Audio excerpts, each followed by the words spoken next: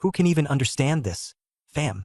When other people get thrown into a holographic game, they either start off as rich heirs or heiresses, or immediately awaken some god-tier cheat codes. And me? Pure, 100% certified sucker. It wasn't bad enough I had to grind in the real world as a professional gold farmer. I even entered this game just to chill and relax, but no, guess what? The game locked me in, and now I can't get out. This broken place is a carbon copy of reality but dialed straight to hell mode. I was almost starved to death at the very start. And here comes my unbeatable luck. Bam! Taken straight to some fire crystal mine to toil like a pitiful laborer. As I was mining, I stumbled on a secret. Smashing fire crystals releases a cool breeze. It relieves fatigue, boosts stamina, and turns out, it's my key to leveling up. So I dug like my life depended on it, and after breaking my back for hours, I finally hit level 3 and scored my first attribute point. Without a second thought, I dumped it all into strength. Boom, full recovery, fatigue, soreness, all gone in an instant. My health shot up from 50 to 60. That's when I figured it out. Strength is my ticket to surviving this hellhole. Want to live? Want to get stronger? Then keep digging till my arms fall off. After painstakingly hoarding one fire crystal to trade for meds and a new pickaxe, trouble came knocking. A guy called 5Bro showed up with his crew to shake me down. Apparently, my hard work was making them look bad for slacking. So, they confiscated half my crystals. I sized him up, strength at 7, flanked by his goons. No way I could take him on. Had to suck it up and bow my head. But you bet I wasn't giving up. I kept secretly mining fire crystals to boost my stats. Just wait till I get strong. I'll make sure 5Bro eats dirt. After my shift, I pretended to be exhausted, trying to blend in and avoid attention. While absorbing some fire crystals to level up, I overheard guards nearby mercilessly bullying some scrawny dude for being too slow at mining. The poor guy was thrown to the ground and beaten, screaming curses about something called Divine Realm. I instinctively gave his status panel a quick scan, and wow, he's a player too. After half a month in this nightmare, I finally found another, same kind like me. But man, was this dude pitiful. Strength only 2, health down to 20. After that beating, he was a breath away from death. The overseer outright said, if he couldn't pay up today, he'd go hungry, and if he couldn't pay tomorrow, he'd be left to starve to death in this mine. That's when I figured out how things worked. The guards here have strength stats of 10 or higher, way above us miners. Turns out NPCs can't level up, but they've got other ways to grow stronger. If I want to survive, I need to understand how they do it. My turn came to turn in my quota, and the overseer frowned immediately. Out of the corner of my eye, I saw 5Bro glaring daggers at me. Right, of course, he'd snitched. I kept my cool, handed over 10 coins, and acted dumb. The overseer instantly changed his attitude, praising me for being smart and sensible. Hypocrite. After he left, I helped the beaten player Zhang Wei back to my place. The guy had passed out cold, so I gritted my teeth and spent over 100 copper coins on some bargain bin healing potion. The stuff was trash, a measly 10 health restored, but it was enough to keep him alive. While trying to revive him with sips of water and the potion, I kept an eye on his status panel. His health ticked up to 10, and he finally woke up with a start. First thing he did was grab me and ask, is there a way out of this divine realm? I shook my head and told him honestly, I'm stuck here too, and there's no way out. The joy on his face instantly melted into despair. He clung to some last shred of hope, asking if this was a game glitch. That got me curious, so I tested him only to find out he couldn't see the same status panel as me. No experience points, no leveling up. He was just blindly mining like some NPC. After 2 weeks of mining, he hadn't made even the smallest gain. That's when it hit me. The status panel? It's my very own cheat code. I patted Zhang Wei on the shoulder and asked what his plan was. I told him surviving came first. The mine's rules were simple. Turn in 1 or 2 fire crystals daily to earn 10 copper coins. With coins, you could buy food like steamed buns or rice. Without money, starvation. Zhang Wei's face fell even harder when he realized he'd never meet the daily quota. Seeing his doomed expression, I made an offer. Trust me, brother. I'll cover the crystals you're short, but the extras are mine. Win-win. Okay? He bobbed his head like a chicken pecking rice, calling me his savior and swearing eternal gratitude. Over the next few days, I dragged that deadweight Zhang Wei deep into the mines. And yep, he was as useless as I thought. 0 experience, 0 stat boosts, a total noob panel. 2 swings of the pickaxe, and he'd collapse, panting for air. Absolutely hopeless. Me? I couldn't afford to slack. I worked overtime, grinding crystals like my life depended on it. There were over 1,000 miners here, so I stayed low-key, blending into the crowd as I farmed my way up. After busting my back for hours, I hit level 4. Another free attribute point. All in strength, no hesitation. Warm energy surged through me, washing away all my exhaustion. My panel looked incredible. Strength 7, Agility 5, Spirit 10, and Health 70. I was now on par strength-wise with 5bro, and even outpaced him in agility by 2 points. If we squared up now, I wouldn't back down. Even better, more strength meant faster mining and more levels in less time. It was a solid cycle. Growing stronger, mining better, repeat.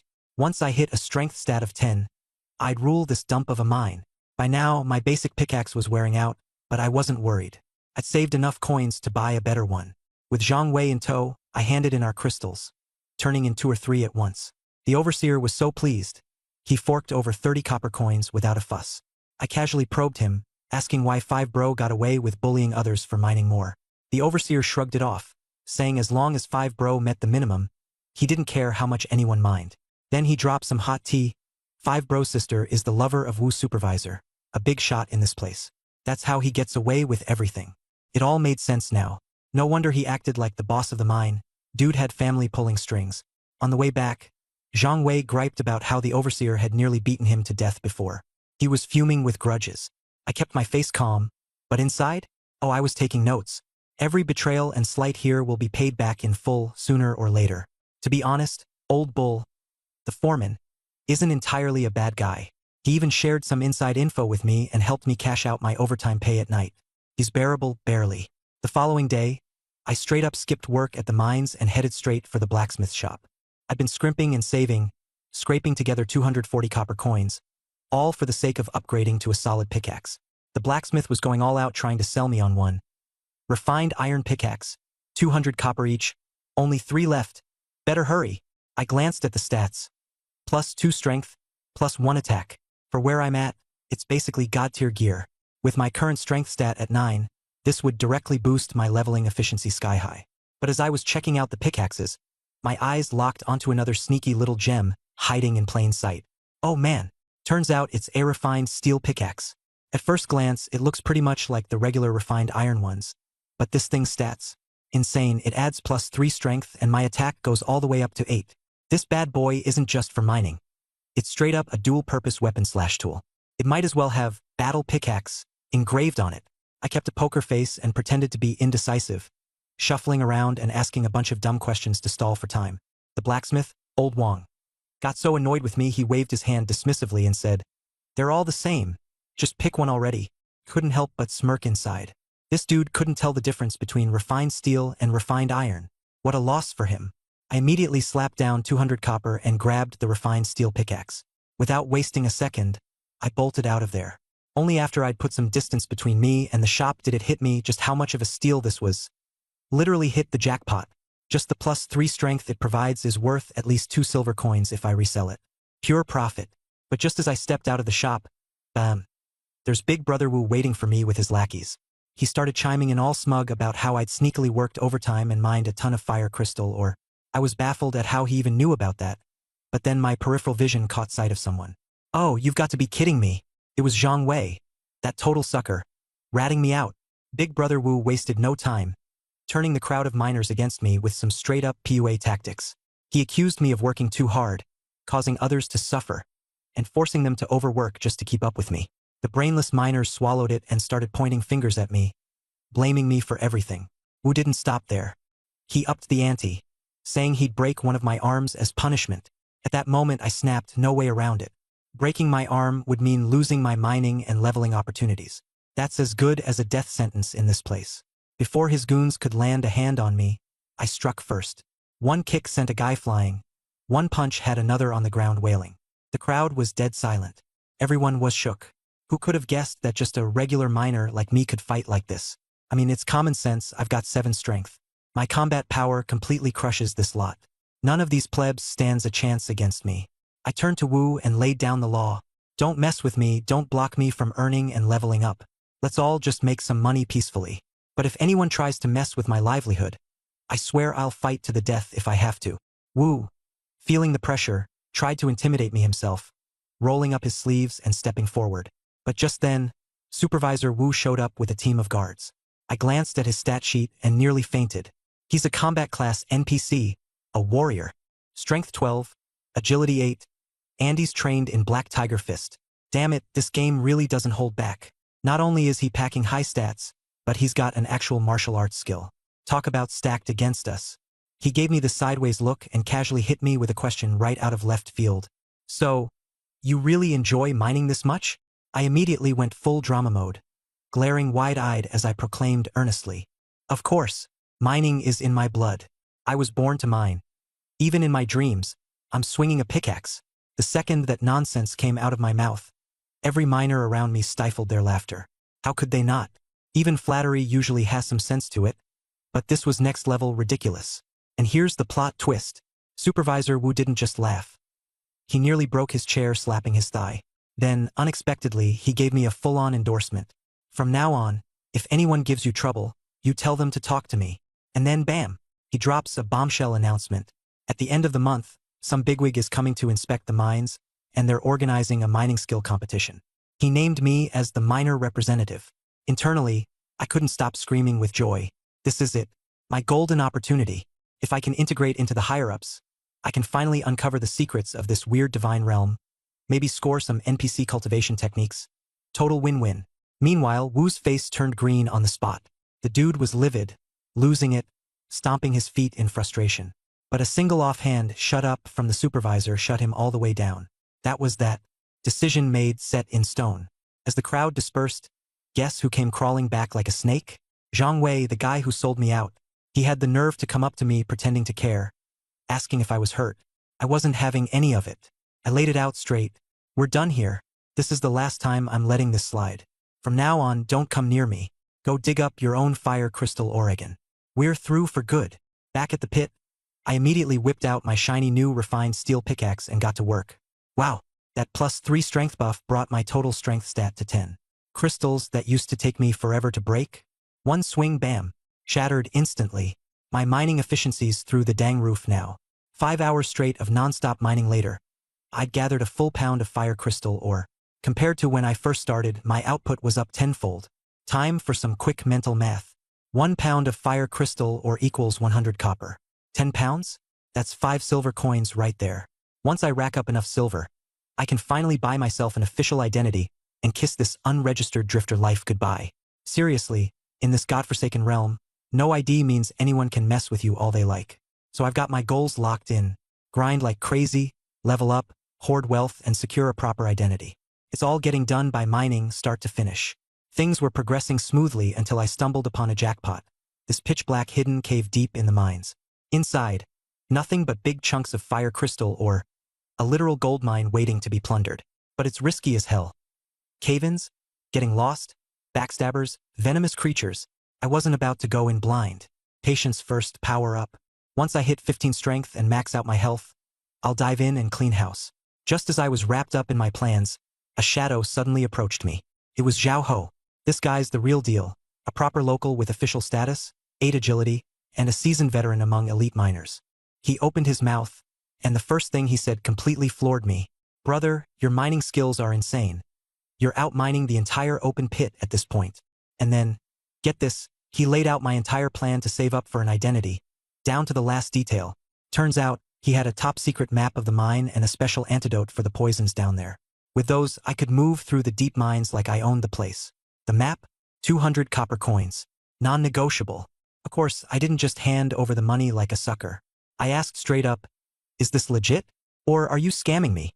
Thinking I'm some gullible newbie. He wasn't fazed at all. Calmly, he said, ask Boss Nyo. If he vouches for it, it's real. That night, during the handoff at the mine, I turned in 2 full pounds of firestone ore, outperforming everyone by a mile.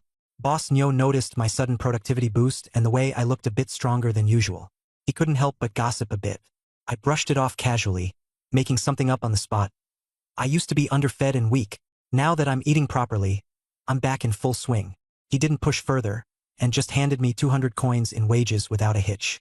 Seizing the moment, I asked about Zhao Tai's maps. Boss Nyo didn't hold back. They're about 80% reliable. There are some small flaws, but nothing that should stop you from using them effectively. Then he subtly added, the mines? Full of shady stuff. That place runs deep, real deep. Meanwhile, the same guy who tried to sell me the map, Zhang Wei, turned in his load too. Just a measly half-pound of Firestone, or he got 10 coins for his trouble.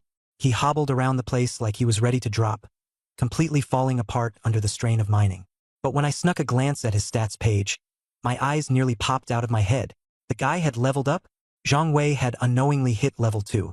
His stats showed he was now a professional miner with 3 strength and 30 health. What's crazy is he had no clue. He couldn't sense any progress, couldn't see any experience bar, and didn't even get any relief from the exhaustion. He'd passively leveled up with no control over it at all. That's when the truth hit me like a ton of bricks. Everybody else can level up, but can't see their stats or manage how they grow. Total guesswork. But me, I can see my full stats screen, make precise adjustments, and even exploit bugs to thrive. This cheat is downright exclusive. I kept my mouth shut and continued observing quietly. Then Boss Nyo hit me with one last harsh reality. In this hellhole, flying solo is actually safer. Too many people will stab you in the back without hesitation. Clicked instantly. Zhang Wei, total liability. No way in hell I'm teaming up with him. The next day, I used the money I earned to buy that so-called life or death mine map from Zhao Tai. I unwrapped the map he handed me, and as soon as I spread it out, an icy mechanical voice rang out in my head. I froze. It was the same mysterious system I encountered when I first broke into this godforsaken place by mining Firestone rocks. Popped up, clear as day. Detected collectible items. Firestone or mine maps 1, 2, 3, 4, 5. Verified as authentic maps. No forgeries detected. Holy crap. The system had been quietly shadowing me ever since I crossed into this realm, lying dormant on my stat screen like it was deadweight, only activating when I found treasures or leveled up. I wasted no time paying 200 coins for the map. The moment I handed over the money, the system popped up again. Map successfully loaded. Personal map interface unlocked. I glanced at my stat screen, and sure enough, there was now a pinned map section permanently storing the entire mine layout. I couldn't help but grin. This was a killer deal. Channeling my inner conman, I played the part of a regretful buyer. Hey man, actually, I've had second thoughts about this map. Can I get a refund? Zhao Tai eyed me warily, but he still played fair. He handed me back 100 coins and took back the paper map. Hilarious. The real map was already locked in my system, rendering the paper copy irrelevant. I just finessed myself a permanent map for dirt cheap. Absolute win. With the map secured, I headed straight for Overseer Wu's pharmacy to stock up on survival gear. Right as I reached the door, I nearly ran into 3 fresh players. 2 guys and a girl, looking like total messes. Must have just been dumped into this hellhole.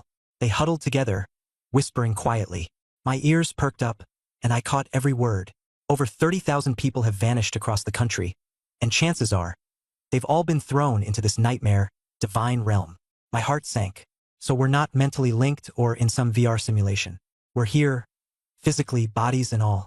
And death here? Real death. No respawns. This isn't some immersive gaming experience. It's a damn apocalyptic trap. I discreetly scanned their stats. Laughable. Strength and mental power of 1 or 2 max. In stark contrast, my 10 mental power absolutely dwarfed them. It hit me like a revelation. My ability to see the system interface and trigger system prompts must be tied to my ridiculously high mental power. It's my built-in advantage, my one-of-a-kind cheat. Nobody else here has access to this. The trio pestered me for money to buy food, almost slipping and calling me an NPC. I quickly covered for them, pretending to be an oblivious local. I loaned them 3 coppers for some buns to tide them over, and with a bit of small talk, laid down the law of the land. Survive through mining, make enough to buy your way up in rank, and focus on staying alive. The basics. Having sorted them out, I went straight into the pharmacy. No time wasted. Bought up every life-saving item I could find. 10 bottles of health salve, 50 coins. Antidote pills, another 50 coins. No hesitation. Everything covered. Next stop was the food stall, where I spent the rest of my funds on long-lasting hard biscuits. Supplies secured, I was ready to dive deep into the mines. I laid out my game plan. For the next month, I'd bury myself in the mines, leveling up and making as much money as possible. Maximize efficiency, and while I grind, quietly investigate the secrets of this so-called divine realm. As for Zhang Wei, that guy was starting to sense his increased strength, and today he was chipping away at the ore like a man possessed, totally hyped. Meanwhile, the 3 newbie players were fumbling around, wasting their effort. With their pitiful strength and no experience, all they managed was scraping off surface dust from the Firestone rocks. A total joke. Watching them from the sidelines, I could see the obvious solution. If they pooled their efforts, they might just manage to mine 1 or 2 proper chunks of ore and stay afloat. This place, hellish as it seemed, actually had a decent margin for rookie mistakes. The realization hit harder than ever. In this entire divine realm, I'm the only one who can see the stat interface. This cheat, 100% tailor-made for me. Absolutely unbeatable. The sky gradually darkened as the miners wrapped up their work and started heading out.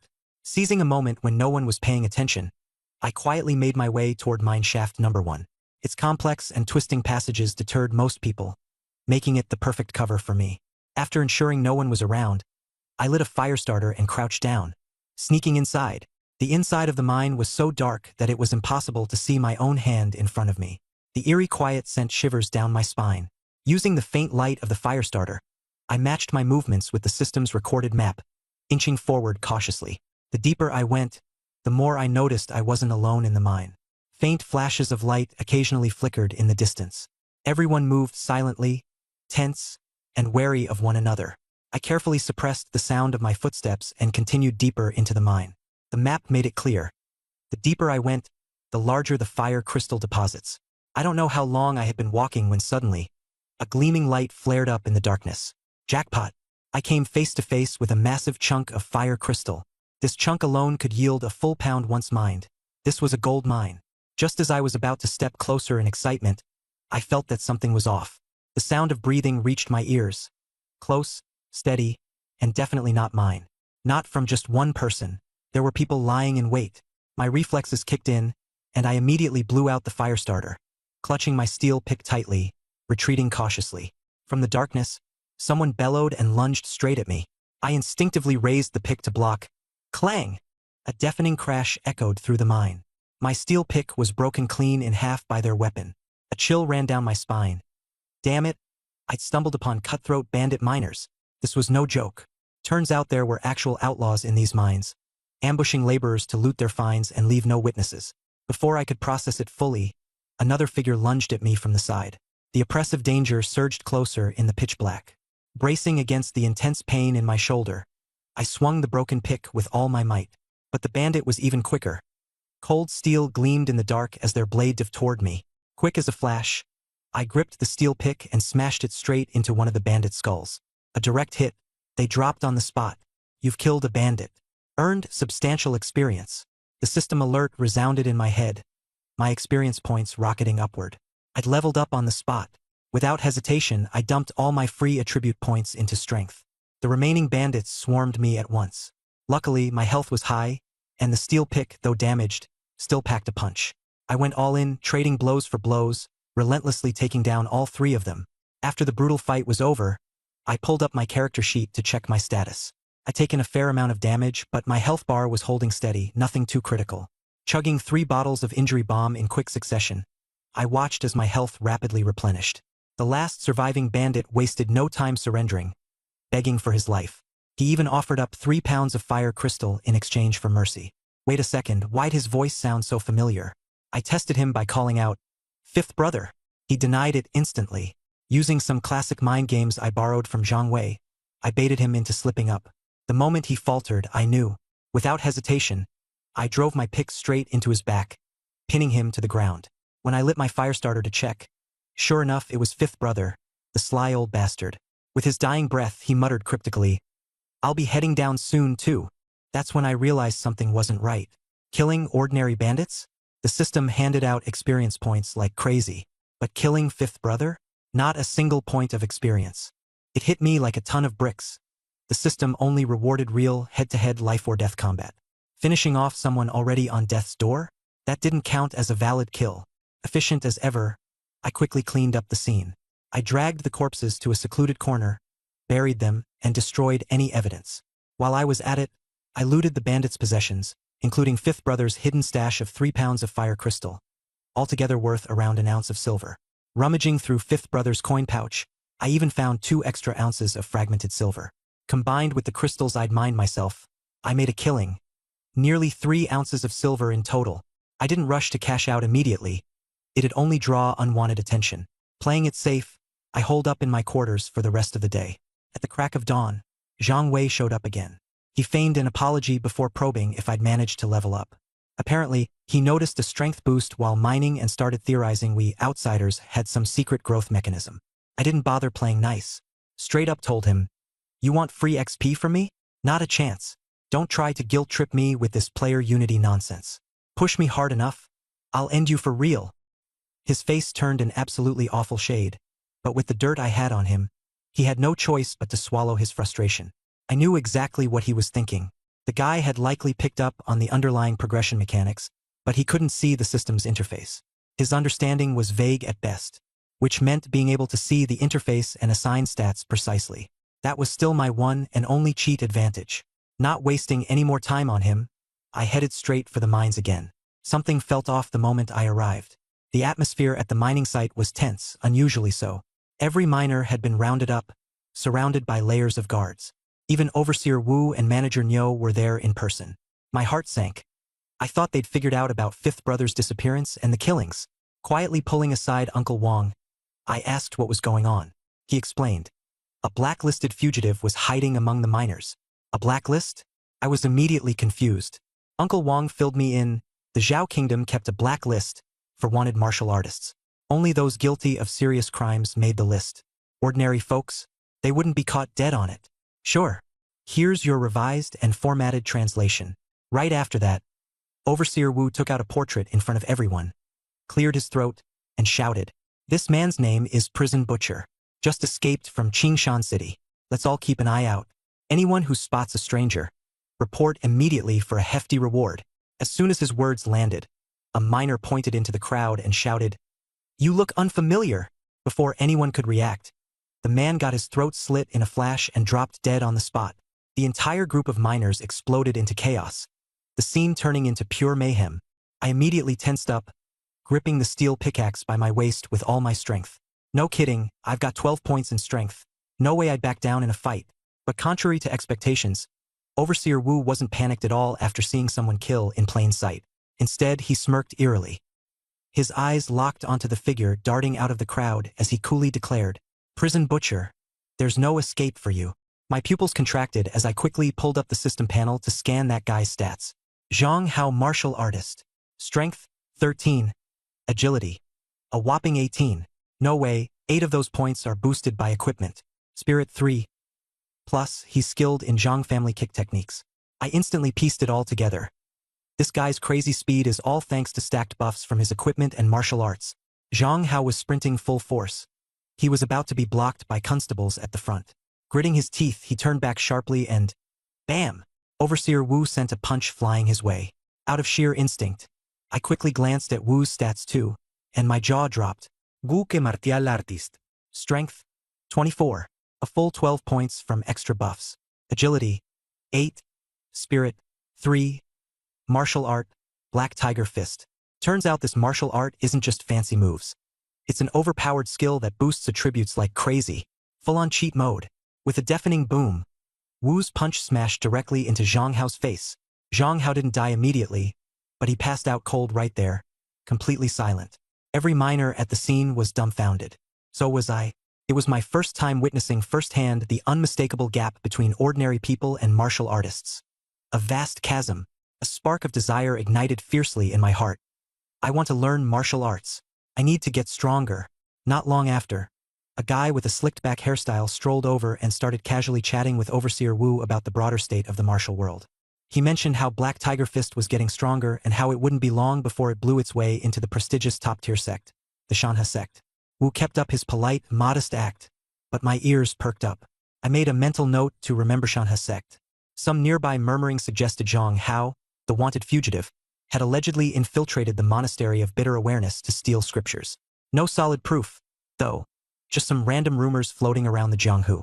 But those two names, Shanha Sect and Monastery of Bitter Awareness, I committed to memory. Clearly, the real forces in Zhao's martial world aren't the small fries like these miners. It's the hidden elite sects that dominate everything. As the commotion settled, the miners began dispersing. I felt a mix of emotions swirling inside me. I'd been grinding for upgrades and silver so much recently, convinced I could walk around the mines like I owned the place. My guard was even starting to drop. But that scene of Wu demolishing a blacklisted martial artist with one punch shattered that confidence real quick. With my current build, I'd barely survived 3 exchanges against someone at their level. And don't even get me started on those sect disciples. Fighting them would just be pure suicide.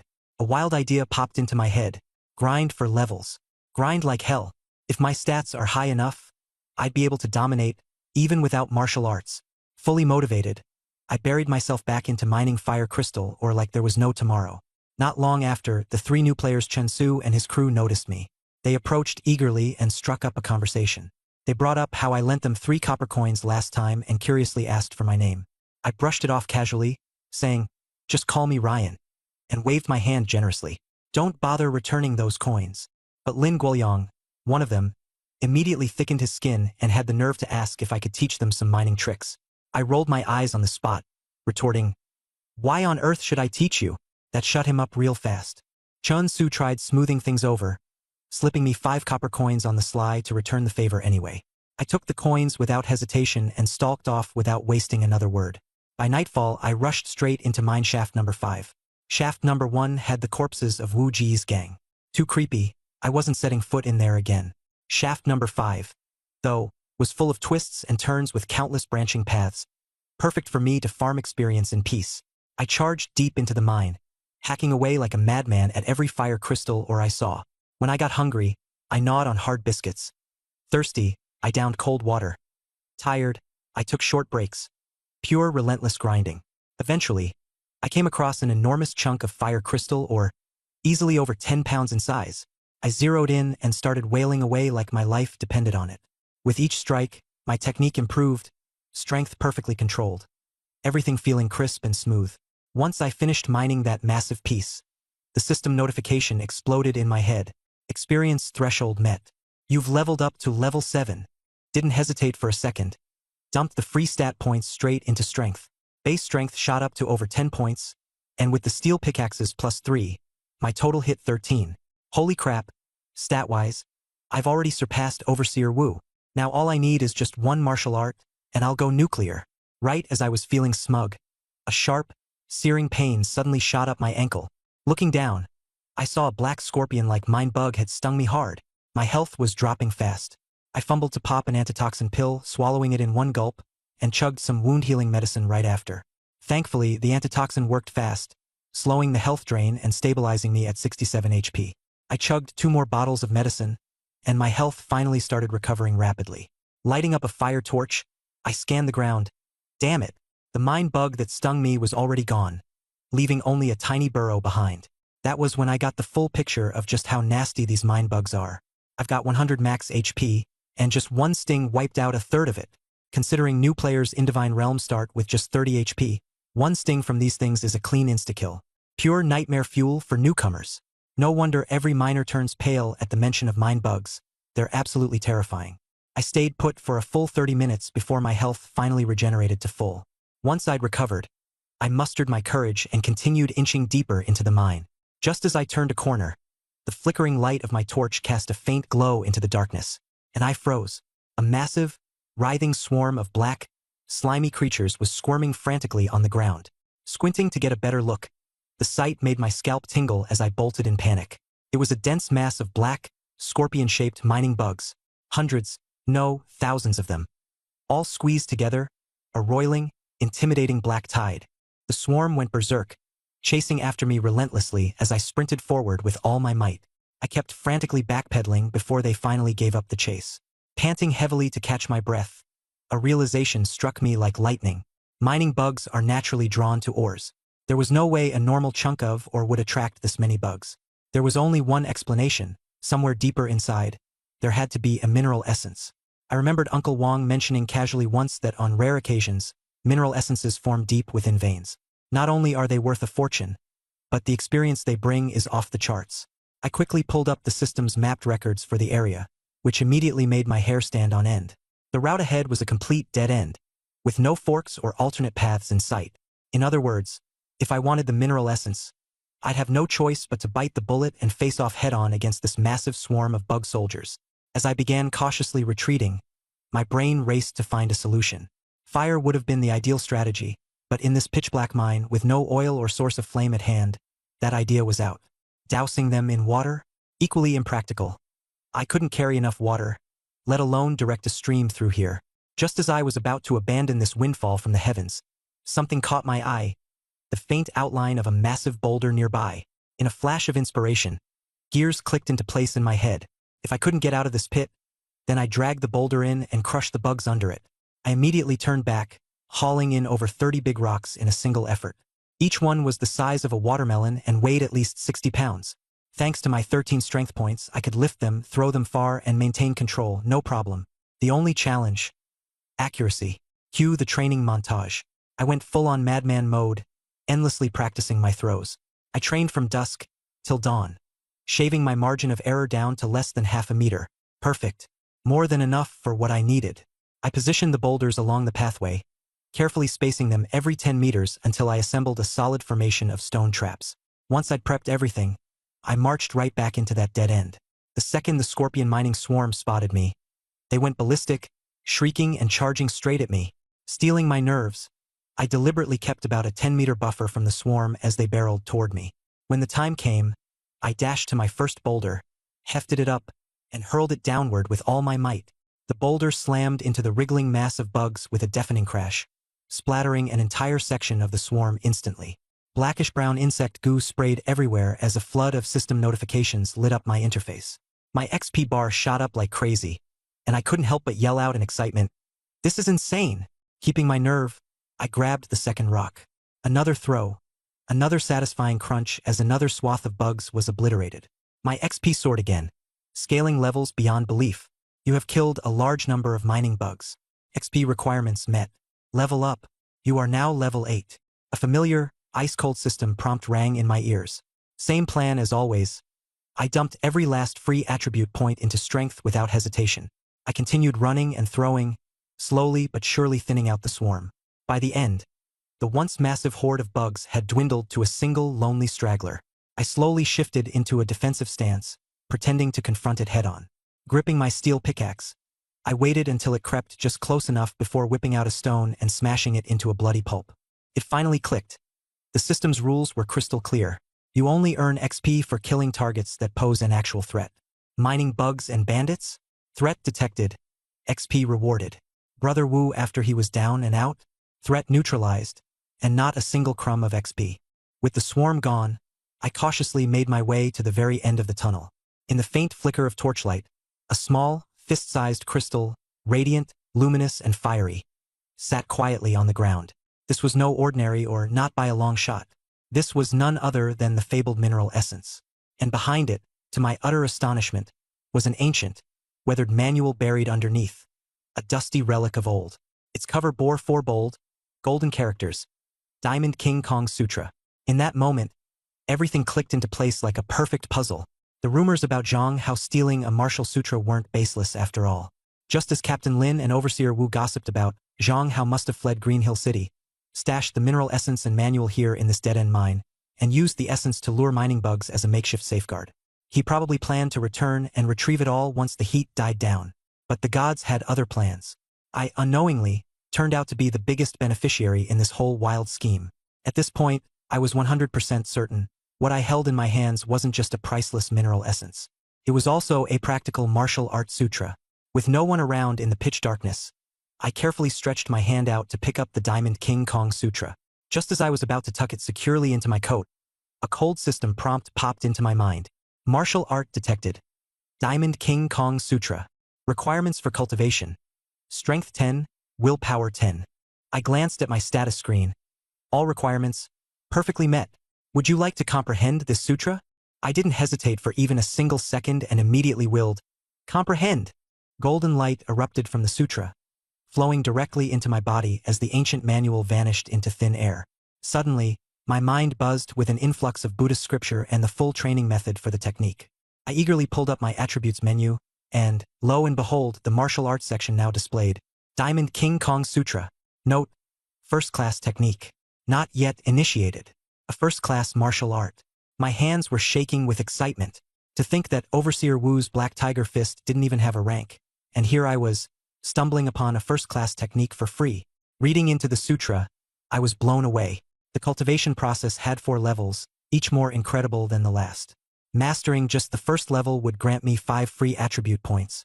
while boosting both strength and agility by 15 points each, and flat out adding a monstrous 100 HP to my health pool. The gains were unreal. Right then and there, I made up my mind. Forget mining.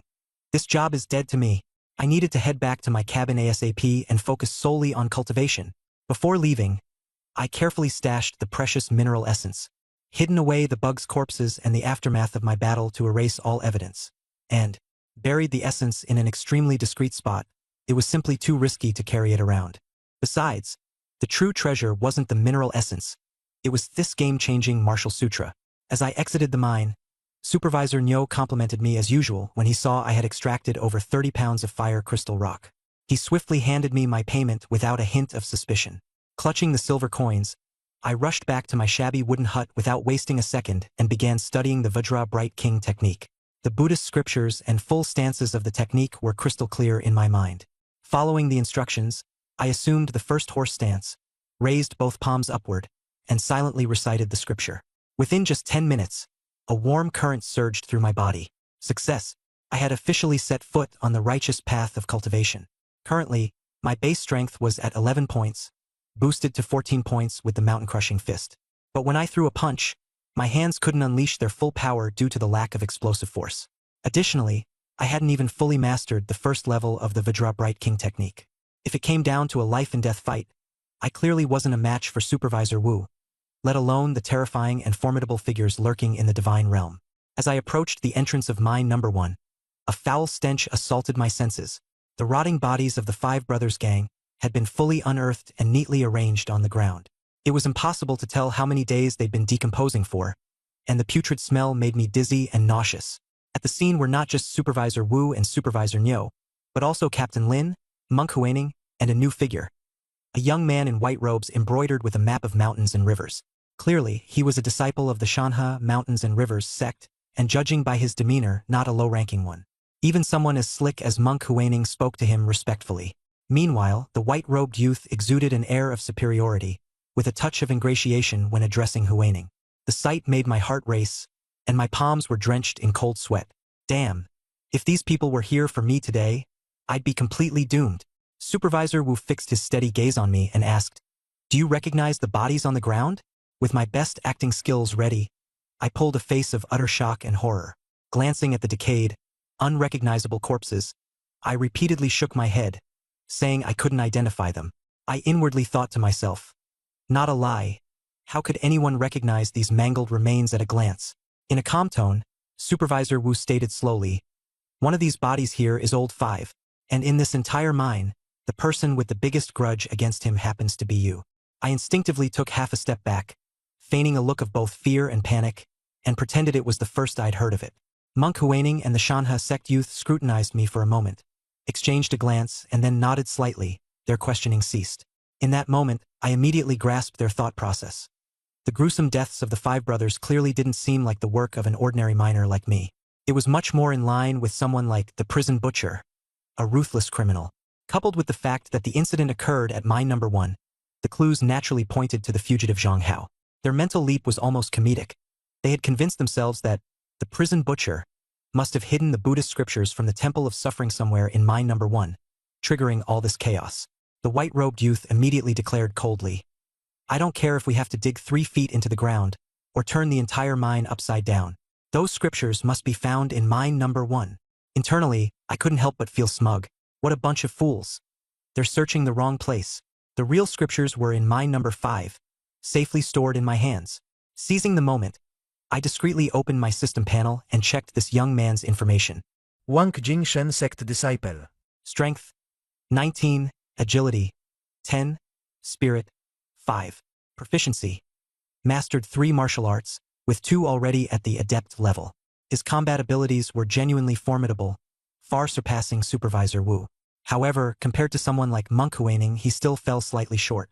Turns out Wang Jing had originally planned to return to Qingshan City, but Huining insisted on staying at the mining village to wait for further information. Left with no choice, Wang Jing reluctantly stayed behind as well. Once the group left with their subordinates in tow, Supervisor Wu promptly put on his authoritative demeanor. He called me out specifically, praising my status as an experienced miner and granting me permission to assist in the search of mine number 1 to gain more hands-on experience. and prepare for future duels against experts. I almost laughed out loud, completely understanding his true intentions. This old fox was clearly setting a trap for me. For ordinary people, entering a mine was a life-or-death gamble. But for me, mining and leveling up were the ultimate cheat. Forget just mine number 1. If they told me to dig up the entire mountain range, I'd happily drill my way through it all. Supervisor Wu then instructed Supervisor Nyo to prepare 40 or 50 experienced miners to enter mine number 1, with guards watching over the operation. They were ordered to keep the search discreet, avoiding unnecessary commotion. Before leaving, Supervisor Nyo quietly muttered to me, "Just do your part." The message was clear. This was all just a facade to appease the Temple of Suffering. Getting oneself killed over it was not worth it. Once inside the mine, the miners got to work immediately, feigning diligent efforts to search for the scriptures, while in reality, they were madly mining away. Anytime fire crystals surfaced, they would snatch them up. With every swing of their pickaxes, they conveniently expanded the mine itself. As for me, my luck that day wasn't great. I didn't find any exposed veins of or readily available. So, I decided to follow the system map deeper into the mine, heading toward one of my old, reliable spots. The guards noticed my solitary venture inward but didn't dare to follow. Everyone knew the deeper regions of the mine were riddled with peril. A single collapse could cost someone their life. They understood the real purpose of the search. It was just for show, mostly to pacify the Temple of Suffering. Finding nothing meant no trouble. Actually finding something, however, could mean big trouble. Navigating using my memory, I finally unearthed a large, high-quality piece of fire crystal rock. With my steel pickaxe in hand, I felt increasingly skilled and at ease as I worked. Each hit rewarded me with a satisfying amount of experience points. I was on a roll. As I was intensely engrossed in the act of mining, someone nearby suddenly complimented my speed and precision. I turned around to look, and the sight immediately put me on edge. It was a young miner whose aura felt off. Quickly pulling up his stats from the system panel, my heart skipped a beat. Su Qing Shanhe sect member. Strength, 22. Agility, 17. Spirit, 7. Proficiency. Advanced in 3 martial arts, with 2 already at the adept level. He was the strongest miner I had ever encountered, far surpassing Monk Huining in capability by several leagues. I kept a calm and natural facade, casually brushing him off, saying mining was just a skill perfected by practice. Who would have thought he'd directly admit he was a newbie and wanted to learn mining from me? I knew full well this was just a pretense to get closer to me, and I couldn't refuse someone this determined, so I reluctantly agreed. But I gave him a warning up front. Don't disrupt me and definitely don't steal my ores. Surprisingly, he actually followed me everywhere like a shadow. Having such a top-tier expert tagging along gave me the creeps. I didn't dare venture too deep into the cave. Instead, I stuck to the upper layers, mining steadily while leveling up. By the end of the day, I'd mined over 10 pounds of firestone. Just as I was about to wrap up, I managed to dig out a high-quality chunk of firestone. Of course, I didn't hold back and swung my pickaxe with all my might. Su Qing watched from the side and concluded that I was wholeheartedly obsessed with mining. He even started calculating. A pound of firestone is worth 100 coins. Earning 1 to 2 taels of silver a day isn't hard if you go all out. 30 taels a month. No wonder you're working like your life depends on it. What he didn't know was, I wasn't mining like crazy for the money. It was for leveling up. The moment I split that firestone open, the cold system notification hit me like a wave. Achievement unlocked. Level up. I had leveled up from level 8 to level 9, earning 1 free attribute point. This time, instead of blindly stacking strength, I poured the point into my spirit stat. I'd noticed earlier when I compared myself to Zhang Wei, spirit is the real key to improving cultivation speed. After increasing my spirit, my mind felt clear and sharp. I opened my stat screen to check. Spirit had now reached 11 points. The satisfaction was unreal. Now, I was only 1 level away from reaching level 10. Just as I was contemplating my progress, the system announcement suddenly boomed. A player had reached level 10 and unlocked their class. The Divine Realm leaderboard had officially been activated. I froze on the spot, chilled to my core, utterly stunned. So level 10 wasn't just about progression, it was the threshold for the class system and leaderboard. How had I missed all of this? Thankfully, someone else reached level 10 before me. Otherwise, if I'd rushed to break through and expose myself, I'd be in serious trouble. I glanced at the leaderboard. The top name glaring back at me was none other than Huining from Kuchuo Temple. Level 10, class monk. My brain short-circuited right then and there. This old monk beat me to the punch. The shockwaves from this revelation hit hard, leaving me dumbfounded. The level 10 threshold for class specialization was brutal. It was undeniable. Disciples of major sects advanced like they had cheat codes, while the rest of us were grinding our butts off in the mines. To make matters worse, the leaderboard exposed players' information outright. With that Diamond Vajra technique still sitting in my inventory, which was practically burning a hole in my pocket, if I made it to the leaderboard, my name and class would be laid bare for all to see. I'd have bounty hunters knocking on my door before I knew it. In hindsight, thank heavens for Huaining taking the spotlight and tanking the hidden dangers for me. When I left the cave, Su Qing noticed my tense expression and asked if something was wrong. I quickly made up an excuse about being tired. He didn't press me further and just commented on how exhausting my intense mining must have been. Quietly, I rolled my eyes. Exhaustion? Try cold sweating from sheer terror. Amusingly enough, when Su Qing left, Niu Guanshi didn't even bother with polite small talk. It was obvious the higher-ups already recognized who he truly was, intentionally playing ignorant. When it came to payroll, Niu Guanshi counted my haul. A solid 13 pounds of firestone, earning me 1 tael and 3 maces of silver, along with a couple of compliments on my diligence. I did some mental math. The 5 taels I had spent on that shattering mountain fist technique were a big dent in my savings. But now, with this payout, I just about saved enough to purchase an official status to ensure my safety. Back at my cabin, my head was still buzzing with thoughts of the leaderboard and class advancements. Huaining's transformation into a monk suggested that sect disciples had exclusive paths to specializations. Meanwhile, someone like me without sect backing would be stuck fumbling in the dark. Would I end up with a continuation of the martial artist path? A rogue cultivator class? Or some obscure, cursed career? The more I thought about it, the more my head spun. The anxiety only grew stronger as I realized I was just 1 step away from level 10. What if I blindly leveled up and shot straight onto the leaderboard? I'd immediately draw attention from all the local power players, especially those slick veterans who could easily crush me under their feet. Just thinking about it made my scalp go numb. While I was struggling with my chaotic thoughts, Zhang Wei suddenly called from outside. I let him in, and the first words out of his mouth were about the leaderboard, seriously striking where it hurt the most. He even started preaching about how there were tons of players in this world, and that clutching onto the big sex was the key to survival. Without powerful backers, we'd end up flattened sooner or later.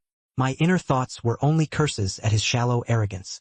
But outwardly, I humored him, discussing the benefits of class advancements. I even tossed out some half-made-up ideas, thief, outlaw, healer, just to probe where his allegiances lay.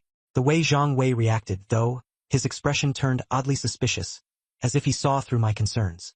I shot him a cold smirk and retorted in a calm but scornful tone. I'm just a wanderer. What schemes could I possibly have? Don't overthink it. Having no patience for more petty exchanges, I bluntly claimed I was only level 6. The second Zhang Wei realized I was 2 levels above him. The cockiness in his face vanished, and he left, tail between his legs. As dawn approached, I trained my Diamond Vajra technique, gaining 45 EXP and feeling all the exhaustion from the night melt away. Once again, I confirmed my choice. Investing in spirit was absolutely the right call. With higher spirit, my technique and combat experience skyrocketed. Resolving to keep prioritizing spirit while developing gradually, I returned to the mines the following day. Su Qing was still glued to me like a shadow. I pretended not to notice and kept working, mining ores and racking up EXP as usual. Huaining himself showed up at the mining site with Wang Jing during their inspection rounds. Seeing everyone busting their butts mining, they didn't linger long and left soon after. For the next few days, I stayed in the same relentless cycle, spending my days grinding EXP in the mines, and my nights refining fist techniques and climbing the ladder. Every moment was dedicated to growth. I wasn't slacking even for a second. Over the past few days, my progress in Vajra Bright King technique surged to 60 out of 100, and my crumbling mountain fist reached 87 out of 1000. I had it all figured out in my head. At this pace, the Vajra Bright King technique would definitely break into the introduction level in 8 days. And as for today, I was pretty sure I'd hit level 10. I opened the leaderboard in God's domain and oh, what do you know? The rankings had updated again. Aside from Huaining, 2 other level 10 bosses had emerged. Luo Kai from the Stargazing Academy, profession, scholar. Chi Kai from Dead Men's Valley, profession, prisoner. It hit me instantly. Turns out the leaderboard only records players who've successfully switched jobs, which means there must be loads of level 10 players who aren't even on the list yet. They just haven't obtained the necessary job transfer credentials. Switching jobs, it seems, isn't as simple as merely reaching level 10. It's about your environment, your connections.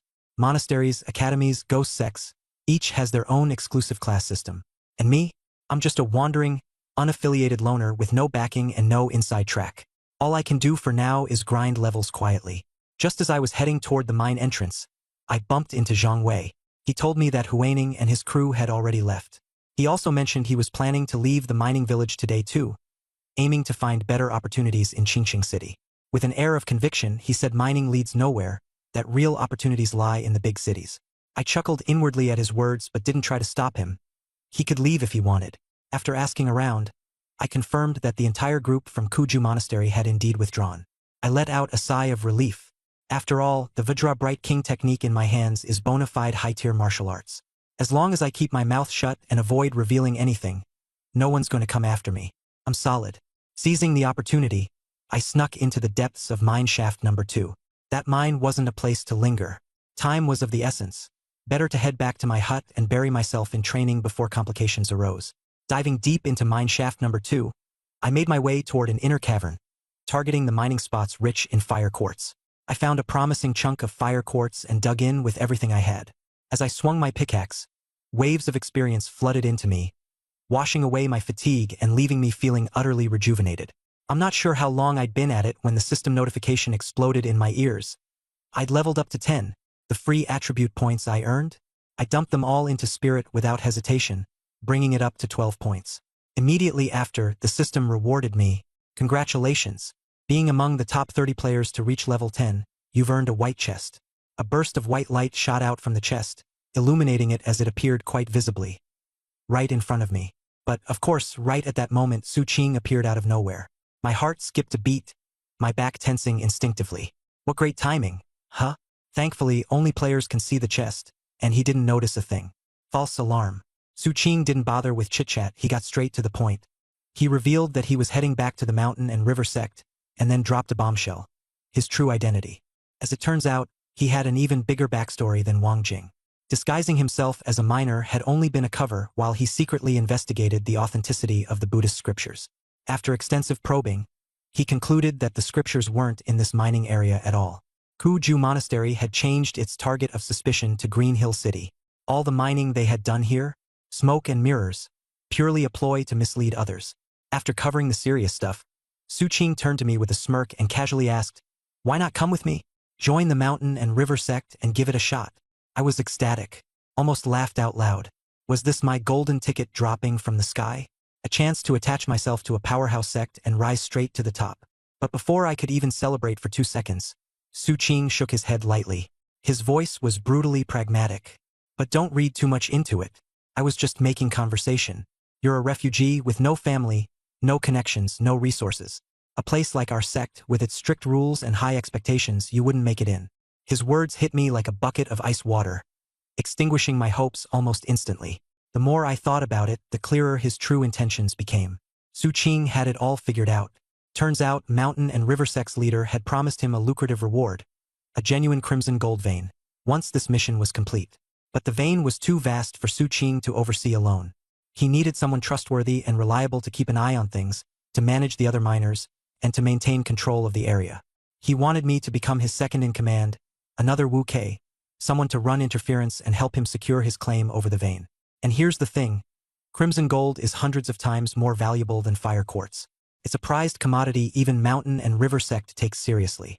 If I stuck close to Su Qing and stayed on his good side, there was a chance I might one day ascend to the role of an outer sect disciple, gaining access to their shared martial arts skills. The offer hit me like a lightning bolt. This was no ordinary opportunity. It was a jackpot. I agreed on the spot, pledging to follow Su Qing from now on. Satisfied, Su Qing reminded me that the handover for the crimson gold vein would still take some time. For now, I should stay low in the mining village, keep everything under wraps, and avoid drawing the slightest bit of attention. Once I watched him leave and confirmed I was alone, I finally shifted my focus back to the white chest on the ground, the one only I could see. Opening it, I found a solitary pill inside. Spirit Nourishment Pill. At first, I tried applying it to the Vajra Bright King technique, but nothing happened. It became obvious. This pill only works on martial arts techniques, not internal cultivation methods. So, I redirected it toward Crumbling Mountain Fist. As soon as I swallowed the pill, a warm surge coursed through my body. It felt exactly like the result of training non-stop for over 20 days. Checking my stats, I saw the skill proficiency of Crumbling Mountain Fist had skyrocketed from 87 out of 1,000 to 587 1,000ths. A gain of 500 points in one go. It dawned on me immediately. Pills and similar items are powerful shortcuts that drastically reduce training time. They're no joke. No wonder sect disciples advance at unheard of speeds. It's not just brute force grinding, they've got treasures propping them up, turbocharging their progress. With this in mind, those once unreachable, higher levels of cultivation no longer seemed entirely impossible. With enough of these resources, even someone like me might one day touch their threshold. Glancing back at the leaderboard, it still didn't show my name. This confirmed my earlier theory. The system only ranks players who've completed their job transfer. But knowing I'd already climbed into the top 30 of all players in God's domain, that meant my leveling speed was already elite tier. Got it. Here's the translated content keeping the original structure and flow intact. But now I get it. Other players leveling up slowly isn't about a lack of talent. It's purely because they don't have the insane cultivation speed advantage like I do. Take Zhang Wei and the others, for example. They've got great backgrounds and tons of resources, but they can't handle hardship. They don't have the guts to grind like I do. I can't be bothered thinking too much about this stuff. Right now, the most important thing is to keep my head down and keep leveling up, aiming for the next big rank up so I can milk another wave of system rewards. Back in my cabin, I continued my relentless training of the mountain crashing fist, and right away I noticed something felt off. The proficiency was increasing rapidly. Before, I'd barely gain a bit of progress after an hour. Now, I was shooting up by 6 points after just 5 hours. In that instant, I realized what was happening. Sure enough, my increased mental strength was directly boosting the rate at which I gained proficiency in martial techniques. Seizing the momentum, I immediately went to test the Vajra King Power cultivation method to see if its experience growth was also tied to mental strength. I began practicing the Vajra King Power, and the experience numbers shot up by 5 points per second. Before I knew it, I'd earned the 6th point of experience with ease. This absolutely confirmed it. Mental strength directly increases the growth cap for both experience and proficiency, boosting growth by a whole 1/5 of the base value. In other words, as long as I keep leveling up and dumping my attribute points into mental strength, my cultivation speed will get faster and faster, forming a positive feedback loop. While others are stuck grinding away through slow, painstaking training, I'm holding on to these free attribute points, creating an overwhelming, crushing advantage. For the next few days, my routine stayed the same. Spending my days mining obsessively in the cave to grind experience, and my nights locked in, training my martial techniques and cultivation methods. Both my money and power skyrocketed. Double the gains, double the fun. Finally, the day came when the experience for Vajra King Power hit the max. 100 out of 100. In the instant of breaking through, a surge of scorching warmth filled my body, and faint wisps of white steam rose from my head. The system notification popped up right away. Vajra King Power successfully upgraded to level 2. Along with it came 5 free attribute points that I claimed without hesitation. Post-upgrade, my strength and agility shot up by 15 points each, and my health spiked with a plus 100 increase. Without a second thought, I dumped all 5 attribute points into mental strength, pushing it up to 17 points. Immediately, my mind felt clearer and sharper, and even my sense of perception and field of vision expanded significantly. The increase in health wasn't just a temporary buff, either. It was a permanent stat boost, jumping my health from 110 to 210. I felt a jolt go through my mind. This cultivation method is insane. If it's already this powerful at level 2, I can't even fathom how ridiculous it'll be at level 4.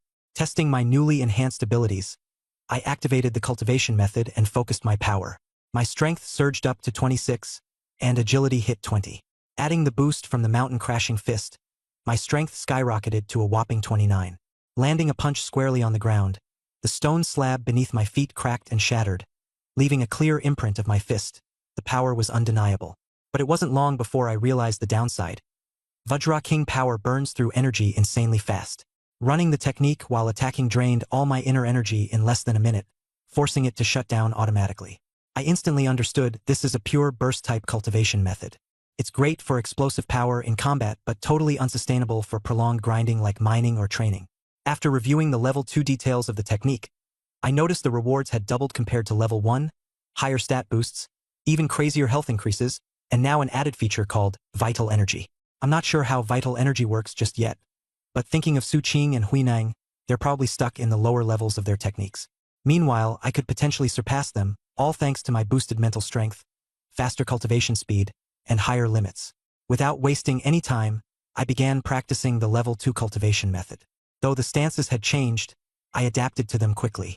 The experience cap for level 2 jumped to 8 points per day, and my cultivation efficiency leaped to a whole new level. Here's the process content translated into English, adhering to the structure, format, and overall layout of the original. At present, my mental energy is at 17 points, so the daily experience cap for my cultivation technique is raised to 8 points. Once my mental energy hits 20 points, the experience cap will surge to 10 points. This cultivation speed is absurdly faster than I initially anticipated. The most important thing is, I can still keep leveling up. With my mental energy skyrocketing, my cultivation speed will only continue to accelerate. Finally, I felt completely assured. Achieving perfection in the 4th level of a first-class technique isn't nearly as out of reach as I once thought. After that, I focused on practicing the collapsing mountain fist, training for a full 10 hours a day, with my proficiency steadily increasing by 17 points daily. Exactly the same value I calculated based on my mental energy. It turns out that mental energy is indeed the core of cultivation efficiency for techniques and combat arts. Now, everything feels fully under control. I did some quick mental calculations. At this pace, I could achieve mastery in collapsing mountain fist within 10 days, boosting my strength by 3 points. Combined with the enhancements from my Vajra Bright King technique, my explosive power would soar beyond 32 points in an instant. After finishing my martial arts practice, I hoisted my pickaxe and exited the mine tunnel, running into Uncle Wong and his team just as they finished their shift. Uncle Wong saw how hard I'd been mining and training every single day, and couldn't help but comment on my dedication. I brushed it off casually without explaining much. As I approached the mine's entrance, I bumped into Lin Guoliang, Wu Meng, and Chan Su. They had a few unfamiliar faces with them. 4 new players, each looking pale and visibly shaken by the terrifying environment of this divine realm. Among the group was a resolute-looking middle-aged man who was speaking quietly with Chan Su. Thanks to my heightened hearing and sense perception, far surpassing ordinary humans, I could clearly hear their exchange from dozens of meters away. The man's surname was Chan, and he was a police officer dispatched from the real world. A rescue team had been specially formed with the goal of reaching this place. My heart skipped a beat but quickly calmed again. The rules of the divine realm are nothing short of bizarre. Even if help comes from the real world, it won't change the situation here. Most people trapped here simply cannot get out, and external messages have no way of reaching this place. Lin Guoliang maintained a cold attitude towards the officer and even advised him to focus on mining and surviving. The officer, however, remained composed, deciding to stabilize the situation first and observe the unfolding events. I walked over, and Chan Su greeted me with a polite fist salute before returning to his mining work without further words. As I continued walking past them, Officer Chun quietly asked Chan Su whether I counted as one of the victims in this place. Chan Su promptly answered on my behalf, saying that I was essentially a local, a top-tier miner who had even shared copper coins with them in the past. I didn't bother engaging in the conversation and immediately headed into mine number 2 to continue working. But as I mined, a sudden alarm went off in my head. I sensed something was wrong. I should have already accumulated enough experience to reach level 10, yet the system remained completely unresponsive. Thinking it through, I realized there were only 2 possibilities. Either the experience requirement skyrockets beyond level 10, or I must first complete a class transition to advance further. This was a problem. I had no clear understanding of the class transition requirements, and if I recklessly pursued a sect-based path and exposed my Vajra Bright King technique, an advanced skill, I could end up targeted by Kuju Temple. If they started suspecting I had the Sacred Sutra on me, it would spell disaster. I decided to stay patient and keep observing the situation. For several consecutive days, I stuck to my routine mining during the day and cultivating at night. However, my level remained firmly locked at 10 with no changes at all. This confirmed my worst fear. Without completing the class transition, I can't level up any further. I immediately altered my growth plan. I would stop wasting time farming experience during the day and instead focus entirely on mastering collapsing mountain fist. Meanwhile, I saved up nearly 20 taels of silver, planning to purchase a legitimate identity document as a contingency for self-preservation. In the following days, I entered an almost seclusion-like state.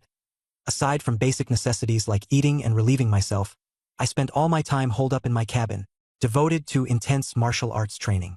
I clocked 22 hours a day honing my craft, with my proficiency in collapsing mountain fist skyrocketing, leaping by 30 to 40 points daily. After just a few days, my proficiency broke past the 100-point mark, and the system issued a prompt. Martial art leveled up to mastery. In an instant, a surging wave of warmth coursed through my body. The strength and texture of my fists underwent a complete metamorphosis.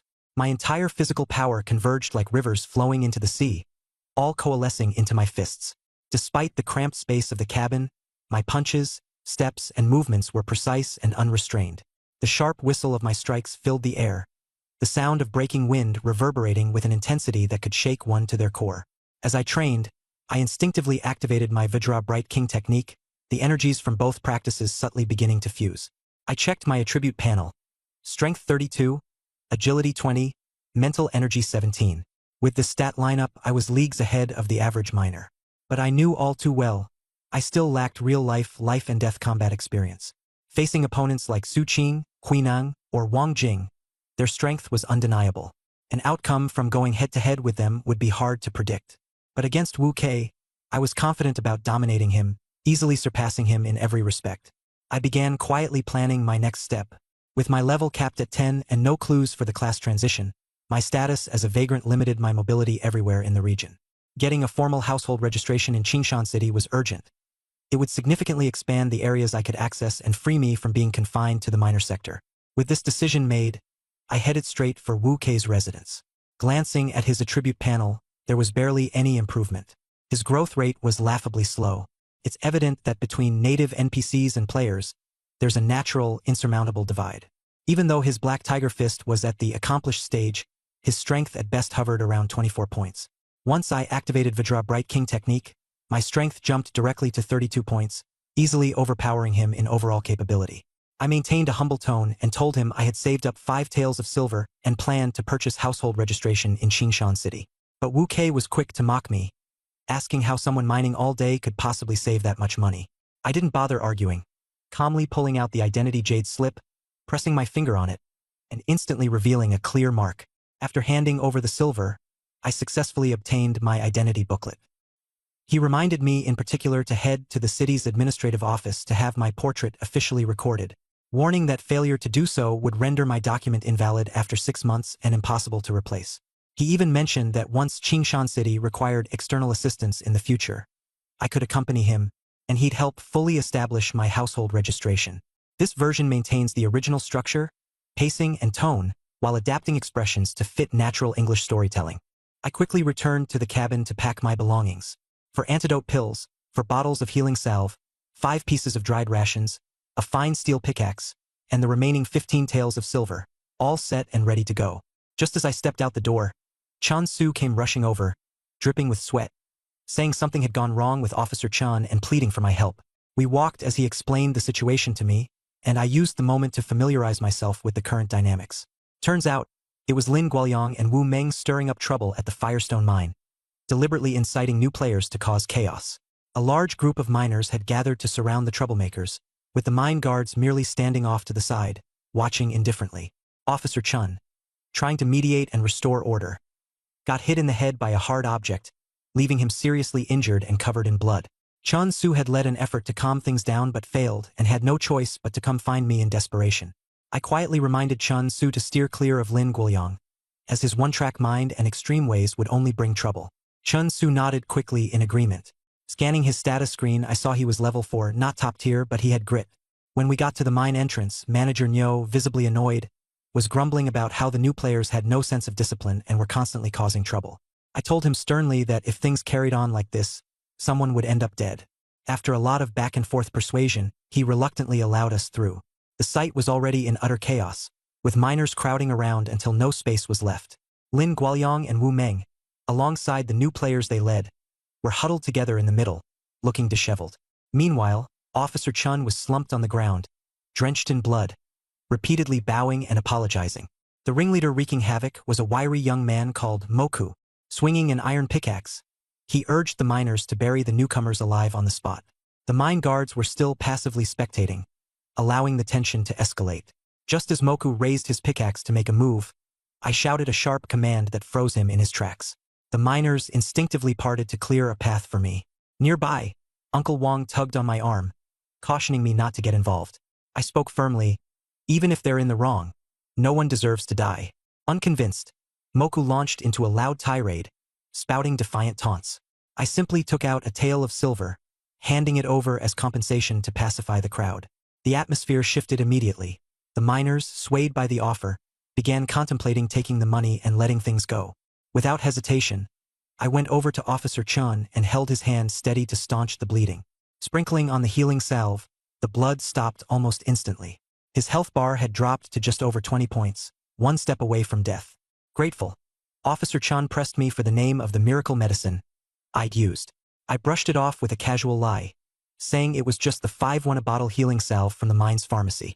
Chun Su approached to thank me profusely, and I told him the compensation silver had been a loan, which he must repay in the future. Chun Su solemnly agreed. As we spoke, Moku suddenly seized an opportunity, snatching the bottle of healing salve from my hand and smashing it to the ground. Without another word, he swung his pickaxe at me in a surprise attack. My reflexes were quicker. Grabbing the pickaxe mid-swing, I wrested control from him with a twist of my wrist.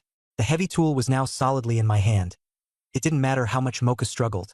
He couldn't retrieve it. The surrounding miners were stunned, their faces struck with disbelief and fear.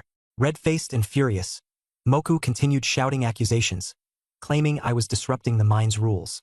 Ignoring his ranting, I reached out, grabbing him by the neck and hoisting him off the ground with one hand. He flailed his limbs, his face turning purple as he tried desperately to free himself. But I remained unmoved, overpowering him completely. The miners around us turned pale, their panic visible, as Moka's eyes rolled back, incapable of even forming words to beg for mercy.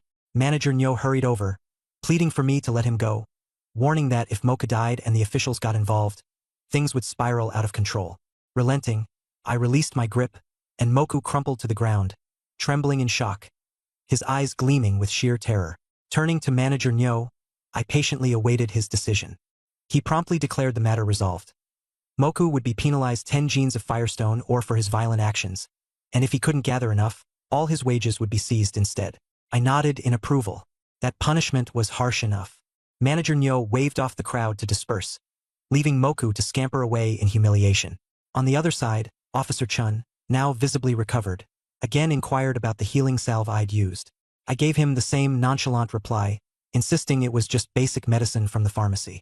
Chun Su expressed his thanks once more, and I reminded him that the silver from earlier was a loan, requiring repayment. With resolute determination, he swore he would pay me back. Not long after, Lin Guoyang and Wu Meng came sidling up, thick-skinned as always. Lin was the first to speak, asking for some of my healing salve as well. I responded coldly, "None left." He didn't back down and shamelessly asked to borrow a tael of silver instead, promising to return it. I shut him down with a firm refusal. The moment those words left my mouth, Lin's face twisted in anger as he accused me of looking down on him. I cast him a faint glance, unwilling to waste any more words, and delivered a sharp slap across his face. The slap sent him tumbling, leaving his face swollen and his health bar down by half. Wu Meng, now enraged, tried kicking at me in retaliation, but a quick backhanded slap threw her to the ground as well. The 4 new players who had been trailing them stood frozen, wide-eyed in shock, thoroughly cowed by the sequence of events. They didn't dare make a sound. I shot them an icy glare and muttered, "Fools." Then, turning to Chun Su and Officer Chun, I said, "I won't be staying in the Firestone mines much longer. You two better uphold the order around here. Stay out of the mines themselves, and at least you'll survive for now." Upon hearing my departure, Chun Su looked clearly surprised and seemed on the verge of questioning me further. But I gave him no chance, turning away without another word. Soon after, I climbed onto a carriage alongside Wu Kei, heading toward Qingshan City. He mentioned the journey would take most of the day. Once we arrived, the plan was to settle my household registration and spend the night there before traveling 80 li to another Firestone mine, a place where the real struggle was just beginning. When I pressed him about what mine disputes entailed, he withheld the details, simply saying, "You'll understand when you get there." On the road, I opened the Divine Realm rankings and noticed 3 new career paths had been added to the leaderboard. The top 6 positions were Martial Monk, Scholar, Apprentice Craftsman, Swordsman, Blade Guard, and Bandit. In just a matter of days, 6 transition paths had already appeared. When my eyes landed on the word Swordsman, a trace of envy arose in my heart. I couldn't help but secretly ponder. Could the Shanha sect also have similar transition opportunities? 2 hours later, the carriage slowly entered Qingshan City. I stepped out of the carriage, officially setting foot into the city. Previously, I had no formal identity and was merely considered a drifter, only later being assigned work in the Fire Crystal Mine to make a living. The carriage came to a steady stop in front of the city administration office. Manager Wu instructed me to go in alone to handle the household registration procedures. saying he would wait outside. It took no more than half an hour to complete the portrait filing and registration, making me an official resident of Qingshan City. Walking out of the office, I happened to overhear Manager Wu casually chatting with Head Constable Lin nearby. I caught a snippet of their conversation as Head Constable Lin sighed, mentioning that the vacant constable position was originally intended for his brother-in-law. Even though the latter had passed away, the silver paid for the position couldn't be refunded. Manager Wu casually chimed in, suggesting it was the man's own fault for being ill-prepared and bringing misfortune upon himself. A jolt ran through me as realization struck like lightning. This could only be about my fifth brother's matter. An idea exploded in my mind. Constable? They can switch professions too. This discovery lit up my thinking, the gears in my head turning rapidly. After the chat, Manager Wu took me to an inn to settle in. Once I was comfortably situated, he repeatedly warned me not to wander around aimlessly or stay out late, before excusing himself to leave. As soon as he was gone, I discreetly asked around for Head Constable Lin's residence and lurked nearby, lying in wait. When night finally fell, Head Constable Lin came home. I stepped out and directly stopped him in his tracks. Recognizing my unfamiliar face, his expression turned wary as he frowned and asked what my business was with him. I was straightforward. Now that I had officially gained Qingshan City residency, I intended to seek a stable job to settle down, marry, and live a peaceful life. He immediately doubted my intentions, suspecting that I was aiming to take over the vacant constable position left by my fifth brother. I admitted to it without hesitation and handed over 10 taels of silver. But he barely glanced at the silver, his face cold as he reprimanded me. Just a mere drifter who managed to buy your way into the city. How dare you dream of becoming a constable? Know your place. I had expected this reaction and didn't get angry. Instead, I leaned in and played my trump card. I am no ordinary miner. Su Qing, a disciple of Shanhe sect, has agreed to appoint me as overseer of the Crimson Gold Mine. I'll be taking up that post soon. I had originally planned to handle this matter discreetly, so much so that even Manager Wu wasn't aware of it.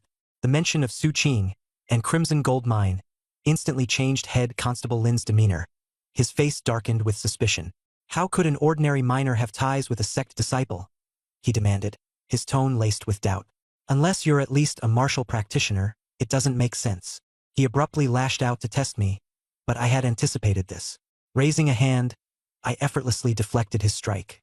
Sensing my strength as a martial practitioner, his attitude flipped as quickly as a gust of wind. He immediately grew polite, repeatedly apologizing for his earlier rudeness, hoping to mend ties with me. Seizing the moment, I once again offered the 10 taels of silver. This time, he accepted the silver without hesitation, nodding and even praising me. In the end, he agreed to recommend me for the constable position but insisted that I must first undergo some testing at the mine combat trials. Only then could I formally join the city administration. Ecstatic, I clasped my hands in gratitude and openly called him boss. He was clearly pleased by this and told me to leave for now. Once I turned to go, I heard him mutter under his breath, distancing himself from this entire matter.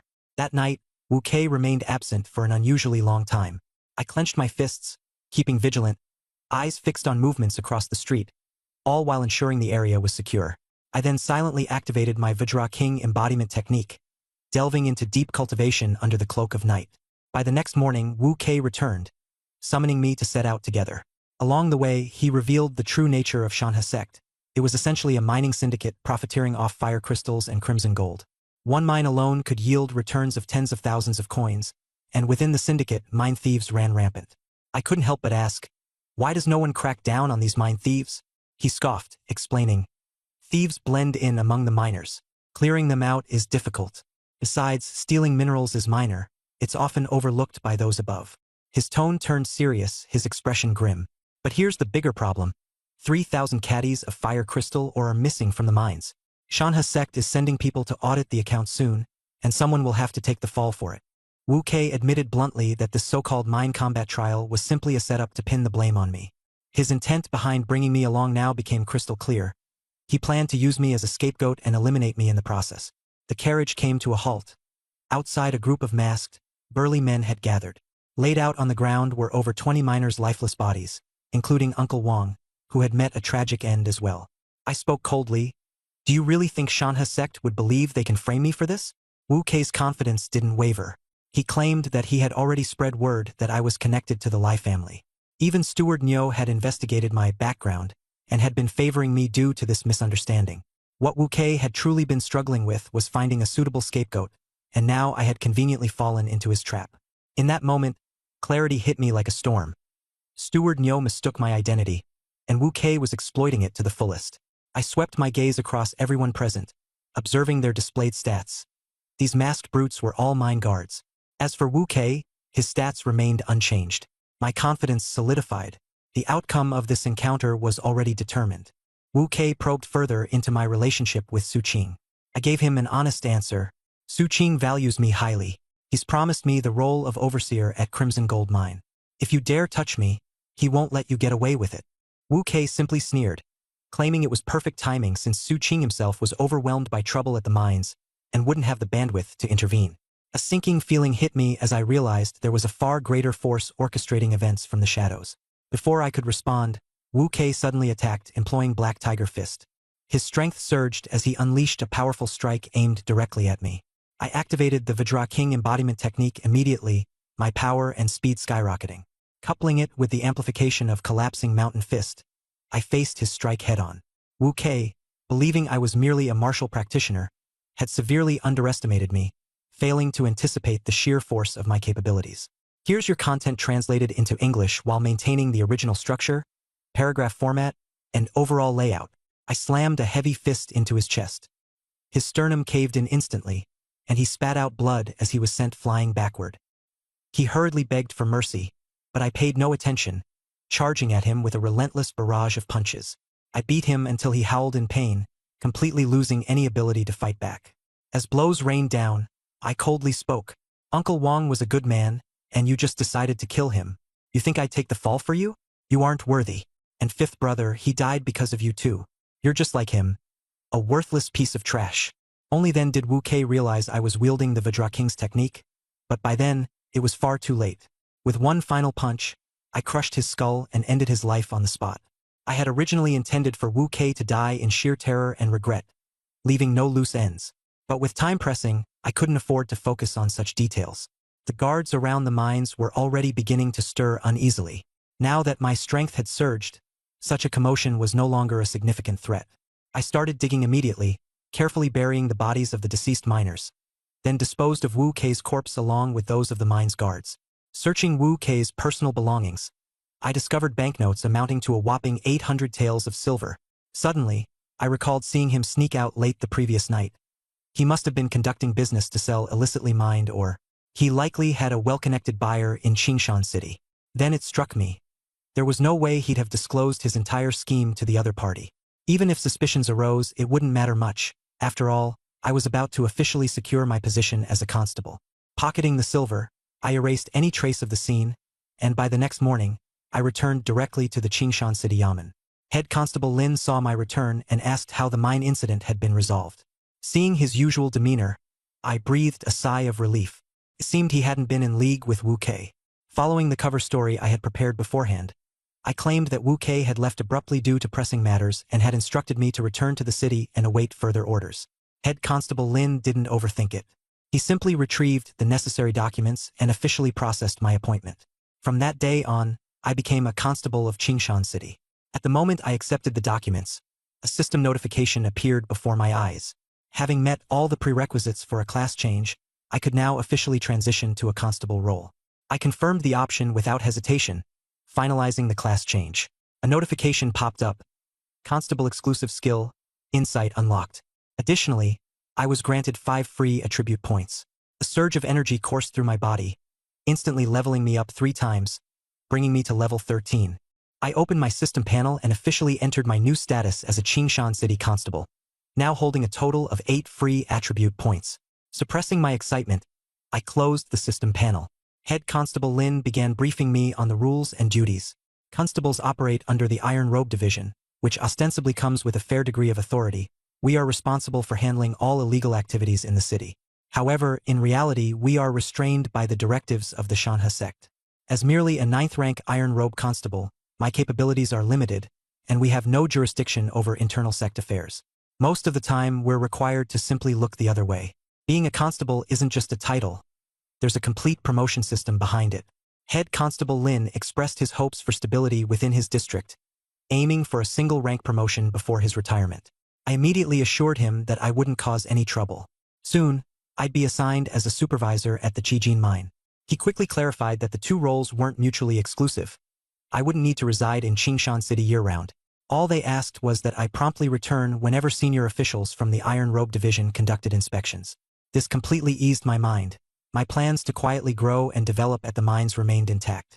I asked him about my chances of advancement. Head Constable Lin frankly stated that they weren't slim. As long as one's martial prowess is sufficient and they receive a recommendation from a superior and pass the evaluation, promotion is achievable. The Iron Robe Division prioritizes genuine combat ability when selecting talent. With that, he handed me a constable's uniform, a standard sword, and a manual on the criminal apprehending saber technique. Though the uniform appeared simple, putting it on instantly boosted my strength by 3 points and increased my attack power by 20 points. As he observed me don the uniform, Head Constable Lin chuckled, saying that my demeanor had transformed. I now looked like a high-caliber constable. Immediately after, he led me to meet the fellow officers training in saber techniques. He officially introduced me to Old Zhao, who was tasked with my guidance. He also emphasized that I wouldn't be stationed in Qingshan City for long, so I wasn't required to adhere to strict schedules. The other constables quickly exchanged meaningful looks. Each one seemed to assume I had gained my position through connections. Couldn't care less. They weren't wrong. I did indeed have connections. Old Zhao was courteous and asked if I was familiar with the Yaman's protocols. I made an excuse about needing rest after my recent journeys, inquiring about where the rest rooms were before heading off to shut the door and relax. Alone in the room, I opened my attribute panel and began pondering how to allocate my free attribute points. Since I had officially become a constable, I decided without hesitation. All points to spirit. In the short term, boosting strength or agility would grant the most immediate benefits. But long term, spirit directly determines my cultivation speed. The higher my spirit, the faster I could advance my Vajra King's technique. Once the technique reached its second stage, my strength would skyrocket. The incident with Wu Kei had also made it clear to me, true self-preservation comes only from having sufficient power. Now a full-fledged Iron Robe constable, I had even more freedom to act openly. The results were instantaneous. I felt a significant surge in my spiritual power. My senses became extraordinarily sharp. I could now clearly perceive even the subtlest of movements around me, to the point where my mind could recreate a detailed map of my surroundings. For the first time, I fully realized that spirit didn't just represent cultivation potential. It granted comprehensive enhancements. With this massive boost in spirit, I could only imagine how much stronger my situational awareness and reaction times would become in combat. I suddenly remembered the new skill I had unlocked, Insight. The skill description appeared clearly before me. It allows me to discern all the wrongdoings committed by a person within the past 3 days. I was stunned. Though the skill seemed unrelated to direct combat, it was undeniably a god-tier ability for a constable. Used wisely, it could swiftly build my reputation and lead to rapid promotions. Eager to test it, I walked to the door and opened it, staring at Old Zhao outside for a few seconds as I activated Insight. A prompt flashed through my mind. Old Zhao picked up some loose silver yesterday and failed to report it. No uses left for today. I shut the door and chuckled to myself. The skill was absurdly powerful. It was a shame it could only be used once a day. Old Zhao's minor transgression didn't interest me in the slightest. If it had been me, I probably wouldn't have handed it in either. What intrigued me more was the vast potential this skill represented. As that thought settled, I suddenly realized something. I had successfully changed classes, leveled up to 13, and without a doubt, my name would now be listed on the God Domain leaderboard.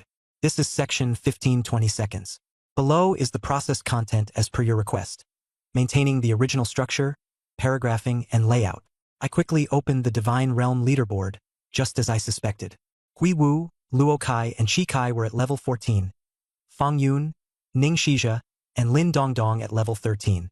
I was ranked 7th, prominently displayed with the title, Ironclad Pursuer. The rankings even included players from the Shanhe sect, signifying someone had successfully joined a sect. A subtle unease set in. The environment was more competitive than I had imagined. Other players were leveling up at an astonishing speed, and my once solid advantage was rapidly diminishing. I was acutely aware that more people were now opting for the pursuit pathway. Inevitably, someone would catch up. I had to seize the moment to cement my lead. Without hesitation, I pulled out the Capturing Blade Technique manual, confirmed its compatibility with my current realm, and began training immediately. A wave of warmth surged through my body as the technique instantly reached the entry-level stage, significantly enhancing my perception. When I reopened the attribute panel, I noticed the capturing blade technique added to my skills. Given my current mental strength, I estimated it would take only 2 days to reach the initial stage of mastery. Upon examining the details, I saw that leveling up this blade technique would not only enhance agility, it wasn't purely a strength-centric skill. At its maximum level, it would unlock the higher-tier tiger capturing blade technique. In that moment, I understood that the capturing blade technique was merely the entry point. The tiger capturing blade technique was the true hallmark of an elite ironclad pursuer. From what I had seen, Captain Lin's panel didn't include this technique, likely because his abilities weren't advanced enough to train in it. Based on this, I speculated that mastering the tiger capturing blade technique required at least an 8th rank ironclad pursuer. Determined, I decided to head back to the Fire Crystal Mine. First, to continue mining for experience and steadily advancing in both levels and techniques. Second, to allow the issue of Wu Kei escaping justice to fester, knowing it would eventually attract scrutiny from higher-ups. Third, to await Su Qing's return, leveraging his influence to fully secure my position. The moment I opened the door, I was greeted by old Zhao and a group of pursuers, all staring at me. One of them mocked me, implying I must have bought my position through bribes and connections. But old Zhao immediately spoke up in my defense, bluntly stating that my ties to Captain Lin suggested I came from an extraordinary background. I ignored the gossip, brushed past them, and left the city, heading straight for the Fire Crystal Mine. At the Qing Mountain City docks, Zhang Wei was hanging around with members of the Snake Gang, wasting time. When he opened the leaderboard and saw my name listed as an ironclad pursuer ranked 7th, he froze in disbelief. Having always been slightly behind me, this realization completely shattered his confidence. It suddenly dawned on him that becoming a pursuer was also a form of career advancement available to players. In haste, Zhang Wei rushed to the government office, only to be told that the position of pursuer wasn't open to just anyone. It required a recommendation letter or backing, and the quota was already filled. That's when he finally realized that while certain pathways seemed straightforward on paper, entering them was as difficult as ascending the heavens. The leaderboard revealed the truth about the pursuer career advancement to everyone. Some players believed it to be a more realistic path compared to joining a sect, while others remained steadfast in their aspirations for sect membership. In any case, my strength and ability were no longer in doubt. Upon my return to the Fire Crystal Mine, I stumbled upon Qian Su and Officer Chen eating noodles in the workers' dormitory. When Officer Chen saw the Ironclad Division title on the leaderboard, he immediately grew suspicious of my identity. Chen Su opened the leaderboard as well and was left dumbfounded.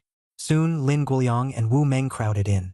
Lin Guoliang lowered his head and awkwardly apologized, while Wu Meng lingered sheepishly, hoping to snag a bite of food. Chen Su ignored both, but Officer Chen advised them to focus on mining and leveling up to survive. Lin Guoliang complained bitterly, claiming he had no one to guide him in leveling up, hoping someone would subsidize him instead. Officer Chen sternly refused. Frustrated, Lin Guoliang tried to strong-arm the situation by leveraging Officer Chen's position, but Chen Su, visibly uneasy about escalating the matter, handed over 4 copper coins to defuse the situation. I stepped in, grabbed the coins, and reminded Chen Su he still owed me 996 copper coins. When Chen Su finally noticed I was in full pursuer uniform, complete with a blade at my hip, he froze in shock. Officer Chen quickly confirmed that I was indeed the same person listed on the leaderboard. Lin Guoliang and Wu Meng were completely stunned by the authoritative presence of my government-issued uniform. Fixating on Lin Guoliang, I coldly said, "If you want to eat, earn it yourself. You can't even support your girlfriend. Stop pretending to be some divine realm big shot. Wake up." With that, I shook off Lin Guoliang, the useless dead weight, and walked over to calmly chat with Chen Su and Officer Chen.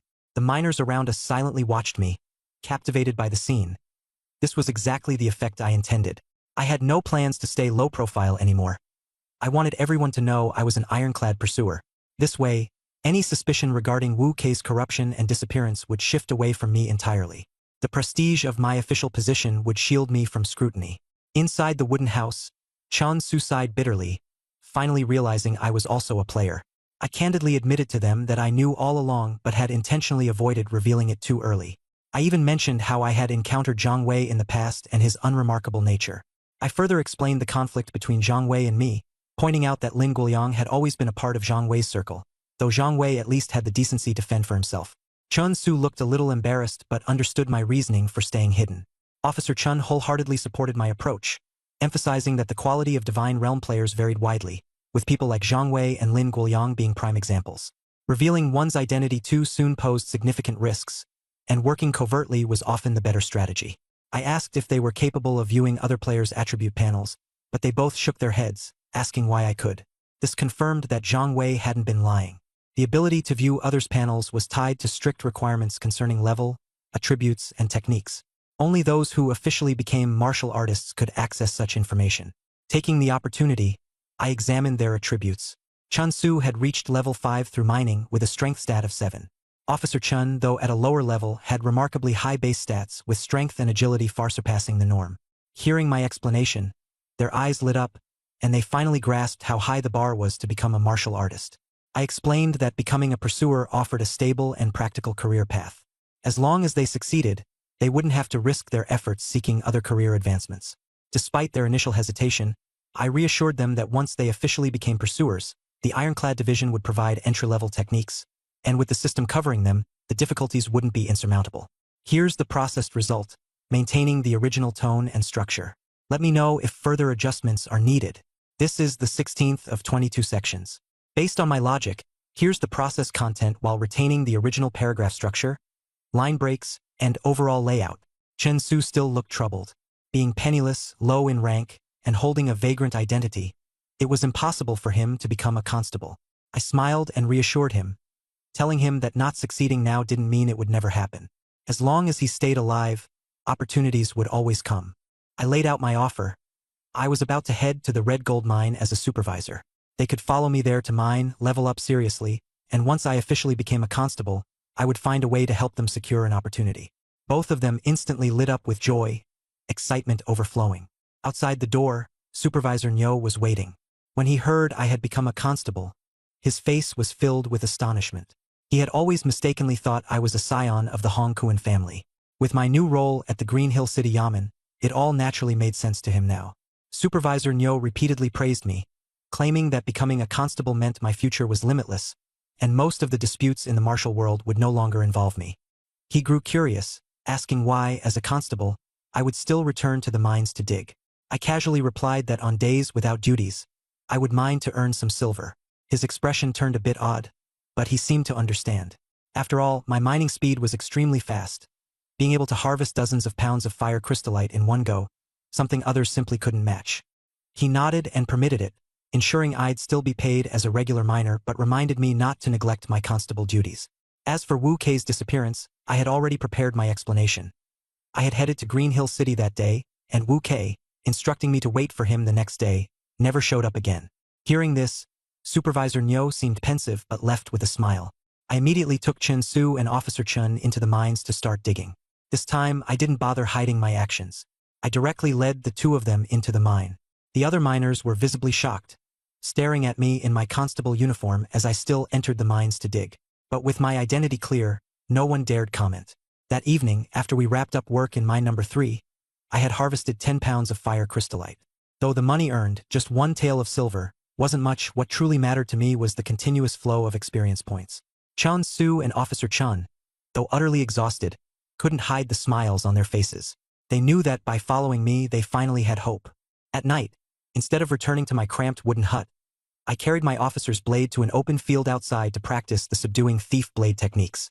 The small indoor space wasn't suitable. I was worried I'd damage the hut while practicing.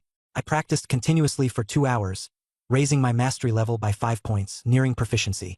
I kept going until just before dawn before retreating to the hut to focus on cultivating the Vajra King technique, grinding experience relentlessly. This time, the technique's experience cap directly increased to 13 points. At this rate of cultivation, I estimated I could gain 400 mastery points in a month, advancing to the second layer within just 2 months. But as I finished calculating, Chun Su came to summon me back to the mines. It hit me, there simply wasn't enough time. Between mining, practicing my blade techniques, and cultivating the Vajra King technique, I also had to balance training for the mountain crumbling fist. My schedule was completely crammed. So, I decided to spend money on spiritual chi pills to fill in the gaps in mastery using resources. In the following days, my life became utterly routine. Mining during the day, rigorously training the blade techniques at night, and cultivating Vajra King technique before dawn to restore energy. During this time, I occasionally encountered new players, but I completely ignored them, focusing solely on leading Chun Su and Officer Chun to grow stronger. A few days later, while I was busy mining in mine number 4, a sudden surge of warm energy coursed through me. I had successfully leveled up. I allocated all my free attribute points to Spirit once again. That day, after wrapping up mining, I resumed training the subduing thief blade techniques at night. Finally, the blade technique broke through to initial understanding. Opening my status panel, I found my level had reached 14, with a spirit stat of 26 points. Breaking through with the blade technique added an additional 3 points to agility. I could feel the new changes in my body as I operated the Vajraking technique and performed the blade techniques in unison. Holding the officer's blade, my strikes became significantly faster, sharper, and smoother. A drizzle began to fall from the sky. As I moved with my improved footwork, not a single drop of rain could touch me. Fixing my gaze on a nearby sturdy tree, I slashed down hard with my blade. The entire tree split into two, cleanly severed. Such power, remarkably solid. I stood quietly, gazing at the broken tree trunk as sudden clarity washed over me. Previously, relying only on the Vajraking technique and the mountain crumbling fist, my unarmed strength maxed out at 32 points, requiring 2 or 3 punches to break a tree. But now, wielding the officer's blade, I could split it in a single stroke. With the blade's innate 20-point attack bonus, weapons clearly outmatched bare-handed combat. The value of blade and sword techniques easily exceeded that of hand-to-hand combat skills. Had I not become a constable, I would never have had access to such techniques. Firmly, I resolved, I would shift all my focus to mastering the subduing thief blade techniques, while putting the mountain crumbling fist aside for now. My goal was to push the Vajraking technique to the second layer and train the blade techniques to mastery. Only then would my combat abilities truly shine. In terms of raw strength, compared to Hui Wu, I was no longer inferior, perhaps even slightly better. Against Su Qing, I was still at a slight disadvantage. But as long as I wasn't overwhelmed by Su Qing's raw power, he would find it far from easy to defeat me in an instant. As I considered all this, I turned back to the wooden hut to continue intensive training with the Vajraking technique. Suddenly, I heard Chan Su's voice outside. Speaking in a hushed tone, he told me someone important had arrived at the mines. Supervisor Nyo rushed off to Manager Wu's residence. I immediately knew someone from the higher ranks of the Mountain River sect had come to inspect the accounts. Keeping my face composed, I replied calmly, "This has nothing to do with us. Let's go back to work." Chan Su and Chan Guqing, focused solely on leveling up, immediately nodded in agreement. Not long after we resumed mining, a mine guard found me, calling for me to head to Manager Wu's residence immediately. The main event had finally begun. I warned the two, stay near the surface of the mine, don't venture deeper. Then I headed straight for Wu Kei's quarters. As I entered, I saw a middle-aged man in brocade robes, his face grim with fury. He was berating Supervisor Nyo, his voice cold as ice. 3,000 pounds of fire crystallite have vanished into thin air. Just what kind of supervisor are you? He then demanded sharply to know why Wu Kei wasn't there during the account inspection. Supervisor Nyo quickly offered flattering apologies and sent someone to fetch me. As soon as I arrived, the brocade-robed man locked eyes on me, his gaze intense as he asked, "Where's Wu Kei?" Prepared in advance, I answered smoothly, "Wu Kei took me along to the mining arena but had to leave midway due to urgent matters. He instructed me to wait, but after a whole day with no sign of him, I returned to Green Hill City on my own." This is section 1720 seconds. Following your logic and preserving the original paragraph structure, line breaks, and overall layout, here is the result. The middle-aged man in fine clothes suddenly sharpened his gaze and bluntly accused Wu Kei of stealing fire crystal or, because of my close relationship with Wu Kei, he wanted to take me directly back to the Shanha sect for questioning. I immediately refused in a cold voice and revealed my identity. I am now an ironclad constable of Qingshan City and cannot be taken away arbitrarily. Hearing this, the man was momentarily stunned and turned to Nyo Overseer nearby. Nyo Overseer quickly confirmed my constable status, which slightly softened the man's attitude. Even so, he summoned me to provide further explanation and questioned if Wu Kei had shown any unusual behavior recently. I took the lead and laid the groundwork. Wu Kei often went out at night and only returned by daybreak.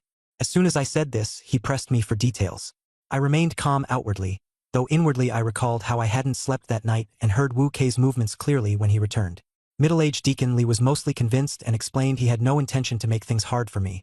This matter had caused significant uproar, so much so that even the sect leader might personally address it. Nyo Overseer then chimed in to confirm that something serious had indeed happened at the mine. An entire 3,000 pounds of fire crystal or had gone missing, making it imperative to have the authorities investigate Wu Kei. I offered a bitter smile, saying I'm merely a low-level constable and unable to handle such a massive ordeal. But Deacon Li wasn't willing to let me off and insisted that the fight over the mine was full of suspicious elements. demanding I be taken back to the Shanha sect for answers. Annoyance grew in my heart. It was clear he was just looking for someone to shoulder the blame. At that moment, Su Qing entered through the door. He walked in with a faint smile. Lion doesn't have time to go to the Shanha sect. Deacon Li's expression immediately shifted, while Nyo Overseer scrambled to offer Su Qing proper respect.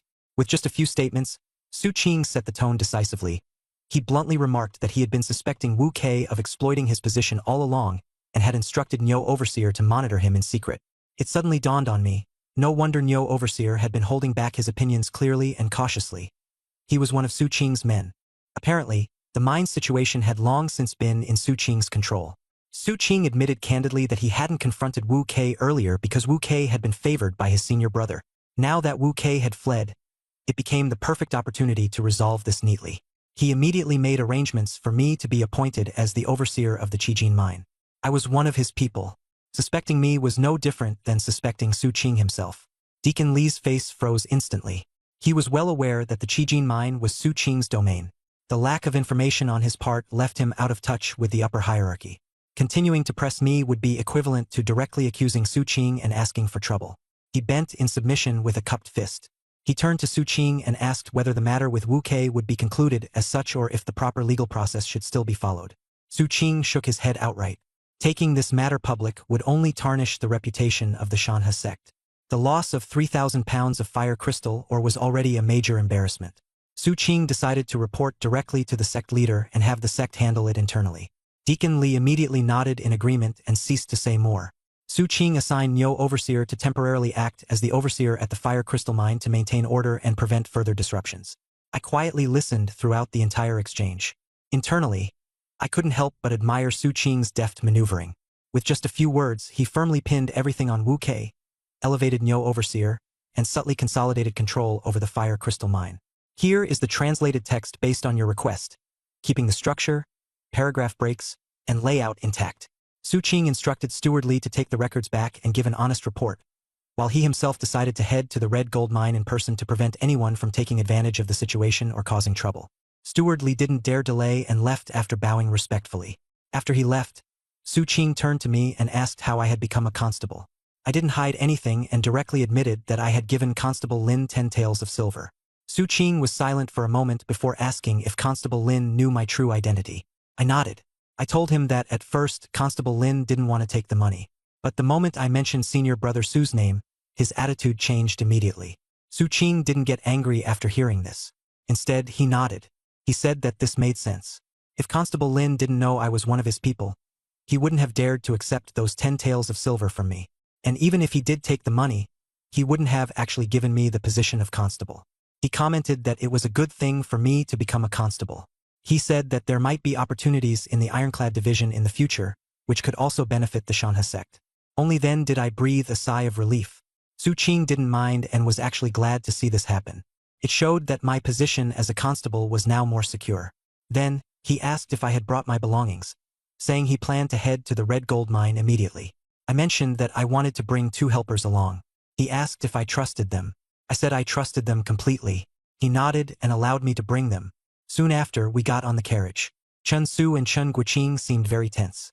Chen Guoqing, in particular, didn't dare to speak unless spoken to. Su Qing spoke first. He joked that I must really enjoy mining. If he were a constable, he'd stay in the city and enjoy life. He definitely wouldn't bother going to the mines. I chuckled and said that mining makes money. If you don't work hard when you're young, you won't have the strength to do so when you're older. Su Qing lao get? He remarked that I was indeed quick to earn a bit of money. Then he informed me that I would be a supervisor at the Red Gold Mine, with a monthly salary of 100 taels. Chen Su and Chen Guoqing were both shocked. 100 taels of silver was an incredible amount. Converted into wheat cakes, it basically meant financial freedom. Naturally, I cupped my hands in thanks. Su Qing waved it off and said it wasn't that simple. He elaborated on the situation at the Red Gold Mine. The Shanha sect had a senior brother in charge of the mines. This person had extensive connections both inside and outside the sect. The Red Gold Mine used to be under his management. Most of the miners listened to him. The Red Gold Mine was completely different from the Fire Crystal Mine. While the Fire Crystal Mine was valuable, the Red Gold Mine generated more profit. However, the Red Gold Mine was harder to extract from, and it had over 10,000 miners. There were over a dozen managers, making it a much larger operation. Although Su Qing was nominally in charge of the Red Gold Mine, in reality he could only appoint one supervisor, me. The other managers were all people loyal to the senior brother. He didn't even know which ones could genuinely be trusted. Then he laid out the core issue. The Red Gold Mine produced 3,000 caddies of gold each month, but production had recently started to decline. He had signed a military pledge to increase production to 3,500 caddies within 3 months. If he couldn't achieve this, the Red Gold Mine would no longer be under his control. He said he was appointing me as a supervisor not just because I knew how to mine, but also because I wasn't associated with the senior brother. The 100 tael salary wasn't freely given. If I couldn't be of help, my term would only last a maximum of 3 months.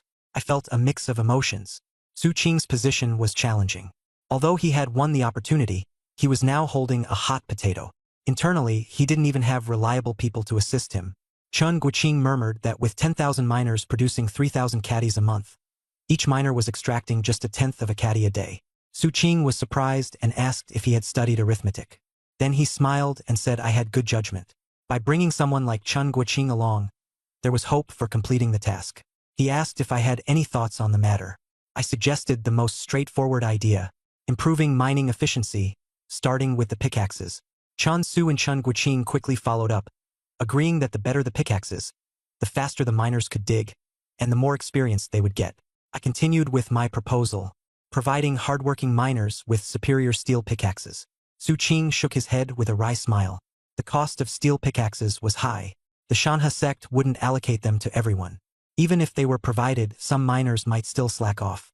This wasn't just a technical issue. It was a complicated mix of cost, management, morale, and factional dynamics. I thought for a while and suggested, prioritize distributing better pickaxes to the most diligent miners. Instead of equipping everyone, only give them to those who truly work hard. Chen Su and Chen Guoqing's eyes lit up. Su Qing didn't dismiss the idea and asked if I had any other suggestions. I added, I'll need a pickaxe even better than the superior steel ones. Su Qing shook his head again. One person's effort won't solve a problem of scale.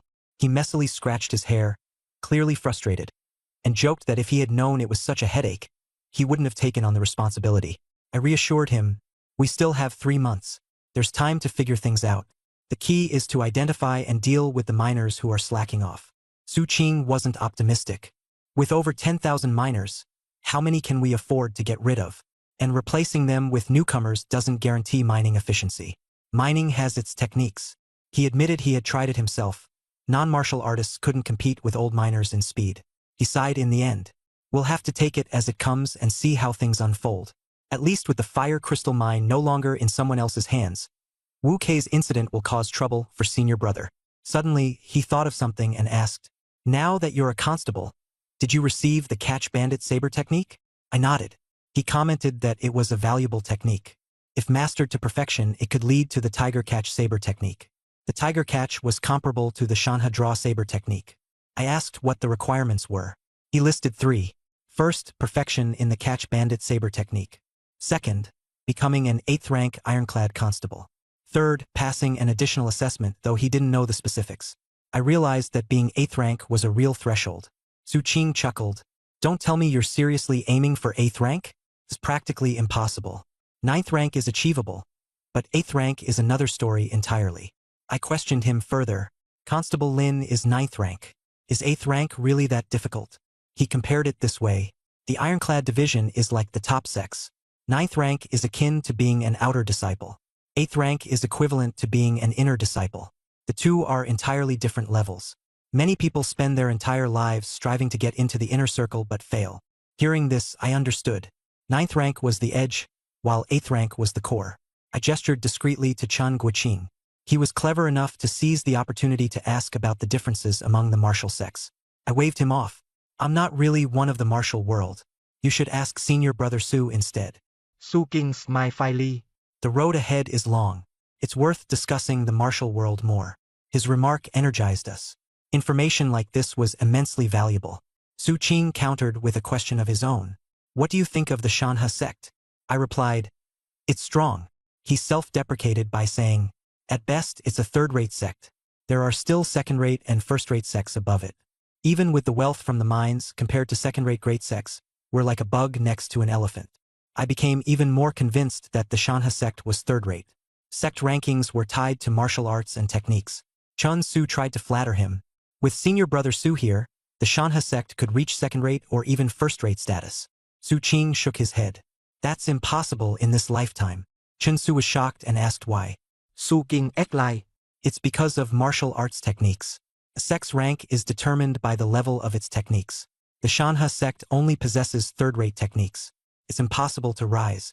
For martial sects, their techniques are their lifeblood. There's no way they would share them. Unless the Shanha sect somehow acquires higher-level techniques and can keep them, there's no chance. We were stunned.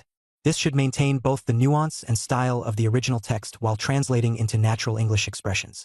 The martial arts manual turned out to be even more valuable than I imagined. It's practically the foundation of a sect. I felt relieved. Thought of Kuju Temple. If top-level techniques are this rare, and if Kuju Temple knew the Buddhist scripture was Vajra King technique, they wouldn't have lost it, nor disguised it as an ordinary scripture. Chances are they don't even know the truth, thinking what was lost was just a regular scripture. That means my risk of exposure just got much smaller. As I pondered, Su Qing said, "If you agree to join me at the Red Gold Mines, I'll teach you a martial art." He handed me a manual. I took it and the cover read, Black Tiger Fist. I had mixed feelings. I had just entered divine territory, so getting a martial art was exciting. But I couldn't afford the time to practice a low-grade technique now. Still, I accepted with feigned enthusiasm and thanked him. Then he started talking more. Chen Su, Chen Guoqing, and I asked him a lot, piecing together critical information. The Divine Territory Rankings list. First tier, Tie Department. Second tier, Kuju Temple, Dian Sword Sect. Third tier, Stargazing Academy, not considered part of martial circles, Deadman Valley, Heavenly Blade Sect. Originally, I'd planned to pursue the constable path as a fallback option. By some twist of fate, I ended up in a top-tier system. The Tie Department is an imperial bureau with limited freedom, but it offers stability. This also confirms Kuju Temple as second tier, and there's no Wavadra King technique is their core teaching. Their true foundational art would be Kuju Mine Sutra. Su Qing mentioned Zhao Kingdom's 4 top-tier factions: East God Sect, South Arhat Temple, West Nine Immortals Dao Palace, North Polar Flame Sword Mansion. I inquired about their strength. He replied, Middle Kingdom's Imperial Court calls the shots, respectively, East God Sect, South Arhat Temple, West Nine Immortals, North Polar Flame Mansion. Chen Guoqing doubted it. Can sects really rival the court? Su Qing used the Mining Guild as an example. The guild comprises over 20 third-tier sections. Combined, they rival second tier, and yet the guild still answers to Arhat Temple. Even Kuju Temple, with all its second-tier credibility and Monk Huineng, takes orders from Arhat Temple. Su King sai. Being an inner disciple of a top-tier sect is truly enviable. Pills of all kinds, like the Essence Nurturing Pill, are eaten by the bottle. I took note of Essence Nurturing Pill. He explained, the world still belongs to Zhao Kingdom. Even the 4 first-tier factions wouldn't casually provoke the Imperial Court. Their relationships are complicated, not something worth worrying about.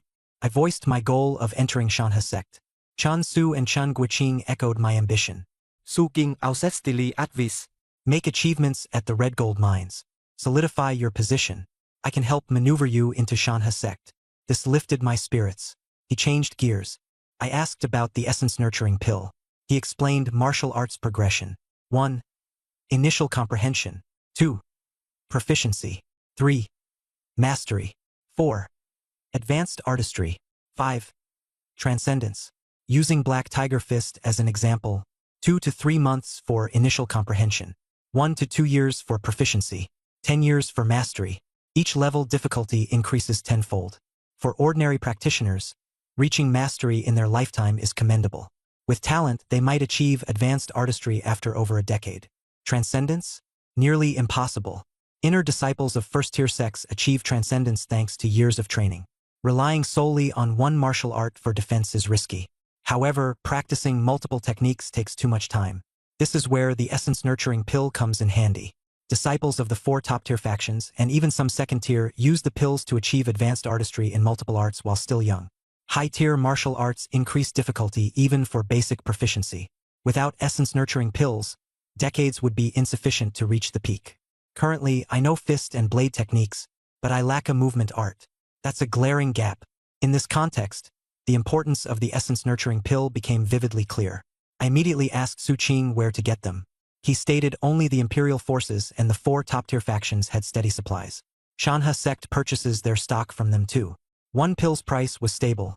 500 taels of silver. I was floored. 500 taels? Isn't that 1 tael per proficiency point?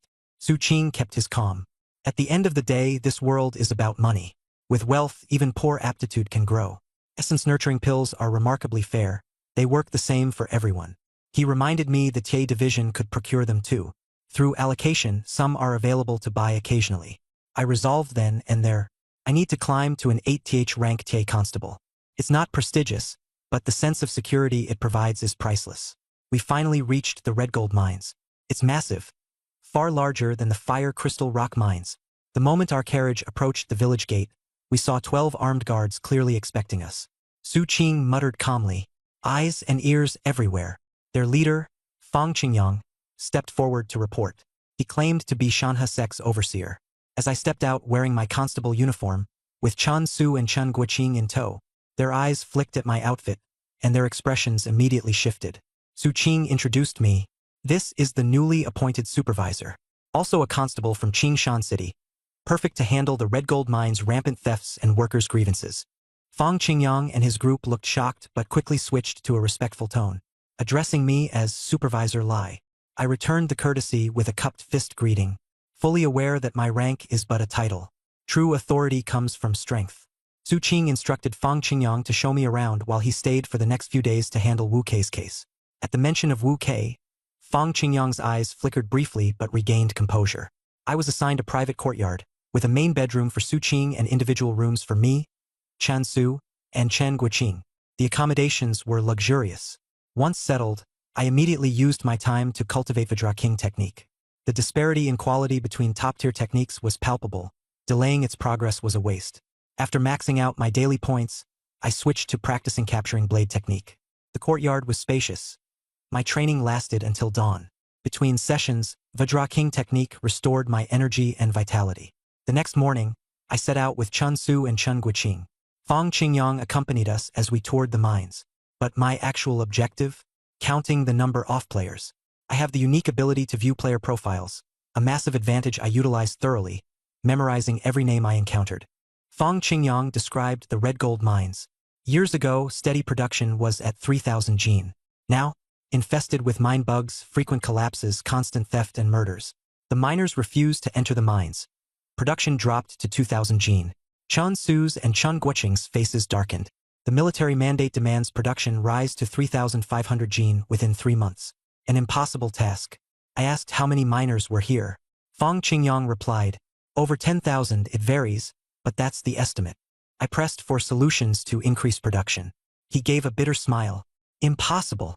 Deeper reserves remain in the mines, but no one's willing to risk their lives to extract it. Even the supervisors and guards face danger amidst potential riots. I mentally pieced it together. The core issues preventing production are simple: mine bugs and mine thieves. Fang Qingyang and his men seemed skeptical of my capability, their glances carrying faint mocks, but I honestly couldn't care less. The risk of collapse is high, but these two are more troublesome. But players are different, they love experience points. If the benefits are big enough, who's afraid of a little risk?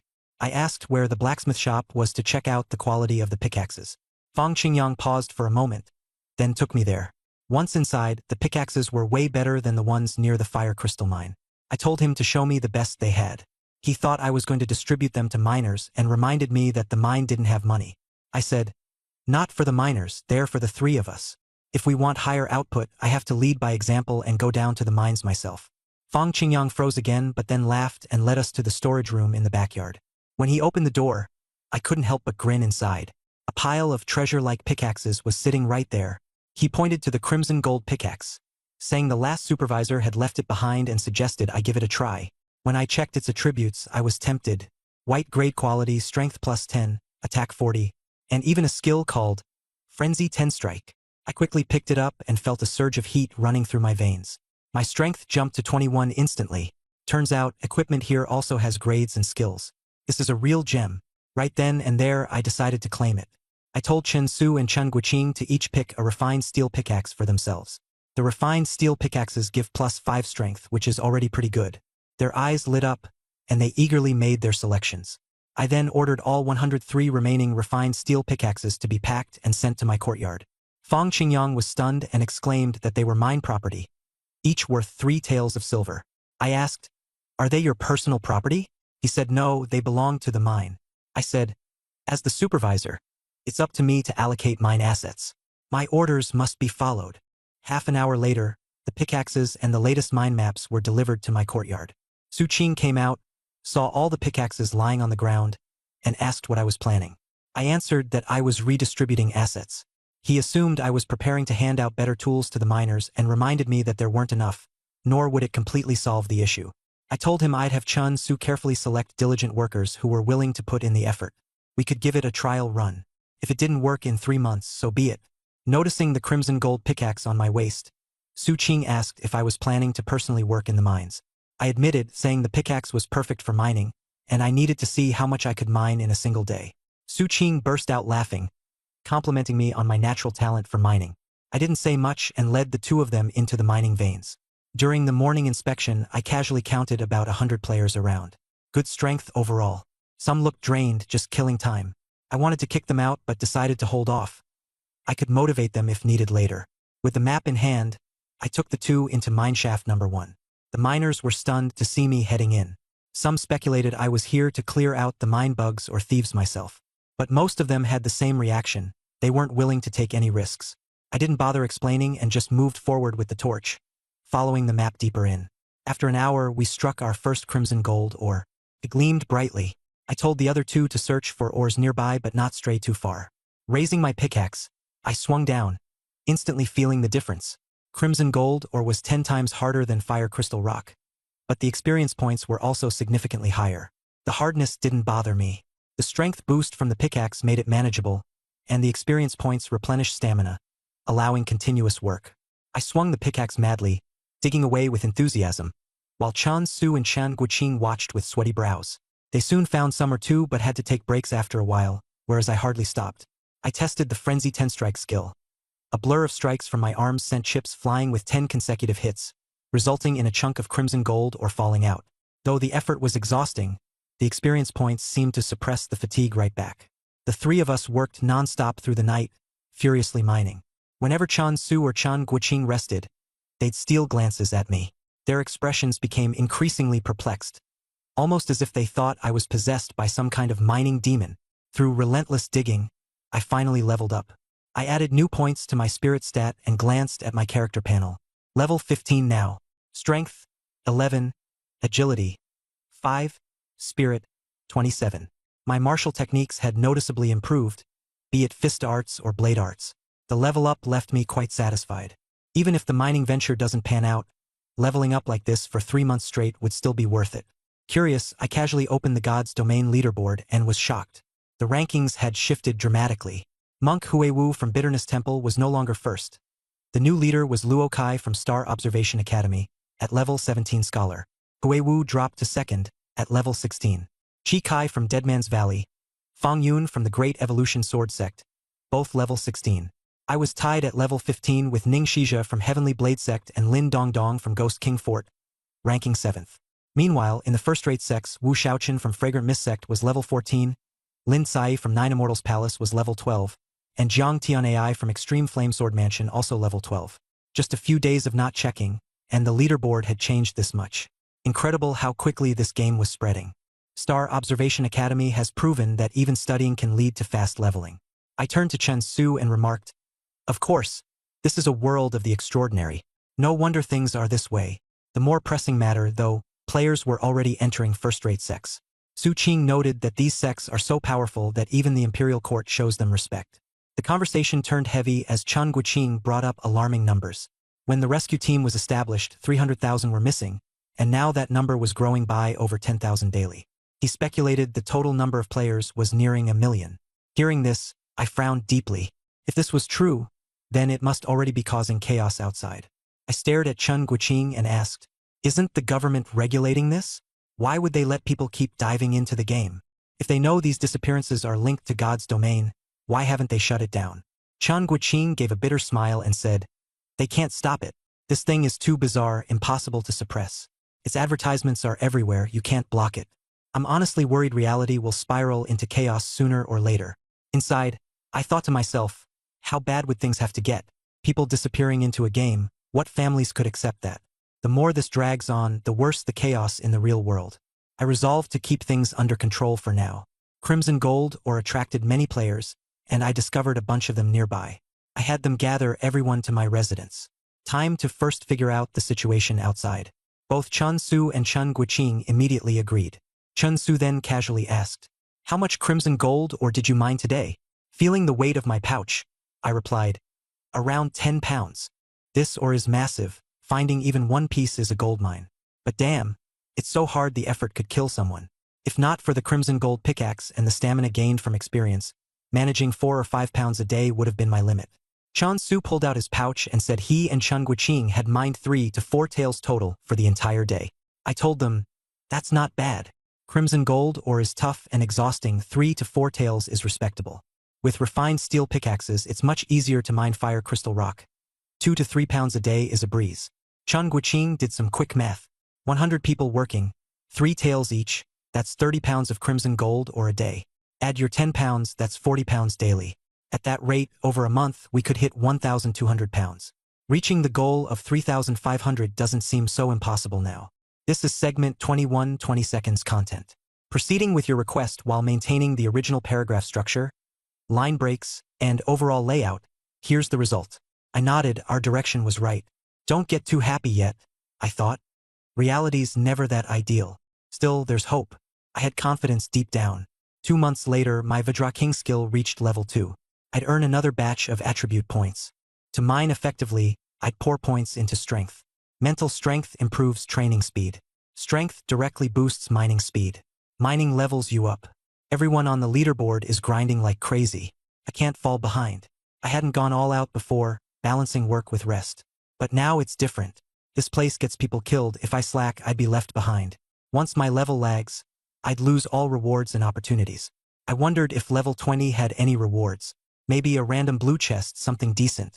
Suddenly, Chun Su said he heard something. I held my breath. Something was approaching. Quick judgment, it's mine bugs. But the numbers didn't add up. I told Chun Su and Chen Guiqing to stand behind me. With 27 points in mental strength, my perception was sharp. I could guess where the creatures were coming from. The two were both anxious and excited, gripping their pickaxes tightly.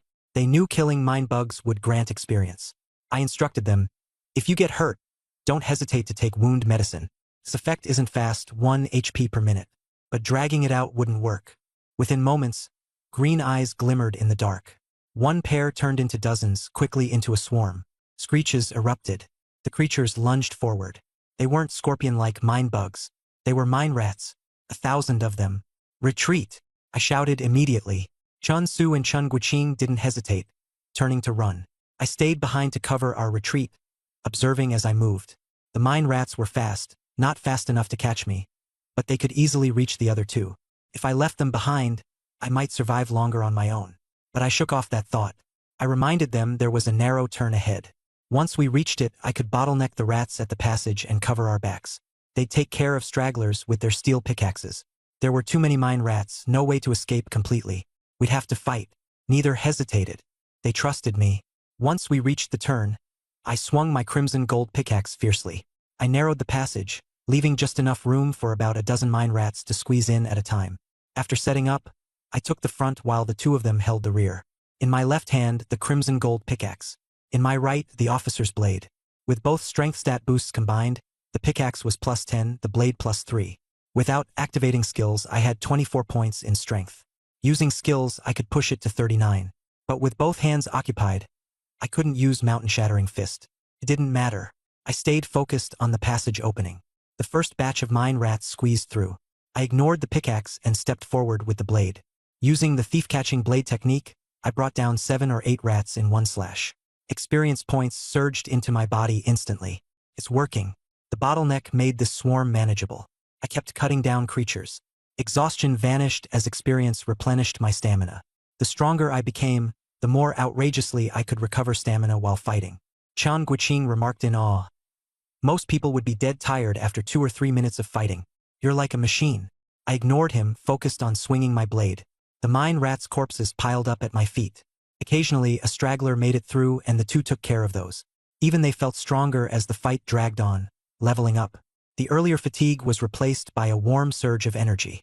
The longer we kept at it, the more unstoppable we felt. After an hour, the final mine rat fell. Through terrain advantage, we'd completely overcome the swarm. Chun Su glanced at the littered corpses and commented on my strategy, calling it flawless. Ignoring the praise, I told him to start bagging the rat heads. These heads would boost the miners' morale. Chun Su took off his shirt to hold the heads. As we carried them out, the miners gathered around. At first, they recoiled in fear. Minerats. There are so many heads. Did the overseer and his group kill them? Others recalled their trauma. My brother was eaten to the bone by a swarm like this. Fear and hatred were painted across their faces.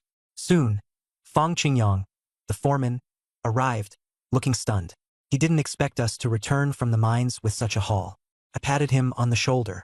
Tend to the rat heads. The three of us headed off to bathe. Back at our quarters, there was an unfamiliar player with Chun Su and Chen Guqing. The newcomer looked nervous when he saw me. Chun Su introduced him as Wang Haodong, a player with roughly 7 or 8 days of experience. I calmed him. No need to be tense. Relaxing slightly, Wang Haodong assured me I could ask him anything. I began with a question. What were things like in the real world before you entered the game? He mentioned rumors spreading about Xinyu, supposedly linked to a cult. The cult had claimed Xinyu was their creation. Authorities quickly stamped them out. The real problem was the rise in missing persons cases. Chaos escalated. Police flooded with calls daily. Chen Guoqing's expression turned grim. I frowned, realizing the game world was spilling into reality.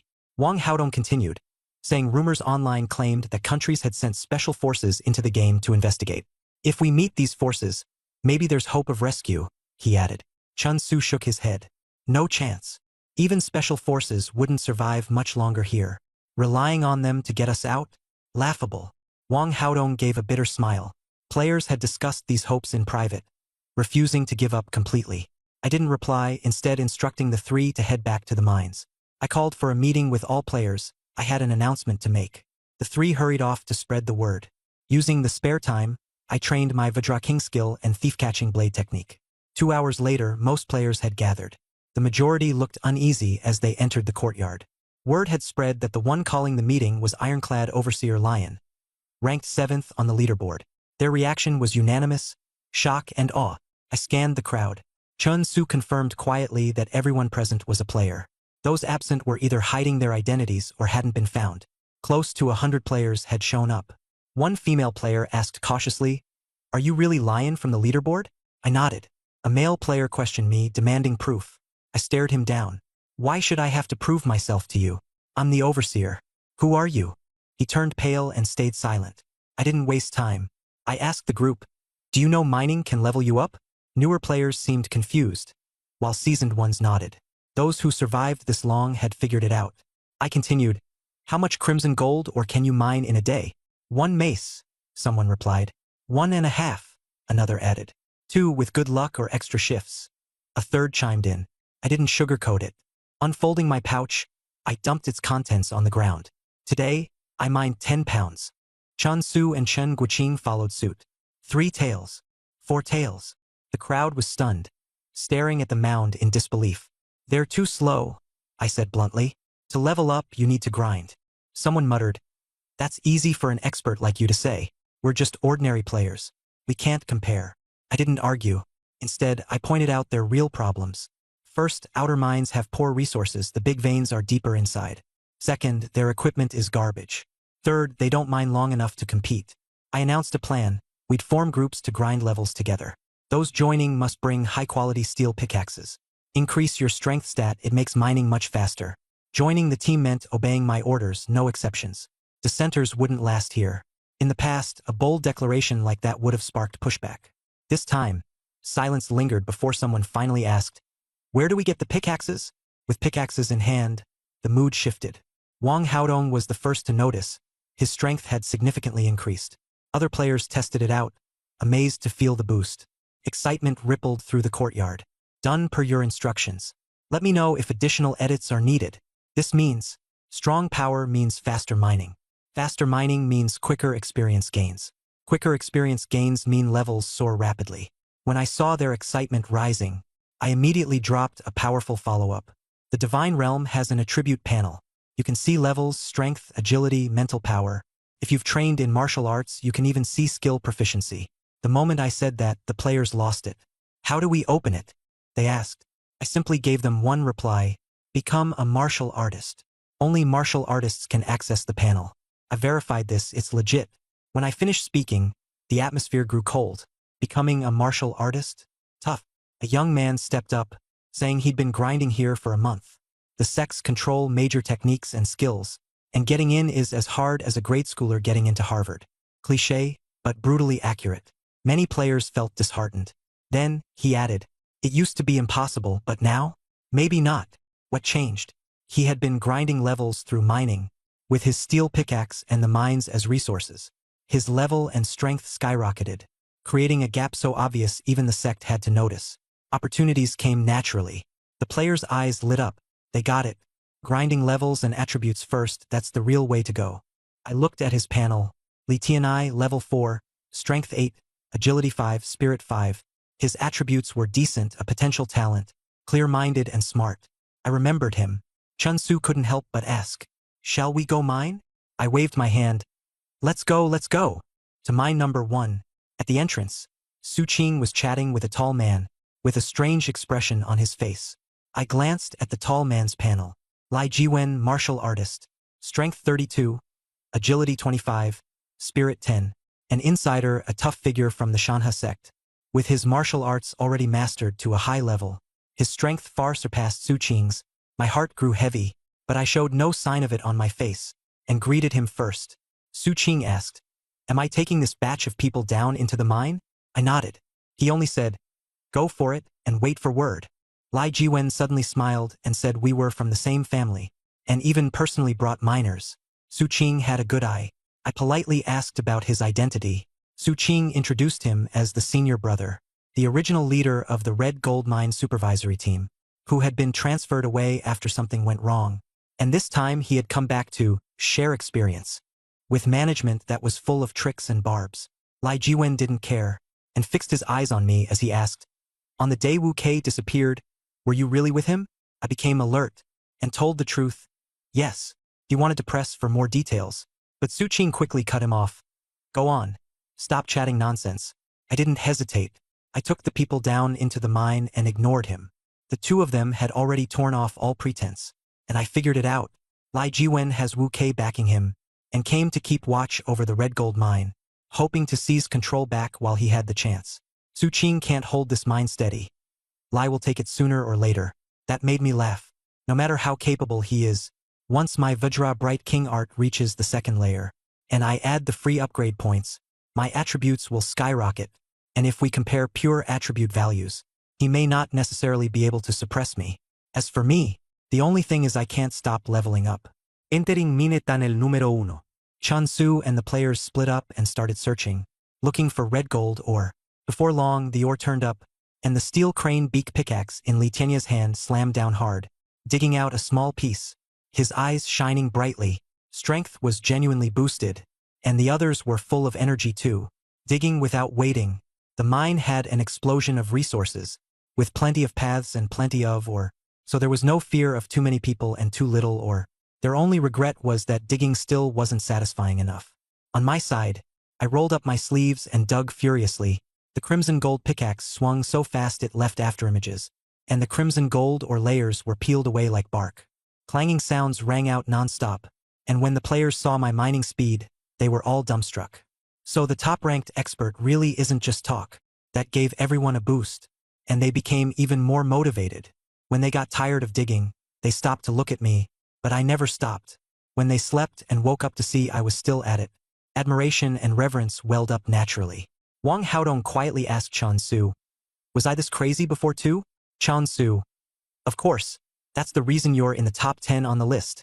Wang Haodong nodded vigorously in acknowledgement. Mining continued until the next day. Besides me, everyone else took breaks on and off, but I remained like a machine the whole time. On the second day, people woke up. I stopped swinging the hoe and asked, how much did you all dig up? I put away the tools and called everyone over to tally up the count. The results exceeded expectations.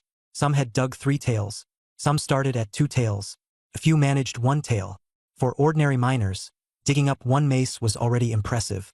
This group was far more skilled. As everyone reported their counts, the atmosphere got heated, and all the fatigue vanished into thin air. I summed up, the ore chunks were large, easy to dig, and time-saving. The pickaxe with added force made efficiency soar. The longer we dig and the more energy we put in, the more rewards we'll naturally reap. As levels and strength rise, speed soars too. After boosting them up, let them go wash up and rest for 6 hours, then gather again and keep digging. I adjusted the plan. Put the thief-catching saber technique aside for now. Our current focus is to launch the mining and leveling system. Once the Vajra Bright King skill is maxed out, the leveling surge will explode. Spend the remaining time mining and leveling. Looking at the numbers, today with over 100 players averaging 2 taels each, 20 gene of scarlet gold or, plus the 10 gene I brought in, that's 30 gene earned in a day, 900 gene in a month. And with the daily output of ordinary miners, the 3,500 gene target isn't far off.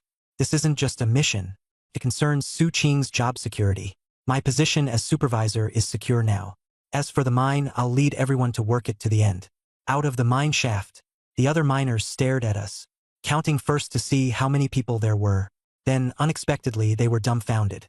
Someone said, "With Supervisor Lai protecting us, that's fine." Someone else doubted, "If it's just us, can he still protect us?" The awkward moment came, but the hall was there for everyone to see. A whole group producing so much or in one day. There was nothing to say, and the crowd followed along. Fang Qingyang was sitting beside the desk, with a small scale placed there too. I tossed 2 sacks of ore onto the cloth bag. These are my recent results. The ore sacks hit the table with a thud, and Fang's expression changed. One weighing, 22 gene. The miners collectively drew a sharp breath. 22 gene. Some had never dug that much in their entire lives. Fang Qingyang wanted to ride the momentum and take credit, saying I brought over 100 miners, and that with 20 plus gene a day, production was about to explode. I corrected him. Those 22 gene were dug by me alone. The atmosphere exploded again. Fang Qingyang's smile froze, and the surrounding miners and managers crowded over, their expressions turning strange. He said half in disbelief, "You can really dig 10 gene in a day?" I nodded. "About that.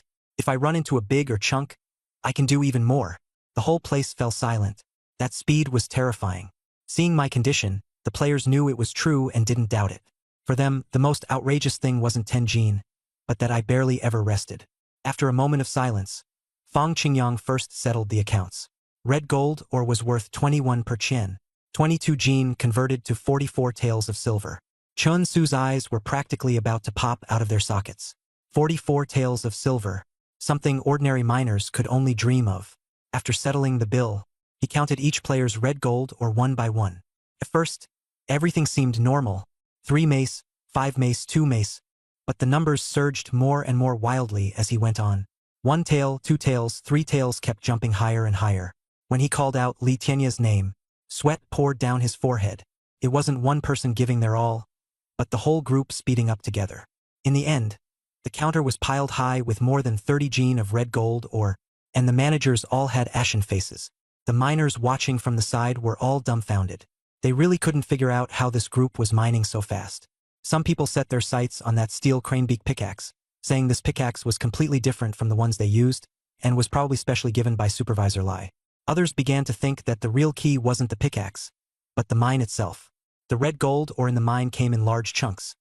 Once you found one piece, you could keep mining it for a long time, saving you from having to work yourself to death searching for ore. Even so, this efficiency was way too outrageous. I saw that the effect was about the same, so I didn't keep talking.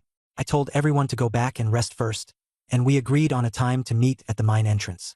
Everyone respectfully bowed to me, clutching copper coins in their hands, so excited they could hardly contain themselves. This was the first time they had earned so much real money in a single day since entering the divine realm. What did that mean? It meant they would no longer go hungry. If they wanted meat, they could buy meat.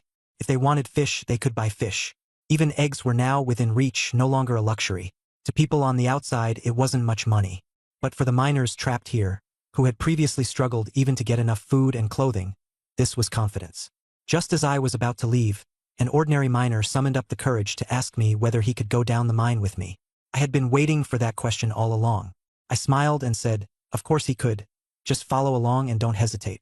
Once the first one stepped forward, a second and third came to test the waters as well.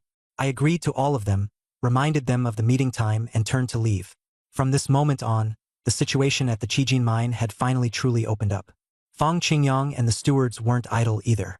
As the onlooking miners dispersed, they immediately gathered around Fang Qingyang, all of them looking grim, because they understood more and more miners would be going down the mine with me. With more people involved, the authority would no longer be in their hands. For the people behind them, that was definitely not good news. Fang Qingyang hurriedly came up with an explanation. He suspected that the batch of red gold ore I had today was fake, and that it had been brought into the mine in advance to stage a performance and fool the miners. The foreman heard this and, as if grasping at a straw, thought of spreading that story to steady the miners. But they forgot that miners weren't fools. The truth and lies had already spread. But everyone who had gone underground with me was genuine, and doubling their income was a very real thing. The miners immediately asked back, "If you say that, does it mean you don't want everyone to make money?"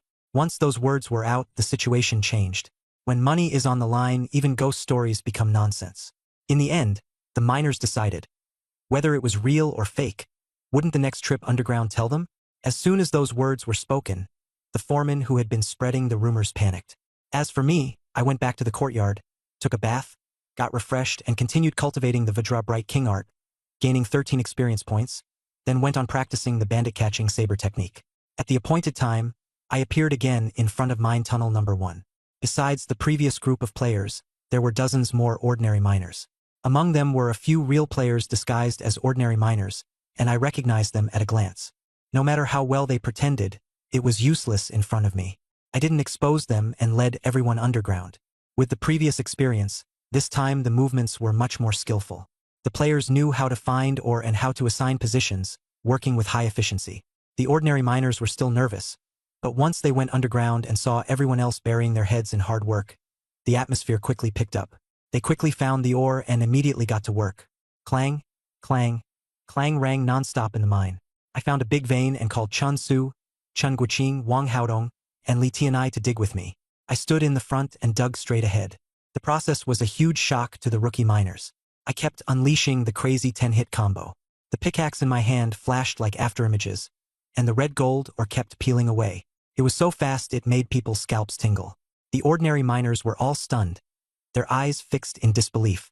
Only then did they realize that when I boasted during the day that I could dig 10 jin in a day, it was absolutely no exaggeration.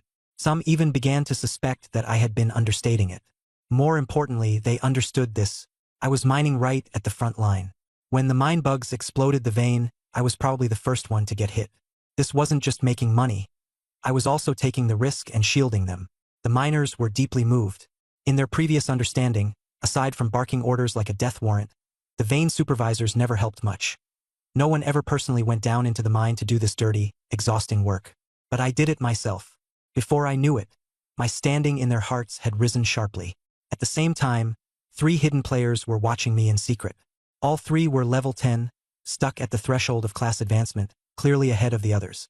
I had been watching them from the very beginning. These people had their own leveling routine, otherwise they couldn't have stayed far ahead of everyone else. They pretended to be miners while discussing things in private. One of them even specifically checked the rankings to confirm that I was a constable, not a miner. Another said that my mining efficiency was absurd, that this power leveling squad had a real shot, and asked whether they should reveal their identities. The most prudent one told them to keep observing. I kept mining while keeping an eye on them. I knew they would come to me sooner or later. What I needed to do now was keep mining, increase the team's output and appeal. As long as I could prove that following me into the mine could make money and level up with relative safety, whether ordinary miners or hidden players, they would actively come to me. After another 5 or 6 hours, the mining was basically done again. The piece of scarlet gold ore in front of me had already been mined down by half. This efficiency was a huge shock to the newly arrived miners. They were both shocked and awed. They were even whispering that I mined with more dedication than I did when completing quests, as if I truly loved mining. In fact, they weren't entirely wrong. My state was different from other people's. Even if others were putting in all their effort, they still had to rest while mining, whereas I kept busy from start to finish. Under the momentum of the atmosphere, even the ordinary miners worked harder. They didn't have experience points, but the money was real. By evening, the miners were leaving one after another. Even as they passed mine number 1, they could still hear the clang-clang sounds from inside. A miner sighed. We're really going all out. Are we going to leave even eating and drinking in the mine? Though he said that, his eyes had already been tempted. He just wanted more people to prove it once again. Early the next morning, the miners began working one after another. The stewards under Fang Qingyang were clearly unsettled. Their eyes kept drifting toward mine number 1, waiting for us to come out. After how many times their gazes wandered over, I finally came out with the team. I looked relaxed while they were exhausted to the bone. When Fang Qingyang saw me walking over, he forced a smile, a knife hidden in the grin. I didn't talk back and tossed him the cloth bag to weigh. He called out the number, 13 Jin. All the miners, stewards, and guards all sucked in a breath of cold air. This was way too outrageous. An ordinary miner earned just 1 chen a day, while I dug out 13 Jin by myself. Fang Qingyang forced himself to settle the payment, then turned to Chun Su and the others. Chun Su smiled and tossed over the cloth bag. For Liang, Chun Guiqing was also 4 taels. Li Tianai was 5 taels. The players behind them came up one by one. By the time Fang Qingyang settled the accounts, he was already numb. He wasn't handing out wages but confirming, this method of mine really is something. But he still held on to a sliver of hope. The players brought steel picks, had plenty of stamina, and were strong. It made sense for them to dig a bit more. The key was the ordinary miners who followed them down into the mine. If their output was average, then it wouldn't have completely gone overboard. He stared at the ordinary miners, his face showing expectation. The first miner got 3 chen and awkwardly said he'd gotten a little less. Fang Qingyang's expression changed slightly. The second got 2 chen, and his face looked a bit better. The third got 4 chen. The numbers kept coming in one after another. Though far less exaggerated than the players, they were much higher than usual. I stood far away, grinning. This was the effect brought about by the mine's favorable conditions. Ordinary miners weren't weak. Most had 4 to 6 points. In the past, they didn't dare go down into the mines and wasted too much time looking for or.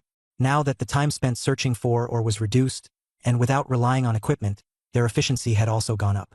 Chun Su stood beside me, and when he saw everyone's eyes light up, he sighed that he finally understood why I had formed a leveling and mining squad. Chun Guiqing looked around with a relaxed expression. He was even starting to think that if they kept pushing forward, the Crimson Gold Mine really could gain a firm foothold. He was right. Miners are, at their core, just trying to survive. Whoever can let them earn money safely is who they'll gravitate toward. At that moment, Li Tianai and Wang Haodong heard us mention the production increase task, and were shocked. I casually explained it. Shanha sect had given Su Qing a target, 3,500 Jin of crimson gold or per month. If he failed to meet it, Shanha sect would have to give up the crimson gold mine. If Su Qing fell from power, I wouldn't be able to keep my supervisory post. When the players heard this, their expressions changed. They knew this concerned them. If I left, where would they find a backer? That only motivated them to work even harder. They became even more diligent when heading back down into the mine. Fang Qingyang numbly finished calculating the accounts and came up with the daily output. 27 Jin of crimson gold ore. I alone accounted for 13 Jin. Hearing the numbers, he finally let out a breath of relief. He thought the situation was bad, but not beyond saving. It was still only a breakdown in the early stages. I ignored him, settled the bill, and went back to the manor. As soon as I walked in, Su Qing called me over. He was planning to return to the Shanha sect first. He told me to keep a close eye on the Qijin mine and not let anything go wrong. I was just about to report to him when he sighed and said things on Lai Jiwen's side would not be easy. Those at the mine were either Lai Jiwen's people, or too afraid to offend him. He planned to return to the sect first and try hard to lower the target of 3,500 Jin. I told him there was no need to lower it. He was stunned and asked why. I reported today's results. With over 100 miners, the output in one day was 27 Jin. Su Qing immediately gasped and repeatedly asked to confirm it. I then said that the players I brought all had steel picks, and their average daily output was close to 1 liang. Give me 2 months, and I dare guarantee that each person can produce 3 liang a day on average. Su Qing began calculating the figures in his head. More than 30 people, each producing 3 liang, would mean over 1,000 Jin in a month. The Qijin mine originally had a base output of around 2,000 Jin. Add that on top, and there was a real chance of hitting the target. His eyes lit up, and he said good 3 times in a row. He patted me on the shoulder and said I was truly talented. The more he trusted me, the more I had to keep an eye on Lei Jiwen's side to prevent them from causing trouble. The red gold or area is all mine to handle. He thought I was dirty and told me to go wash up myself. After he left, I rinsed off and continued cultivating the Vajra Bright King art. After 13 points of experience, I switched to practicing the Seize the Thief blade technique. My thinking was clear. Practice martial techniques slowly. Never let the cultivation art stop, and leveling up comes first. 6 hours later, night had fallen. In front of mine shaft number 1, it was even livelier than during the day. Torches formed a sea of light, and the crowd was packed tight. When Chun Su looked over, he exclaimed in shock. There must have been 400 to 500 people. As soon as I appeared, everyone's gaze turned toward me. Their eyes were not simple. They were filled with reverence. I asked the new faces, "Are you really planning to go down into the mine with me?" Someone answered loudly, "You, a supervisor, aren't even afraid of the mine shaft, so of course we aren't afraid. Following you down the mine to make money. Who would want to miss that chance? All right then, the situation is stable. Start digging." I didn't waste any words and simply said, "Down the mine." Holding a torch, he was the first to charge ahead. At this, every new miner's heart sank. If even the supervisor dared to take the lead, what was there left for them to panic about? Those who had hesitated were swept up by the momentum and followed the surge into the mine. Fong Qingyang watched from afar, his face as dark as the bottom of a pot. The steward beside him asked what they were supposed to do now. At this rate, they would never finish the task assigned by Lai Jiwen. Everyone knew that if 10,000 people really dared to go down the mine, not to mention 3,500 jin, even a monthly output of 7,000 jin would be no problem. Fong Qingyang finally revealed a different intention. He said that senior brother Lai had left one final move. This move would suppress the situation and ensure that the miners would never dare go down into the mine again. When the steward pressed him for details, Fong Qingyang only gave him a meaningful side glance. "Don't ask any more."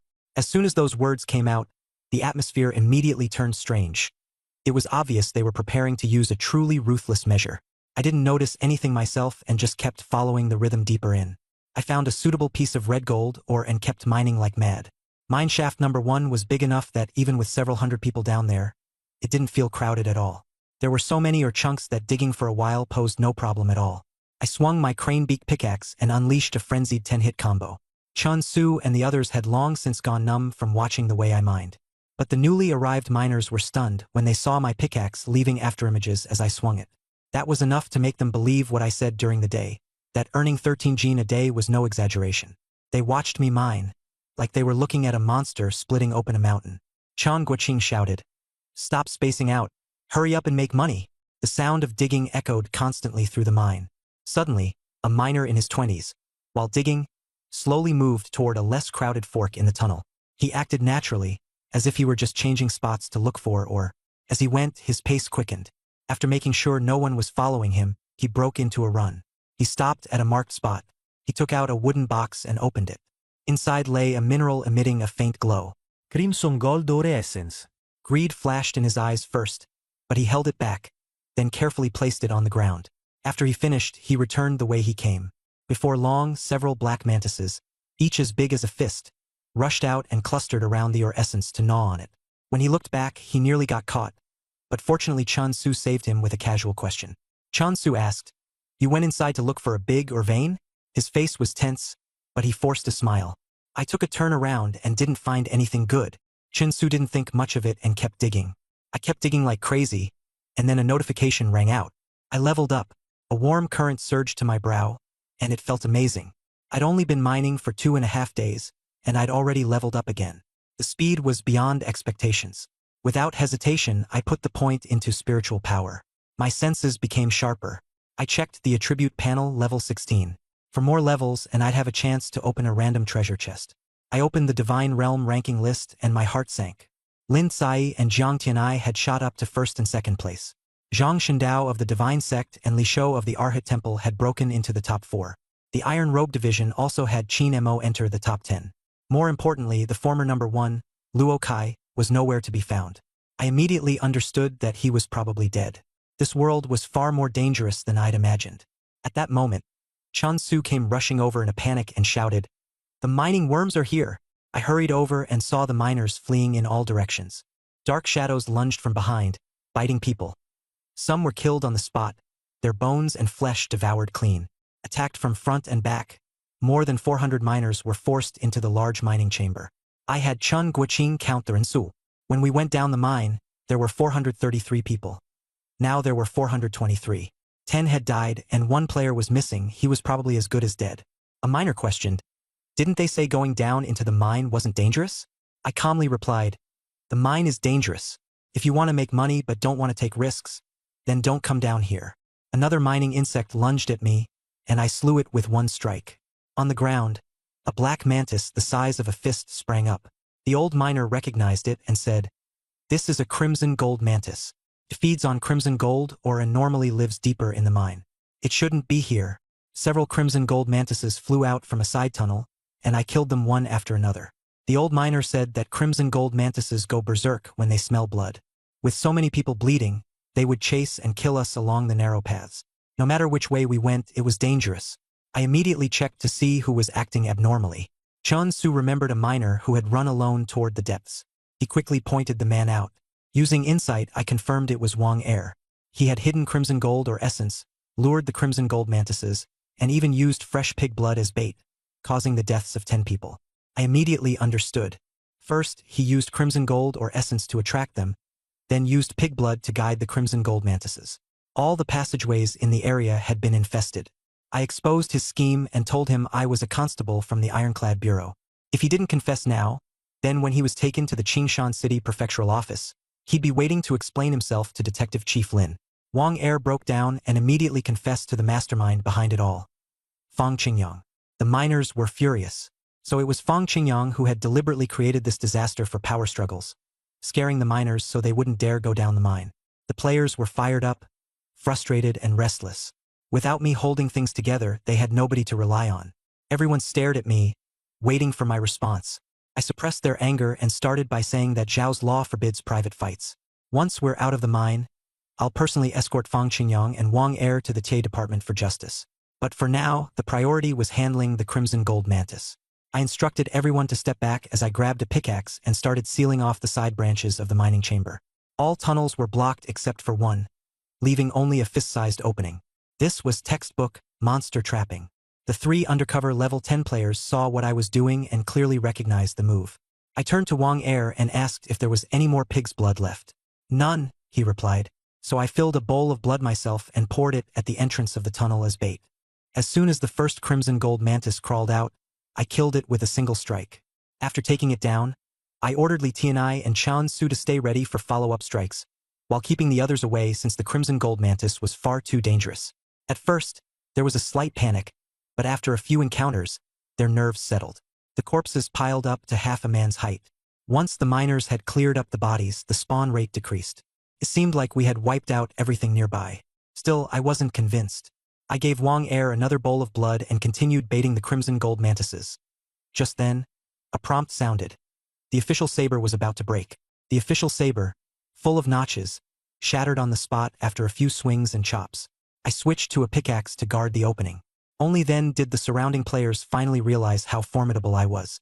My movements were so fast they were left dazzled. Even the old miner was amazed, saying my martial arts were much stronger than the supervisors had ever been. I kept killing the insects, and the system sounded another prompt. I had leveled up. It was a little unexpected. I was only level 16. After killing over 1,000 insects in this wave, I shouldn't have leveled up so quickly. Thinking about it, the experience must have had a bonus. I didn't waste it and put points into mental power, raising it to 29. At 29 points, one more level would make it 30. I had a feeling level 30 would be a threshold.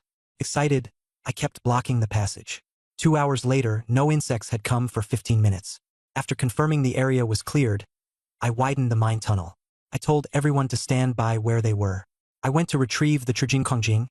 I had to get evidence to nail Fang Qingyang to the wall. Torch in hand, I carefully entered the mine tunnel. Soon, I found the mine essence.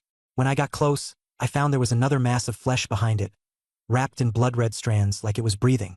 System prompt: the great red gold mantis egg. Unowned, can be bound and claimed as its master. I bound it directly. The next moment, a tiny mantis broke out of its shell, gnawed the eggshell clean, and jumped onto my hand. White as jade, like a living gemstone. The system asked me to name it, and as soon as I heard that, I called it Little White. Its attribute panel immediately appeared. Level 1, Strength 5, Agility 10, Spirit 2. Special skill, Gold Seeking. It looked impressive at a glance. I called it, and it turned to look at me, full of spiritual energy. To test its speed, Little White flew out, circled the mine several times, then returned to my palm. The speed was astonishing. My own agility could reach 20, yet it was still so nimble. I was impressed. To test the gold-seeking skill, at first it didn't understand, so I said seek gold again. Immediately, it flapped its wings and flew deeper inside. I followed it there and swung my pickaxe to dig more than a meter deep, uncovering a huge chunk of red gold ore. There was no doubt about this skill. It really could find ore. I had it lead the way, and it found dozens of ore deposits in a row, all marked on the map. After I finished that, I tucked Xiao Bai into my collar and hit it. It immediately burrowed in and curled up into a ball. I was overjoyed. I had the evidence and I had a spirit pet too. When I opened the attribute panel, the class column had gained Constable, Beast Tamer. I guessed that this was a secondary class. Looking at the rankings, I had leveled up to 17 and charged into 5th place, surpassing Hui Wu. But the panel still only showed Constable, which meant the secondary class wasn't exposed. After confirming that, I led the miners out of the cave. Fang Qingyang had arrived early and was putting on a concerned act, asking about casualties. They stood there in silence, staring at Fang Qingyang. Wang Er's face was deathly pale as he stood beside me. I didn't waste words and directly said that he was involved in the case. He still tried to play dumb and I exposed him loudly. For his own gain, Fang Qingyang had ordered Wang Er to use red gold or essence to attract the red gold mantises. Then use pig's blood to lure the worms, deliberately causing the mining disaster. I took out the red gold or essence. Chun Su and the others dumped the red gold mantis corpse onto the ground. The evidence was laid out plainly, and Fang Qingyang felt as if he had been struck by lightning. He had never expected that I would not die, would clear out the insects, and even bring back the ore essence. The miners also understood, and their faces darkened. They knew Fang Qingyang didn't care about their lives at all, only about using them to fight me. Fang Qingyang stubbornly framed me. Wang Er broke down and confessed. Fang Qingyang flew into a rage and changed his tune, saying he didn't know Wang Er and wasn't afraid of me framing him. I let out a cold laugh and cut him off. Quit the job. Dream on. I'm a constable of Qingshan City. I'll arrest you all and take you back to the Iron Garb Division right now. Only then did he remember my identity. His face changed color, and he brought up Lai Jiwen, saying that if I wanted to arrest him, I'd have to ask Lai Jiwen first. I shot back on the spot. The government arrests people, and it has to ask the Shanhe sect disciples first? Does he think he's trying to rebel? As soon as those words came out, Fang Qingyang immediately went weak, cold sweat pouring down as he could no longer hold out. I swept a glance over the 11 stewards and asked whether they had been involved. They all hurriedly denied it. No one dared touch that matter. I didn't press further, only saying that once I returned from Qingshan City, if anything happened at the mine again, they'd end up like Fang Qingyang. After saying that, I acted at once, instantly flashing in front of Fang Qingyang. He tried to resist, but my strength overpowered him, and I snapped both his arms and legs in one go. He cried out in agony and collapsed limply to the ground. The 11 of them turned pale, realizing Fang Qingyang couldn't withstand me. I escorted Fang Qingyang, Wang Er, and a few of the miners with their employment records back to the Iron Garb Division in Qingshan City. Constable Lin was a little surprised to see me. After hearing the whole story and examining the evidence, he was even more shocked. When he heard that I had taken down so many crimson gold mantises, he kept glancing at me. I showed him the broken official saber and said the blade was ruined. He said that the red gold mantis had a hard body, so it was normal for an ordinary official saber to get damaged. He would give me a new one later. I asked him how Fang Qingyang and Wang Er would be dealt with. He said they had caused the deaths of more than 10 miners, a grave crime. He also asked whether any of the dead miners had been refugees. I said 3. He nodded and had them locked up in the prison. I immediately understood. They would be executed after the autumn trial, and once they went in, they could forget about staying alive. After everything was handled, I was about to take the new saber back to the mine when Captain Lin stopped me. He said that an official from the Ironclad Guard superiors had come to investigate the Wu Kei case. I froze. Wasn't the Wu Kei case already over? He sighed and asked if I knew where the fire crystal or Wu Kei had sold had gone. I didn't know. He said Wu Kei had sold it to the Northern Rong tribe, Zhao Kingdom's mortal enemy. The Ironclad Guard had found a cartload of problematic fire crystal, or traced it back to Wu Kei, making it an act of treason and collusion with the enemy. My heart sank. Wu Kei had been incredibly bold. I asked whether this would implicate the Shanhe sect. He said that if the sect had not known about it, it would not be dragged in too deeply. I let out a sigh of relief, stayed at the county yamen to await orders, and waited for the Ironclad Guard official to arrive. I sent a few miners back to the red gold mine first and told Chun Su that I wouldn't be back for a few days, so mining should be suspended for now. That night, I practiced cultivation in the yamen's resting room, continuing to train both the Vajra Bright King skill and the capturing thieves saber technique. The next morning, I bought some steamed buns, youtiao, and soy milk, and ate while walking toward the yamen. Halfway there, a huge figure blocked my path and called out my name from above. I checked his attributes. His name was Wu Man, a martial artist who had trained mountain-breaking fist, black tiger fist, and iron hybrid skill, and he was backed by the giant spirit sect. I played dumb and said he had mistaken me for someone else. I was Chun Guiqing. He sneered and insisted on taking me with him, or else he'd beat me to death. Lao Zhao came to call me back to the yamen gathering, saying the captain was about to arrive. I told Lao Zhao to go back first and said I'd return later after running into an acquaintance. Lao Zhao glanced at Wu Man and left. I immediately struck, swinging my crimson gold crane beak hoe. With the Vajra King bright skill boosting strength and agility, my strength was 36 points, enough to overpower him. After 10 heavy blows, he was badly injured. He activated Iron Hybrid skill to harden his defense, but I still managed to smash open wounds. He said his brother had died at my hands, and I realized he was Wu Kei's younger brother. I couldn't let him leave alive. I shouted for Lao Zhao to hurry back and report to Captain Lin, and he fled in fright. Wu Man and I fought. I had the advantage in agility, while his strength was even more ferocious. Mountain-breaking fist boosted his strength to 47 points, turning him into something almost monstrous. I decided not to leave any survivors and ordered Xiao Bai to take the opportunity to blind his eyes. At that moment, his fierce fist came crashing down, and I dodged. A horse, panicked, charged past, and he smashed its head apart with one punch. More and more people gathered to watch, and even players marveled at his strength. Old Zhao ran back to report, and Head Constable Lin led the constables out to strike. I saw him exhausted and exposing an opening, so I shouted for Xiao Bai to attack. Xiao Bai flashed forward and gouged out both of his eyes. He screamed in agony and lost control, wildly flailing his hands. I took the opportunity to smash him with 3 more rounds of the crane beak hoe, striking straight into his eye sockets. He froze, then fell to the ground, his brain matter spilling out. My Vajra Bright King art state vanished, and my hands and feet went weak and sore. In an instant, a cool surge of energy rushed through my body, restoring more than half my strength. The system prompted me that I had leveled up and gained 1 free attribute point, so I added it to my spirit power, bringing it to 30. Head Constable Lin brought his men over and asked me how I had killed him.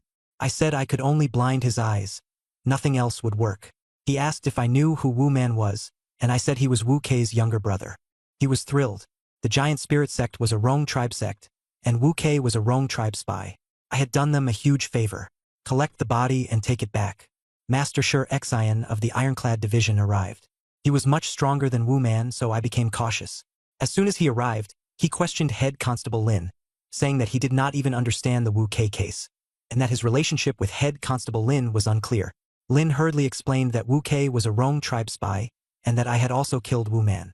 Shi Xian examined the corpse and confirmed that Wu Man was a 9th-rank martial artist and Wu Kei's younger brother. He asked me how I killed him, and I said I took advantage of an opening and smashed his eyes blind. I asked if I was a martial artist, and I admitted it, saying I practiced the Capturing Thieves saber technique and the Black Tiger fist. He asked whether I had been with Wu Kei on the day he disappeared, and I said yes. Halfway there, he abandoned me, and there were 3,000 gene less of fire crystal rock. He asked why Wu Man had come looking for me.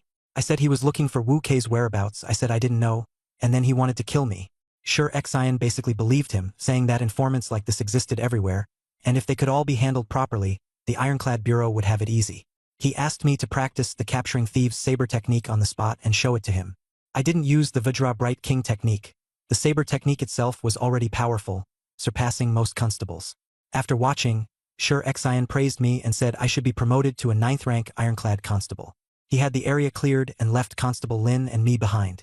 He said that if a 9th-rank expert like Wu Man died at the hands of a rookie, and it was reported, the higher-ups would investigate. I said I didn't dare claim the credit. It was you who helped me. Constable Lin was shocked.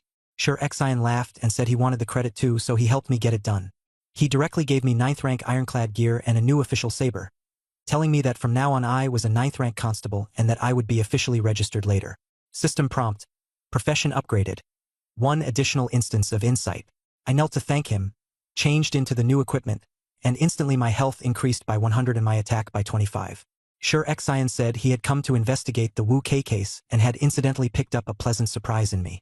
Wu Man was a 9th-rank martial artist and a Rong tribe spy. Dying in Qingshan City proved that the Ironclad system was strict and orderly. Finally, he said that as for the Shanha sect, he wasn't concerned. My heart stirred. Hearing Shi Xian say this, It seemed the Shanha sect had already sorted everything out. Earlier I had been worried that Wu Kei's matter might implicate the Shanha sect, but now it seemed I had been overthinking it. I casually asked a question I was quite concerned about. What does it mean to be registered as a 9th rank martial artist? Sure Xian said that all countries rank martial artists into levels, from 9th rank to 1st rank. Once someone reaches the standard for 9th rank, they must be compulsorily registered. After registration, both the Iron Armor Division and the Imperial Court can access their identity records. To become a 9th rank martial artist, one must cultivate at least one technique. It does not matter whether it is third-rate or inferior. As long as you have a technique, simply practicing martial arts skills does not count. Also, your strength must meet their respective standards. Only then did I realize the threshold was even higher than I had imagined. Simply relying on brute strength and training punches and kicks does not make one a formal martial artist. But players have an advantage. Most local martial artists I've seen haven't changed class and don't have class skills. Players can level up and gain attributes, and I can freely allocate strength, agility, and spirit, which is obviously stronger. I asked again how many registered martial artists Zhao State actually had. Sure Xian said that this was probably classified, but he had seen an internal report stating that Zhao State currently had 350,000 registered martial artists. I was shocked, but he added that the vast majority were 9th rank, and there were far fewer super experts above 9th rank. The major sects on the mountain ranges were unwilling to register but had no choice, while wandering martial artists who did not want to be watched simply hid and refused registration. At that moment there was a commotion outside. Old Zhao brought in 2 young men whose faces were as pale as paper, saying that these 2 had been acting suspiciously near the prefectural office and might be related to Wu Man. Lin Yan angrily asked whether they were spies of the Rong tribe, and the 2 cried out in injustice. I used insight to check them directly, and instantly understood everything. One was Lin Mu, who had secretly smuggled illegal fire crystal rock ore out of the city 2 days ago. The other was Zhang San, even crazier. He had killed a city guard from Qingshan City 1 day ago and hidden the body at home. They really had been caught red-handed. I didn't rush to expose them. First I circled Lin Mu twice and even leaned in to sniff him. Then I turned to Sure Xian and cupped my fists. There is fire crystal rock or residue on Lin Mu's sleeves, and he also has the smell of it on him. Sure Xian knelt down to check, and sure enough, there was. Lin Mu was stunned on the spot. He couldn't figure out how I could tell. Sure Xian laughed and said I had done well. I had made the right choice by joining the Iron Armor Division. Lin Yan was also shocked. He hadn't expected that besides being good at fighting, I had this kind of skill too. Lin Yan immediately pressed Lin Mu, asking whether he would confess on his own or make someone else force it out of him. Lin Mu stubbornly refused to say anything. I turned around and stared at Zhang San, saying bluntly that he reeked of blood and that I suspected he had just killed someone. Zhang San went pale, and Sure Xian leaned in and sniffed him, picking up a faint smell of blood. Zhang San panicked, stubbornly insisting he had only been killing fish. I said coldly, "If there's really nothing going on, a search of your home will make everything clear." Zhang San's face turned even uglier. Seeing this, Sure Xian and Lin Yan both understood that he was hiding something. Then Sure Xian said to me seriously, "Keep working hard and train the capturing thief saber technique to perfection. Once your strength is sufficient, I'll personally be your recommender and help you qualify for the rank 8 ironclad constable." Those words carried a great deal of weight. Over the next few days I didn't return to the Crimson Gold Mine. Sure Xian took over Lin Yan's matter and continued digging deeply into the clues linking Lin Mu and Zhang San, unexpectedly arresting a large group of people involved in smuggling fire crystal rock with Wu Kei, including city guard soldiers, nearly 100 in all. The deeper the case was investigated, the happier Sure Xian became. I wasn't idle either. Every day I steadily earned 15 points of Vajra Bright King art experience, and the rest of the time I practiced the capturing thief saber technique. At my pace, in just 4 days the proficiency of the capturing thief saber technique rose to 502, and was on the verge of becoming fully integrated. That day I was practicing saber techniques in the courtyard, and the constables nearby were staring wide-eyed, impressed beyond measure. These past few days they had been following Sure Xian around on errands and had gained a lot, but what really shocked them was my relentless, day and night dedication to saber training. While they were talking, Sure Xian and Lin Yan walked over. Sure Xian said that this was all about the word obsession. With that kind of obsession, you can accomplish anything. Then he suddenly drew his saber and charged at me, slashing down. I was in the middle of training, fully fired up, and seeing the danger I didn't think twice. I immediately counterattacked with my saber. After a few exchanges, my tiger's mouth went numb. His blade was incredibly fast. In just 7 or 8 moves, before I could even adjust, the edge of his saber was already at my neck. I quickly lowered my saber. In the spar, I didn't use any special techniques, and he wasn't going all out either, but his speed left me shocked. Sure Xian sheathed his blade and nodded in satisfaction, saying that my bandit capturing sword technique had improved again. He then said that Wu Kei's case was being wrapped up, and that he would be returning to the capital to report to Master TAC. This time, the merit was great, and thanks to me, his promotion to rank 7 was just around the corner. He also said he was preparing a gift of thanks for me. I politely declined, but Sure Xian said it was an advance reward. He might receive 5 Yunling pills, and using them himself would not be of much significance, so he might as well give them to me. He handed me a porcelain bottle containing 5 Yunling pills. I froze on the spot. 5 pills, this was truly a huge benefit. Unable to remain polite, I took them with both hands and formally bowed in thanks. Lin Yen and old Zhao were stunned. This stuff was rare. 1 pill was worth 600 taels, and 5 pills came to 3,000 taels of silver. Sure Xian patted my shoulder and said he was leaving today, and we would meet again another day. I saw him off to the entrance of the prefectural yamen, where he led a long procession escorting prisoners back to the capital. There were quite a few suspects he had captured. After he left, Lin Yen and I stood at the gate and watched the convoy recede into the distance, both feeling a sense of relief. Lin Yen looked at me with great envy and said that since Sure Xian hadn't asked me to take over Qingshan City, it meant he had other plans. When I made it big in the future, I shouldn't forget him. I was very modest and said that everything I had today was thanks to his support. Lin Yen laughed.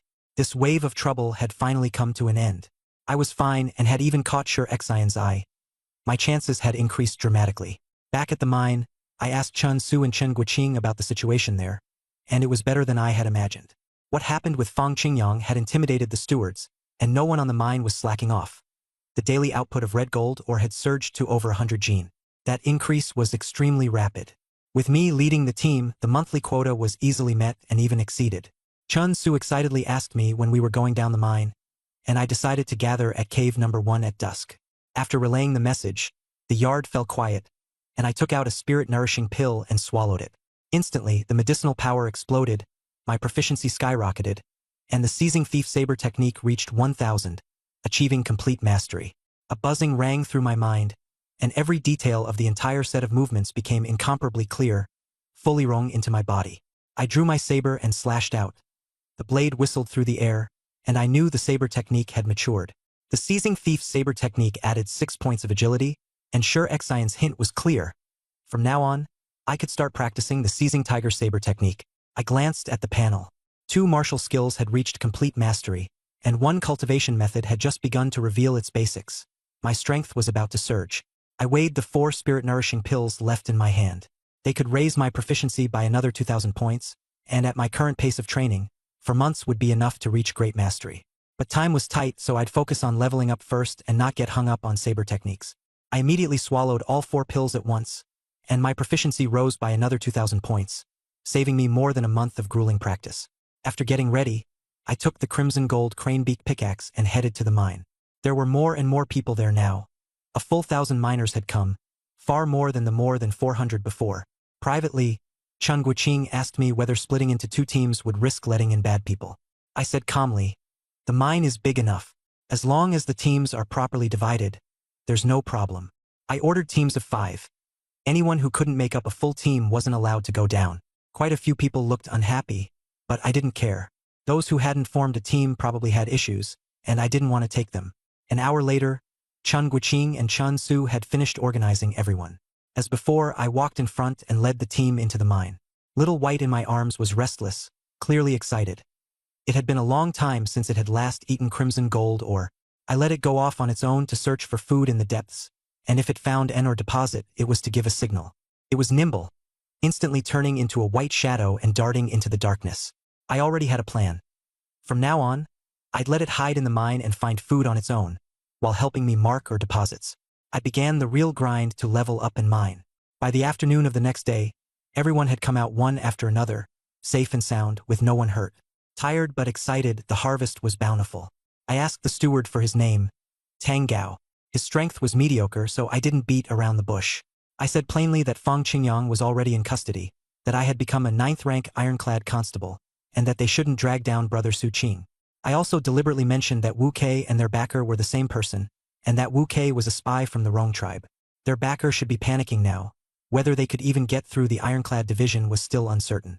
The expressions of several stewards changed. I casually brought up the struggle for power and treason, and they couldn't handle it. I tossed them a cloth bag and had them turn over the red gold, or I had mined over 10 gene myself and exchanged it for 20 taels of silver.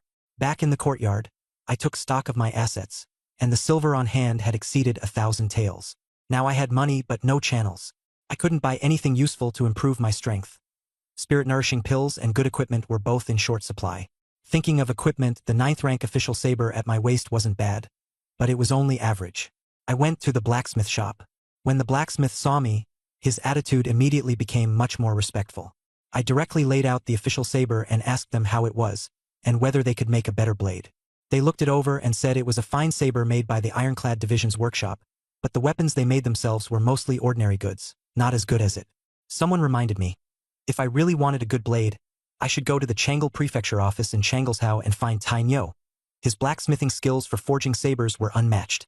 I made a note of it, but rushing to the prefecture was too far, and the time cost was high. Eager to level up, I had them make more hardened steel hose, and if the materials weren't enough, they could come find me. They got excited and said they had enough materials to forge 10 blades a month, and with mixed materials they could make 30. I nodded and told them to get to work, then turned and left. Just as I got back to the courtyard gate, I saw 3 people waiting for me in secret. They said in a low voice that they were actually players too. I deliberately showed a surprised expression. You're players too? I've seen you before. We even went down the mine together. Why didn't you ever say anything? All 3 looked embarrassed. One explained that they had encountered special players before and didn't dare reveal themselves easily. I nodded and didn't press further, letting them come in and sit down. Once we were in the front hall, I went straight to asking what level they were. The slightly older one at the head gave a bitter smile and said they still hadn't become martial artists, so they couldn't see the attribute panel and could only guess they were around level 10. Another added that after level 10, they probably needed to change class before they could keep leveling up. Their strength hadn't increased for a long time. They were basically stuck at level 10. I actually already knew that. These 3 had always been level 10 miners, but they hadn't wanted to show themselves before, and I hadn't exposed them either. As long as they honestly mined and increased production, that was enough. I told them they were right.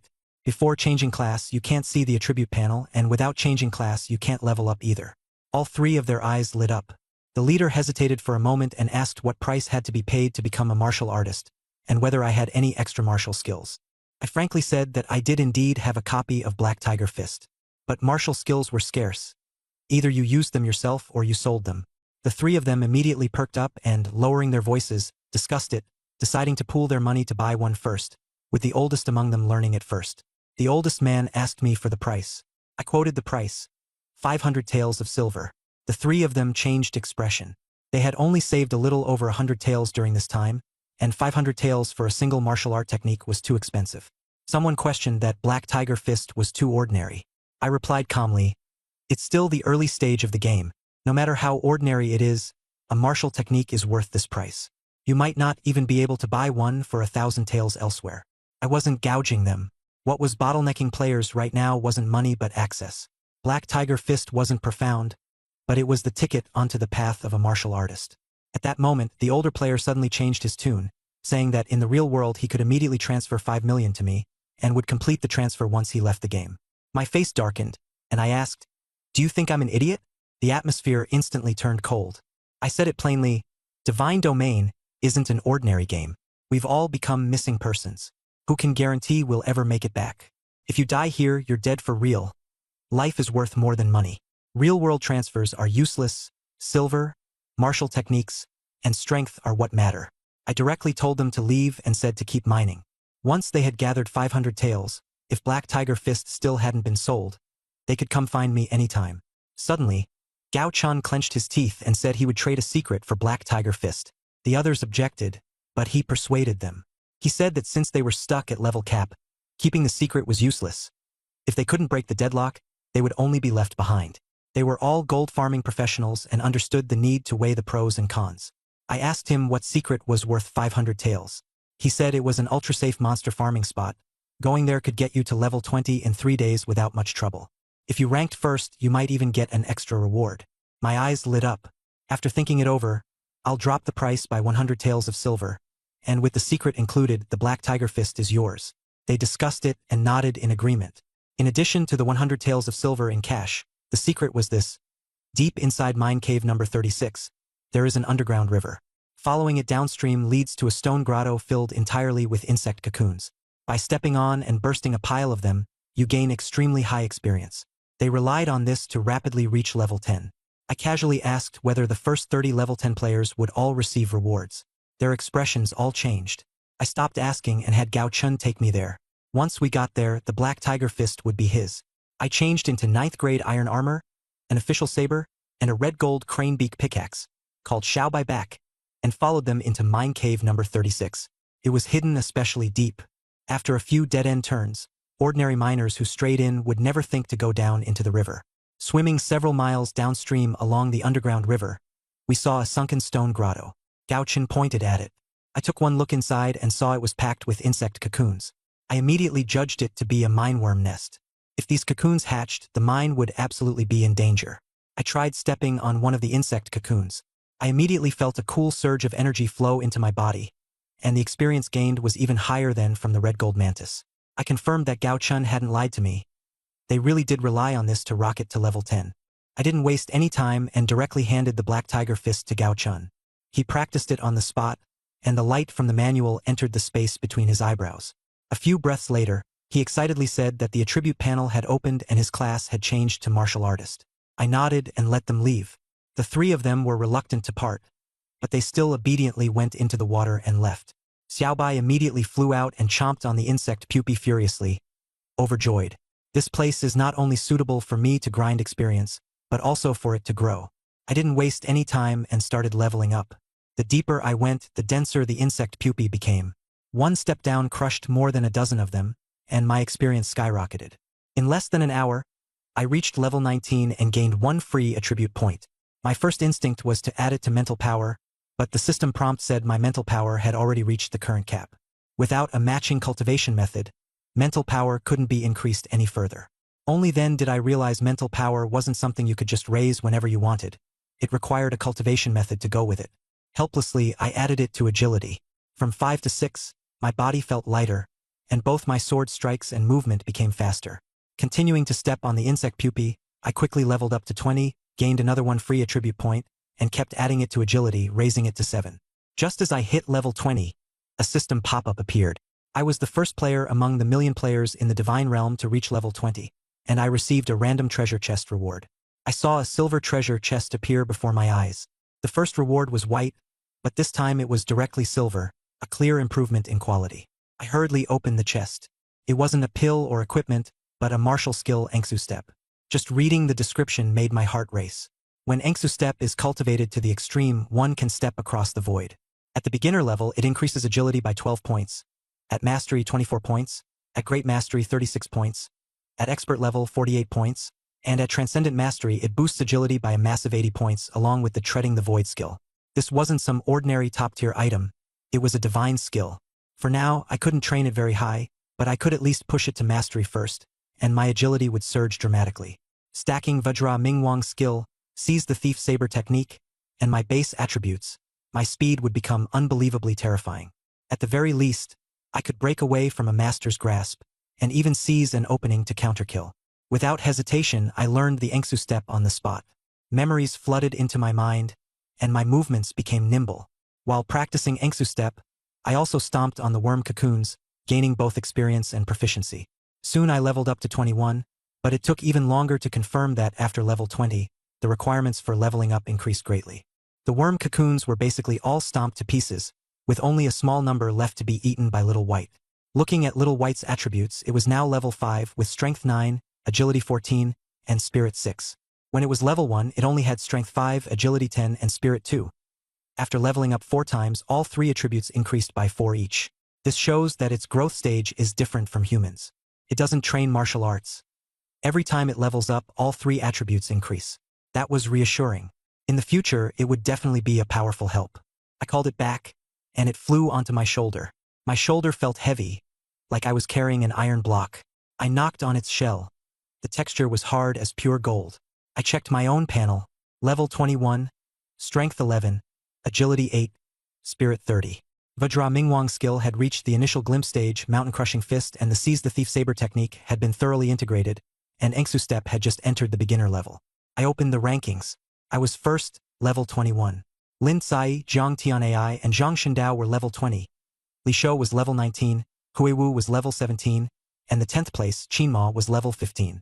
I was 4 levels ahead of Hui Wu and 6 levels ahead of the 10th place. The gap was widening. The grotto wasn't worth staying in any longer, so I took Xiaobai and pulled out. After swimming a certain distance, I instinctively looked back. I instantly tensed up. A huge creature was crawling into the grotto. Using insight, I looked, and the entire panel was filled with question marks, showing only its name, Overlord Ghost Spider. Its level, strength, agility, mental power, and skills were all blacked out. My heart sank, and I knew this wasn't something I could touch at my current stage. I immediately swam desperately until I safely reached shore. I thought to myself, could that group of insect pupae be its offspring? After leaving the mine, I felt something was off. The Overlord Ghost Spider's panel was all question marks. It was not an opponent I could fight. The pupae in the grotto were probably all its. If left alone, it would blow up sooner or later. I told the manager to seal off the entrance to mine number 36 immediately. The reason was simple. There were terrifying mine insects inside, and no one could go in. When Gao Chun and the other two saw this, their disappointment was obvious. With the entrance sealed, it would be harder for them to level up in the future. I couldn't be bothered to explain. That place had turned into a bomb. From then on, I would only spend 2 or 3 hours a day patrolling the mine, occasionally digging a bit. I spent the rest of my time cultivating Vajra Bright King technique and Engsu Step. Yangsu Step had only just reached an initial understanding in 2 days, and my training efficiency was insanely high. After reaching the basics, I realized I'd made a mistake. I'd consumed the Yuling pills too early. If I had saved 2 pills, I could have pushed Yangsu Step straight to mastery, gaining 24 points of agility for free. I remembered this. Don't dump all your Yuling pills at once. Keep some for emergencies. The first 2 stages of proficiency are fixed, and with pills you can break through quickly at any time. This made me understand why first-rate factions are so strong. Same aptitude, same time, but one person practices divine techniques while I practice ordinary martial arts. The results are completely different. My efficiency was decent, though 3 points of proficiency per hour. My leveling speed slowed down, so I put all my focus on Yangsu Step and pushed for mastery. Half a month passed. During this time, I spent only 3 to 4 hours a day mining. My level rose from 21 to 22, and I also gained agility from leveling up. Because leveling was slow, my ranking fell from 1st to 5th. Lin Cai reached level 23 and took 1st place back. Li Shou reached level 22, and with higher experience, he ranked ahead of me. The top 4 were still the 4 major first-rate players. I didn't mind. My biggest gain over the past half-month was Yangsu Step. After practicing footwork for a day, my figure was almost like the wind. In an instant, I could leap from the corner of the courtyard to 7 or 8 meters away. Suddenly, a warm current surged through my body. Proficiency broke through 1,000 points. I had fully mastered it. I immediately stopped, shifted my thoughts, activated the Diamond King Bright King technique, and then stacked the boost from the Graceful Void Step. My base agility was 9 points. The Diamond King Bright King technique added 15 points. The Graceful Void Step added 24 points. In an instant, my agility shot up to 48 points. As soon as I stepped forward, my whole body turned into a streak of afterimage, covering 10 meters in a single stride. I drew the 9th rank official blade and unleashed the Capturing Thief blade technique, adding another 6 points of agility. With the blade technique, cultivation technique, and movement technique all fully activated, my agility broke through 50 and reached 54 points. At that moment, I felt like a completely different person from half a month ago. My speed had increased dramatically, enough to decide life and death in real combat. I sheathed my blade and stood still. A few seconds later, the dust settled. I checked the attribute panel. Level 22, Strength 11, Agility 9, Mental Power 30.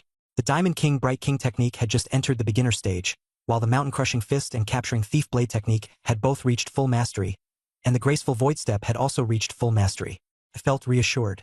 Now, if I were to face someone like Wu Man, a 9th rank martial artist, I wouldn't need to fight while kiting them like before. With my speed, he would find it hard even to defend. I couldn't help wondering if I was already touching the edge of the 8th rank. Still, thinking about it, sure, Xian was an 8th rank martial artist. Without activating his technique, his base strength was 43 and his agility was 28. By that calculation, I was still behind an 8th rank martial artist, but not by much. At that moment, there was a knock at the gate outside the courtyard. Is Ryan here? I went out to take a look, and it was 2 men and 2 women, all wearing the disciple robes of the Shanhe sect. Their strength was about on par with Wu Kei's, stronger than ordinary stewards, but clearly not at the level of Wang Jing or Su Qing. The young man at the head glanced at me and smiled. You must be Ryan, right? I was sent here by Senior Brother Su. I asked, may I know your honorable name, Senior Brother? He said, my name is Su Shan. Their gazes fell on the 9th rank official saber at my waist, clearly recognizing it, and their attitude carried a bit more respect. Su Shan asked me whether, in the major case in Qingshan City, I had joined forces with Tie Division's Shi Xian to kill the Rong clan scout Wu Man. I said it was also thanks to luck. After all, Wu Man was a 9th rank martial artist. I only played the role of harassment and the outcome was determined by Shi Xian. He said Wu Man was a 9th rank martial artist of the Giant Spirit sect, and his mixed iron art was not weaker than the Shanhe sect's inner methods. So he was indeed not easy to deal with. He then asked whether I was a 9th rank Tie constable. I nodded, and their attitude became noticeably more respectful. Su Shan said he was Su Qing's younger cousin, and that this trip was to escort this month's red gold ore back to the sect, while also serving as a guide. Su Qing's master wanted to ask about the details of the Wu Ke matter, so this time he had me escort the ore back to the Shanhe sect. I didn't have much of a reaction. If it had been before, I would have definitely been uneasy, but now it was different. I already had the identity of a 9th rank Tie constable, and I had also taken part in the Wu Ke case with the Tie division backing me. As long as the Shanhe sect didn't lose its mind, they certainly wouldn't dare to do anything against me openly. From the way they looked now, there was no problem on the surface. I suggested first going to the storeroom to inventory the red gold ore, and then setting out today after the count was finished. Su Shan immediately agreed. A group of people went to the warehouse, and the 11 stewards also rushed over. The inventory results came out quickly. 3,782 Jin, 5 Liang, 4 Qin. Su Shan sucked in a breath of cold air, his face full of delight, and said that Su Qing's position was now secure and that the military pledge had been fulfilled. The 11 stewards looked complicated. They weren't trying to hold him back. They simply didn't have the ability. The miners numbered over 10,000 in total, with 2,000 to 3,000 going down the mine every day. The mine bandits couldn't be bothered to stir up trouble, so they could only honestly dig for ore. I strictly restricted deep excavation, and no one was allowed into dangerous areas. In the past half-month, there hadn't been any major accidents at most, only a few people breaking arms and legs from falls. Su Shan asked whether production could be kept stable at over 3,500 Jin. I said no problem. They all laughed.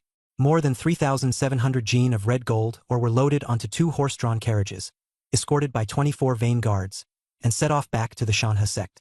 Su Shan and I rode horses alongside the carts, while 3 other disciples led the way.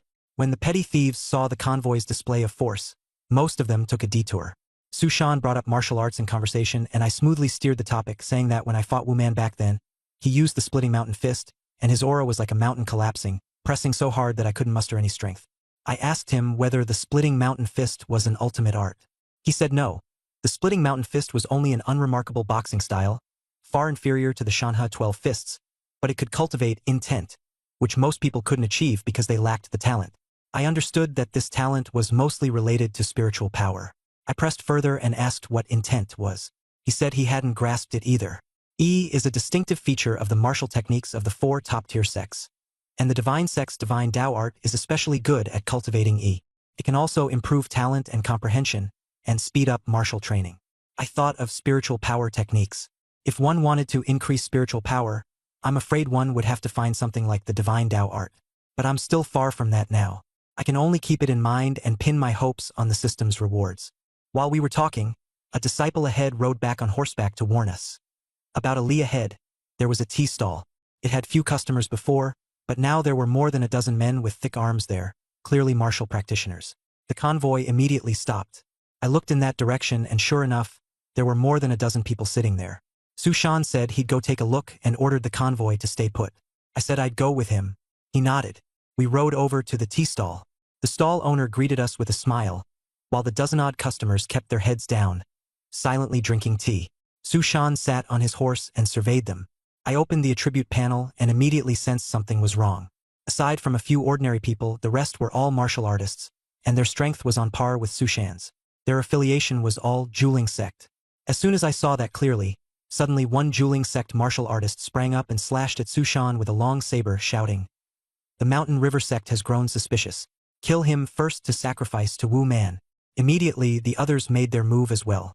In an instant, Su Shan and I were surrounded.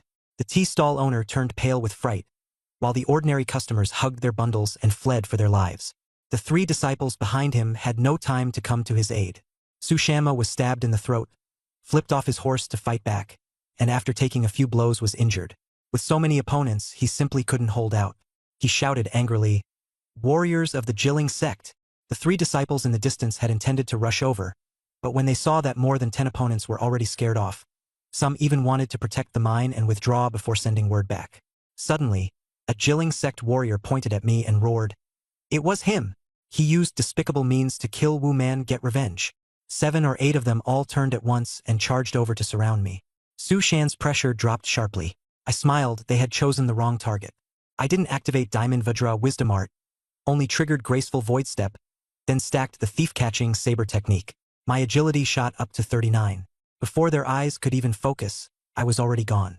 In an instant, 3 heads flew into the air, blood spurting everywhere.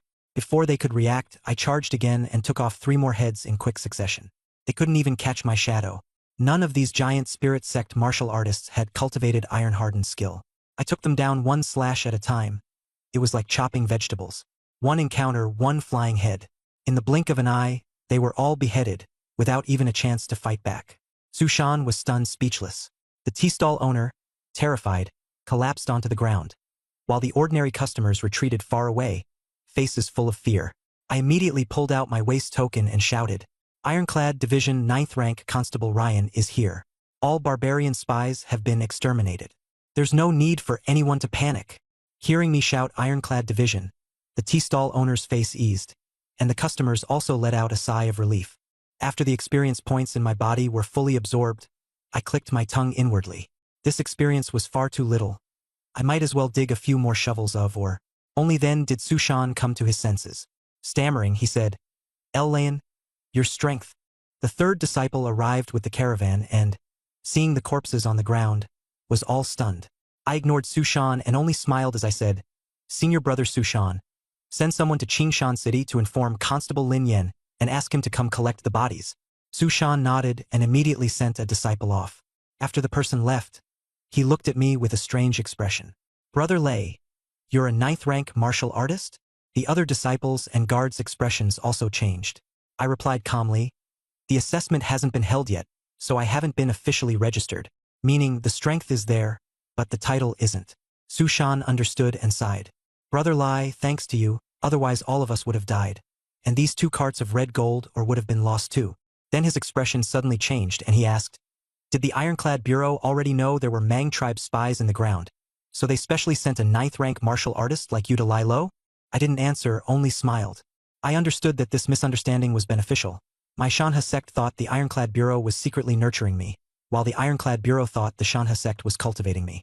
When both sides fully realized the truth and my strength had risen even higher, these guesses would naturally no longer matter. A little over half a day later, Lin Yan arrived with his men. Seeing the corpses, he asked solemnly, "Xiao Lai, were these martial artists from the giant spirit gate?" I nodded. I briefly told him what had happened with Su Shan. Lin Yan had already heard a rough version of it, and after seeing the scene again, he immediately understood. The case was clear, and the merit was enormous. I sighed. "Boss, you said there would be Mang tribe spies retaliating, and sure enough you were right." Lin Yan froze, then solemnly patted my shoulder. "Without you, something huge would have happened this time. I'll report it up. You get first credit." I pulled him aside and lowered my voice.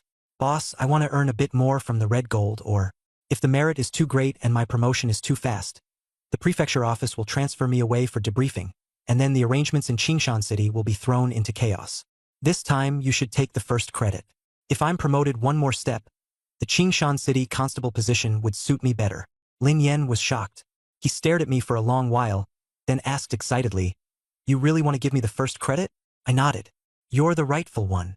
He was overjoyed, probably remembering how he had once looked down on me. He clasped his hands solemnly. "Xiao Lai, I saw long ago that your martial cultivation is higher than mine. You're definitely destined for great things in the Ironclad Guard.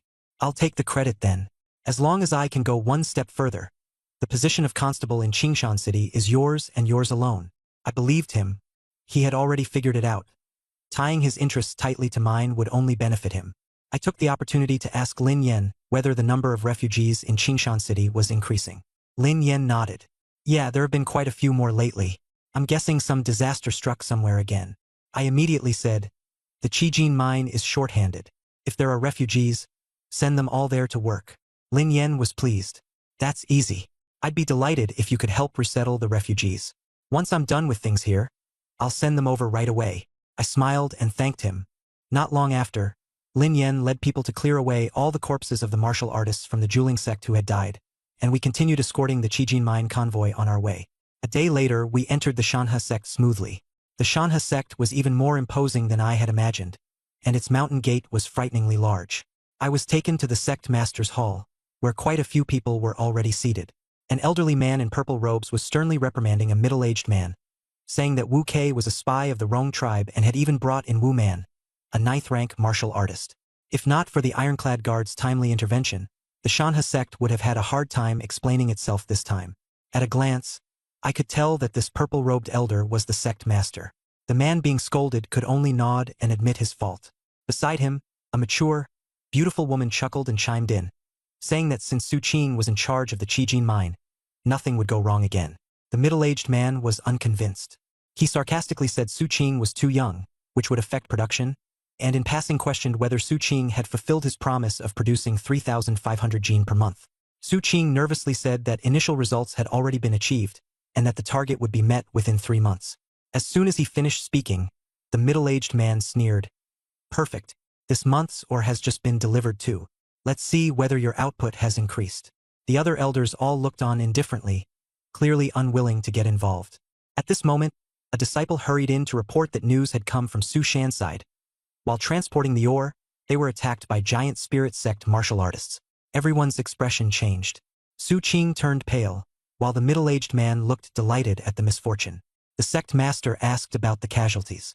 The disciple gave a strange reply. No one died. All the Rong clan spies were taken out by a 9th-rank ironclad constable from Qingshan City. Lai Jiwen suddenly looked up, as if unable to believe it. Su Qing was overjoyed and immediately said, that man was the lion I invited. I'm already a 9th-rank ironclad constable. Everyone's expression changed instantly. They hadn't expected Su Qing to have someone like me, a top-tier helper. Soon after, another report arrived. The warehouse inspection had been completed, and this shipment brought back 3,700 gene of red gold ore. The hall went silent. Su Qing was almost delirious with joy. The middle-aged man's face darkened. The sect master smiled and said that, judging from those 3,700 gene, Su Qing had indeed shown good judgment in choosing me. The red gold ore would officially be entrusted to him for management, and any stewards that needed replacing should be replaced. Su Qing bowed and thanked him. The sect master then called me over and questioned me personally. When I entered the hall, the first person I saw was that purple-robed elder. Using insight to check him. Strength 63, Agility 43, Spirit 17. His draw sword technique and fist arts had both reached the mastery level, and his inner cultivation was well established. My heart sank. This old man was far stronger than Shi Xian, absolutely at the level of a 7th-rank martial artist. I cupped my hands and said, Ironclad Division Lai En, greetings to all present. The elders' expressions shifted as they remembered that my identity was no simple matter. I was a 9th-rank constable of the Ironclad Division. Liang Yu introduced himself and asked me to explain the reason the red gold or output had surged from just over 2,000 to over 3,700. I said bluntly, before, the mine overseer was secretly causing trouble, scaring the miners so they didn't dare go down into the mine. Solve that problem and production will go up. Liang Yu looked at Lai Jiwen beside him, and Lai Jiwen lowered his head without saying a word. The middle-aged man snorted in disdain, questioning how there could be any sabotage when all the supervisors were from Shanhe sect itself. I wasn't flustered and told them everything about Fang Qingyang using the essence of the red gold or to lure the red gold mantis into killing miners. I had handed this case over to Captain Qing Shanlin to handle, and originally didn't want to embarrass Shanhe sect. As soon as those words came out, the atmosphere in the hall immediately turned tense. The mature, beautiful woman and the second-generation disciple both looked ugly, and the middle-aged man was suppressed by me to the point that he couldn't say a word. Liang Yu asked the middle-aged man calmly whether Fang Qingyang was a distant relative, and the middle-aged man could only nod. Liang Yu instructed, be more careful with your tricks in the future. The middle-aged man lowered his head and didn't dare make a sound. Once the situation became clear, Liang Yu praised Su Qing, saying that being able to find me to manage the red gold mine was a blessing for Shanhe sect. The beautiful woman said it was just Su Qing's good luck. Liang Yu then looked at me and said he had heard that I had single-handedly fought more than 10 bandits from the giant spirit sect and wiped them all out, asking whether it was true. Everyone's attention immediately turned to me. Su Qing and the third-generation disciples looked surprised yet conflicted, while the second-generation disciples He Choubai and Hong Ying also seemed deep in thought. For the first time, Lai Jiwen really fixed his gaze on me. I knew his strength was extremely formidable, about on par with Shi Xian. If I fought him, it would probably be a 50-50 match. I had the advantage in speed but was at a disadvantage in strength. I didn't exaggerate and said lightly, those giant spirit sect guys hadn't properly trained their martial arts. They were only a bit stronger than the Mine Guards, nothing worth mentioning. Liang Yu shook his head and said, no matter how weak they were still warriors of the giant spirit sect. If not for you, the Red Gold Mine would definitely have been lost. If the mine's dealings with the Rong tribe were found out by the Iron Armor Division, it would be hard for us to explain ourselves. He changed the subject. Our Shanha sect clearly rewards and punishes. It's a pity you already hold an official position. Otherwise, I could take you as my disciple. With your talent, being my disciple would be more than enough. He Choubai and the others changed expression drastically, never expecting the sect master to value me so highly. My feelings were complicated. If he really took me as a disciple, that would naturally be a good thing, but I already had my Iron Armor Division identity, so it wasn't easy. At that moment, Liang Yu smiled again and said, a while ago, I exchanged a 300-year-old blood ginseng with Master Zhang for 5 cultivation-building pills. I've already taken 4. I'll give you the remaining 1 as a reward. There was a stir in the hall. He Choubai was the first to urge anxiously, Sect Master, the foundation-building pill is meant for you to break through your bottleneck. You can't casually give it to someone else. The others chimed in, saying that alchemy was already remarkable and that 5 foundation-building pills in exchange for a 300-year blood ginseng was precious enough. Someone said that even though I had made meritorious contributions, I still shouldn't receive something like this. Hong Ying remained silent. Su Qing and the others were stunned, and some even said in a low voice that with the pill, their Mountain River Heart method could also break through to the second layer more quickly. Hearing this, I was moved. This pill was only effective for inner cultivation methods. The Vajra Bright King art was still over 400 points short of leveling up to the second layer. After taking the pill for 3 days, I would certainly break through, and its value was far too great. Ignoring the obstruction, Liang Yu said calmly, my aptitude is ordinary. Even after taking 4 pills, I still couldn't break through to the 5th layer, which means I have no hope. Rather than letting me take them all myself, I'd rather use them to cultivate the younger generation. After speaking, he stood up and handed me a wooden box.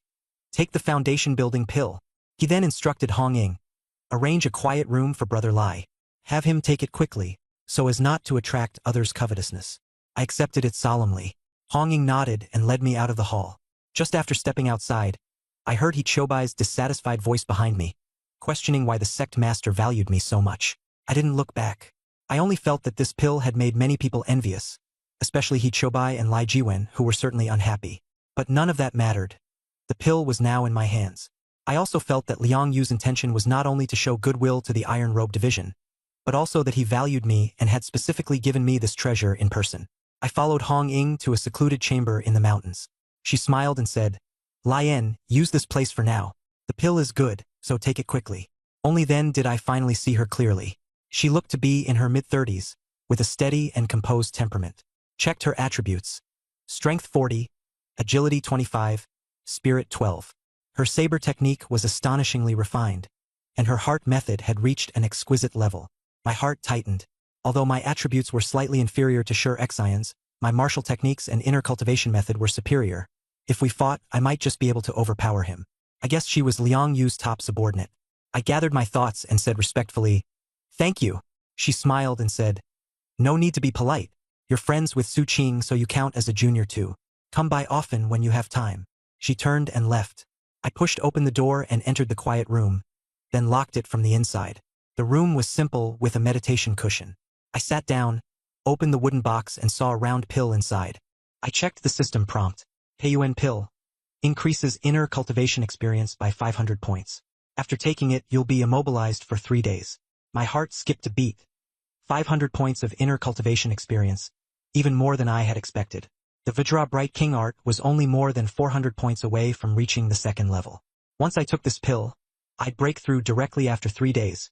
I quickly pulled up the description for the second level of the Vajra Bright King art. Second level, 10 free attribute points, Strength and agility each increase by 30 points. Life value increases by 200 points. Special effect. Gain chi and blood. After reading it, I couldn't help but gasp a few times. The improvement was absurd. Just the 60-point boost to strength and agility alone would cause a qualitative leap in combat power. Not to mention the extra 200 HP and that mysterious new attribute, chi and blood. I thought of Liang Yu. His Shanhe inner cultivation method was probably at the 4th level, and trying to push to the 5th would be terrifyingly difficult. He had 4 Peiyuan pills and still hadn't used them, which showed the gap was enormous. But I was different. I had a panel and a progress bar, so I knew exactly how far I was and what I needed. I did the math on my experience. My mental power was stuck at 30, and with Vajra Bright King Art gaining 15 experience per day, it would take 2 years to reach the 3rd level from the 2nd, 20 years from the 3rd to the 4th, and a shocking 200 years from the 4th to the 5th. That was terrifying. Mental power really was the bottleneck. In the future, I absolutely had to get an inner cultivation method that could improve mental power, otherwise my growth would only get slower and slower. I acted on it right away. I swallowed the Peiyuan pill and circulated Vajra Bright King Art. The pill's power slowly transformed into experience, and when the experience value jumped past the usual 15-point cap, I just breathed a sigh of relief only to find I couldn't move. The system forcibly stunned me to prevent attacks from outside enemies. At that moment, Xiaobai poked out from under my hem and ran to the doorway to keep watch. Only then did I feel at ease. For 3 days and 3 nights, I ate and drank nothing and didn't even feel hungry. I devoted myself completely to absorbing the pill's power, and my experience neared 1,000. The instant the experience bar broke through 1,000, power surged explosively. Vajra Bright King Art breakthrough to the 2nd layer, gained 10 free attribute points. HP plus 200, gained chi and blood. I was thrilled in my heart, but still calm. I put all 10 free attribute points into agility, and my agility jumped from 9 to 19 in one go. My panel was level 22, strength 11, agility 19, spirit 30, HP 510, chi and blood 10. The sum of my 3 attributes was 60. Even Li Zhouwen, the top 3rd-generation disciple of the Shanhe sect, only had 67 points. He had trained in martial arts for years, while I had only just entered Divine Realm. This speed made me quite satisfied. I tried to mobilize my chi and blood to perform the Breaking Mountain Fist, and crimson light actually appeared on my fist. After about a minute, the chi and blood were exhausted and disappeared. It felt like this chi and blood was akin to internal energy in a game. Exactly how much it enhanced my combat strength would still have to be tested slowly. I kept cultivating. Regardless of the daily experience cap, my chi and blood recovered quickly. In an hour, it was full again. I calculated my maximum agility. Base 19 plus Vajra Bright King Art, 2nd layer 30 plus, Engsu Step, 24 plus capturing Thieves Blade 6 is equal to 79 points. It was simply outrageous. Feeling the qualitative change after this breakthrough, I left the quiet room to look for Su Qing. His expression was complicated. It was obvious he knew I was no ordinary person. He asked me whether I was an official martial artist, and I nodded. He was envious to no end, saying that among the 3rd-generation disciples of the Shanhe sect, only Li Zhouwen had become official, and that he still needed another 3 to 5 years of hard tempering. He said, "With you in charge at the Qijin mine, Li Zhouwen won't be able to get in on it." Half-jokingly, he even told me not to call him senior brother. I replied very earnestly, "You're my senior brother because of your kindness. Whether I'm officially ranked or not, I have to call you that." He nodded, and the atmosphere instead grew closer.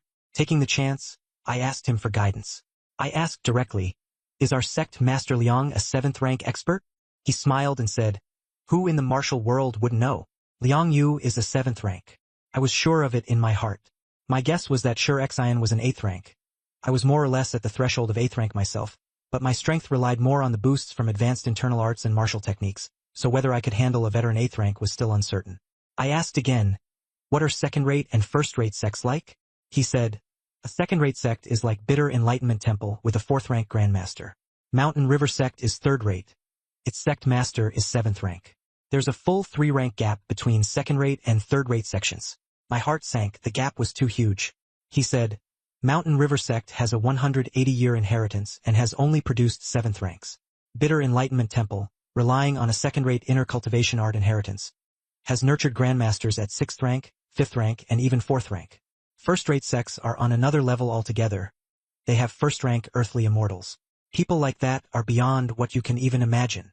Listening to him, my heart grew heavy. A 4th-rank grandmaster could hard tank Zhao Kingdom's divine crossbow, a killing weapon, and the level of experts was far beyond imagination. Thinking that my Diamond Bright King art only had 4 layers, while the Mountain River Heart method had 5, yet the first 2 layers of the former boosted me far more than the Mountain River Heart method, I felt oddly uneasy. I guess the Diamond Bright King art might be incomplete, or perhaps there were higher layers I had not seen, or maybe the advancement path of first-rate arts was different. Seeing me lost in thought, Su Qing laughed and said that back then he had also been stunned by this gap. Even after giving it everything he had, he could only barely make it to 8th rank, and 9th rank was even harder to reach. I asked what 3rd rank and 2nd rank were called, and he said 3rd rank was called a Grandmaster, while 2nd rank was already an immortal human, rarely seen in the martial world. 1st rank was an earthly immortal, a deity who could fly through the sky and burrow through the earth. I couldn't help asking, can they really fly through the sky and burrow through the earth? He shook his head. I've never seen it. By the way, he said, there are rumors that the commander of the Ironclad Guard is a Grandmaster. I took that in, thinking to myself that the Ironclad Guard's commander was clearly no ordinary powerhouse. He patted my shoulder. Don't think so far ahead. You and I aren't qualified to think about gods or immortals right now. If we ever get the chance to meet the commander, you tell me what a Grandmaster is. After I said okay and prepared to return to Crimson Gold Mine, he didn't try to keep me and escorted me to the foot of the mountain. Not long after I left, a tall young man walked toward me, stopped to size me up, and asked tentatively, "Are you Leon?" I activated Insight. He was Wu Xiaocheng, a level 17 Blade Guard, with Strength 15, Agility 13, and Spirit 10. He had mastered the Mountain River Drawsword technique, and his Mountain River Heart method had reached the threshold of mastery. His attributes were clearly better than those of ordinary players, but the difference in martial arts level directly widened the gap in combat power. Level was only a facade. What really mattered was the level of one's martial arts and free attribute points. My mind raced with all sorts of thoughts, but on the surface I just smiled calmly and cupped my fists, saying, "I'm Lane, and you are." Wu Xiaocheng stared at me for a few seconds, then suddenly asked in a low voice, "You're a player of Divine Realm /I, aren't you?" I pretended to be puzzled and asked, "What?" He gave a bitter smile. "Stop pretending. You're a 9th rank constable of the Ironclad Division, and also 5th on the Divine Realm /I level rankings. I know you must be a player." I smiled and nodded in acknowledgement. "This place is dangerous. I usually don't want to reveal my identity." Hearing me admit it, he became much more enthusiastic. We found a shady spot to sit down and started talking about how we got into the game. Wu Xiaocheng was quite straightforward, and he told me how he got into the Shanhe sect. His luck was really good. Not long after entering the game, he recognized a wealthy family man in Qing Mountain City as his godfather, and spent 3,000 taels of silver to get directly into the Shanhe sect. I sighed with emotion. "Old Wu, your luck is really something. You didn't suffer a bit. Otherwise, if I hadn't stumbled onto the Fire Crystal Rock Vein and gotten the Vajra Bright King art by sheer luck, I'd probably still only be a miserable mining laborer." I asked him how much he had spent, and after thinking seriously for a moment, he said 3,000 taels. I fell silent. 3,000 taels was a fortune in Divine Realm /I. Even my current net worth of over 1,000 taels already counted as a lot. Yet he actually asked me, "Is 3,000 taels a lot?" Only then did I realize he had no real concept of silver. So I explained, "1 of cash can buy a big steamed bun or a small meat bun. 1,000 can be exchanged for 1 tael of silver." He subconsciously said, "In reality, a steamed bun is 2 yuan. Then he froze. "So 1 tael of silver has about the purchasing power of 2,000 yuan? I nodded. "At least in terms of food, roughly." He began muttering, 3,000 taels, 6 million. Then, excitedly, "If only I'd known my godfather would leave me the silver. Once I get back to reality, 3,000 taels could be exchanged for cash." I smiled. "Old Wu, that idea isn't very realistic." He asked, "Why?" I said seriously, "We probably won't be able to go back." His face stiffened. "No way. It's just a game. We just haven't found the exit button yet." I smiled. "You've guessed it yourself. You just don't want to accept it." He fell silent, then asked in a low voice, "Really can't go back?" I said, "Most likely not." Added, "We may have come in with our physical bodies. This isn't an ordinary holographic game. Even birthmarks and old injuries came with us. If we die here, we may really die. Silver is more valuable than cash. Use it to save your life and buy cultivation resources. The 3,000 taels your godfather spent weren't wasted. They were worth every bit." He froze. How many players now can't even get their hands on ordinary martial skills, let alone the Shanhe Heart method? I nodded. Shanhe Mental method is only 3rd-rate internal skill. He gave a bitter smile. Spent 6 million yuan on a third-rate internal skill. I stopped provoking him and shared some information I had about Divine Domain. He had a straightforward personality, unlike Zhang Wei, and we chatted very well. Half an hour later, his eyes began to light up. Ryan, so you're saying I've shot up the ranks in one leap? I smiled. Why do you think you made it into the top 10 on the leaderboard? There are 1 million players in the whole game. Only a few hundred truly learn martial skills, and only a few dozen cultivate internal power. Shanha mental method isn't ordinary. With just the 4th layer, the sect master can become a 7th rank expert. He was curious about what a 7th rank expert was, and I nodded seriously. 7th rank means superhuman. Way more powerful. He couldn't even imagine it, so I didn't explain further and instead asked him how he leveled up. He said he went to the back mountain every day to chop Vajra bamboo and practice the Shanha drawn blade technique, gaining experience. I believed him. After he had trained it to mastery, it increased his agility by 8 points. He said martial skill training was very slow. Training martial skills for 12 hours a day increased proficiency by 12 points, and the remaining time was spent training internal skills. I told him his strength was already greater than that of ordinary disciples who had joined for 7 or 8 years. He said I was leveling up aggressively, and I said, mining. He looked at me strangely. You can level up by mining too? I said that mining was inefficient at first, but once your level went up, the gains got faster. He didn't care about efficiency. He squeezed 1 day's worth of my 10 coppers. He was shocked and begged me further. Ryan, there's no one left at Shanha sect. I'll go mine with you too. The Shanha sword technique can't break through to masterful perfection in the short term. Focus on leveling first. I smiled. I'd been waiting for him to say that. I agreed, sure. Come back to Qijin mine with me. I'll keep you on as a foreman with a salary. He was overjoyed. We returned to the mining area and ran into old Zhao, who was leading 300 to 400 refugees. Half were players, all in tattered clothes and pale-faced, clearly having gone hungry for a long time. I called out to old Zhao, and he immediately came up with a few constables, calling me Lord Lei. In front of everyone, he said Captain Lin had predicted that I would be promoted to captain in Qingshan City, and even to the rank of 8th grade ironclad constable. The atmosphere changed at once, and everyone's expression shifted. I asked old Zhao whether the refugees had been sent by Qingshan City. He said Captain Lin had given the order that refugees were to be sent to Qijin Mine first. I took out 5 taels of broken silver on the spot and persuaded him to split it among his brothers. Although he didn't dare accept it at first, he eventually took it. After he led the others away, I announced to the 11 foremen, I just went to Shanha sect. The sect master gave Lei Jiwen a severe scolding.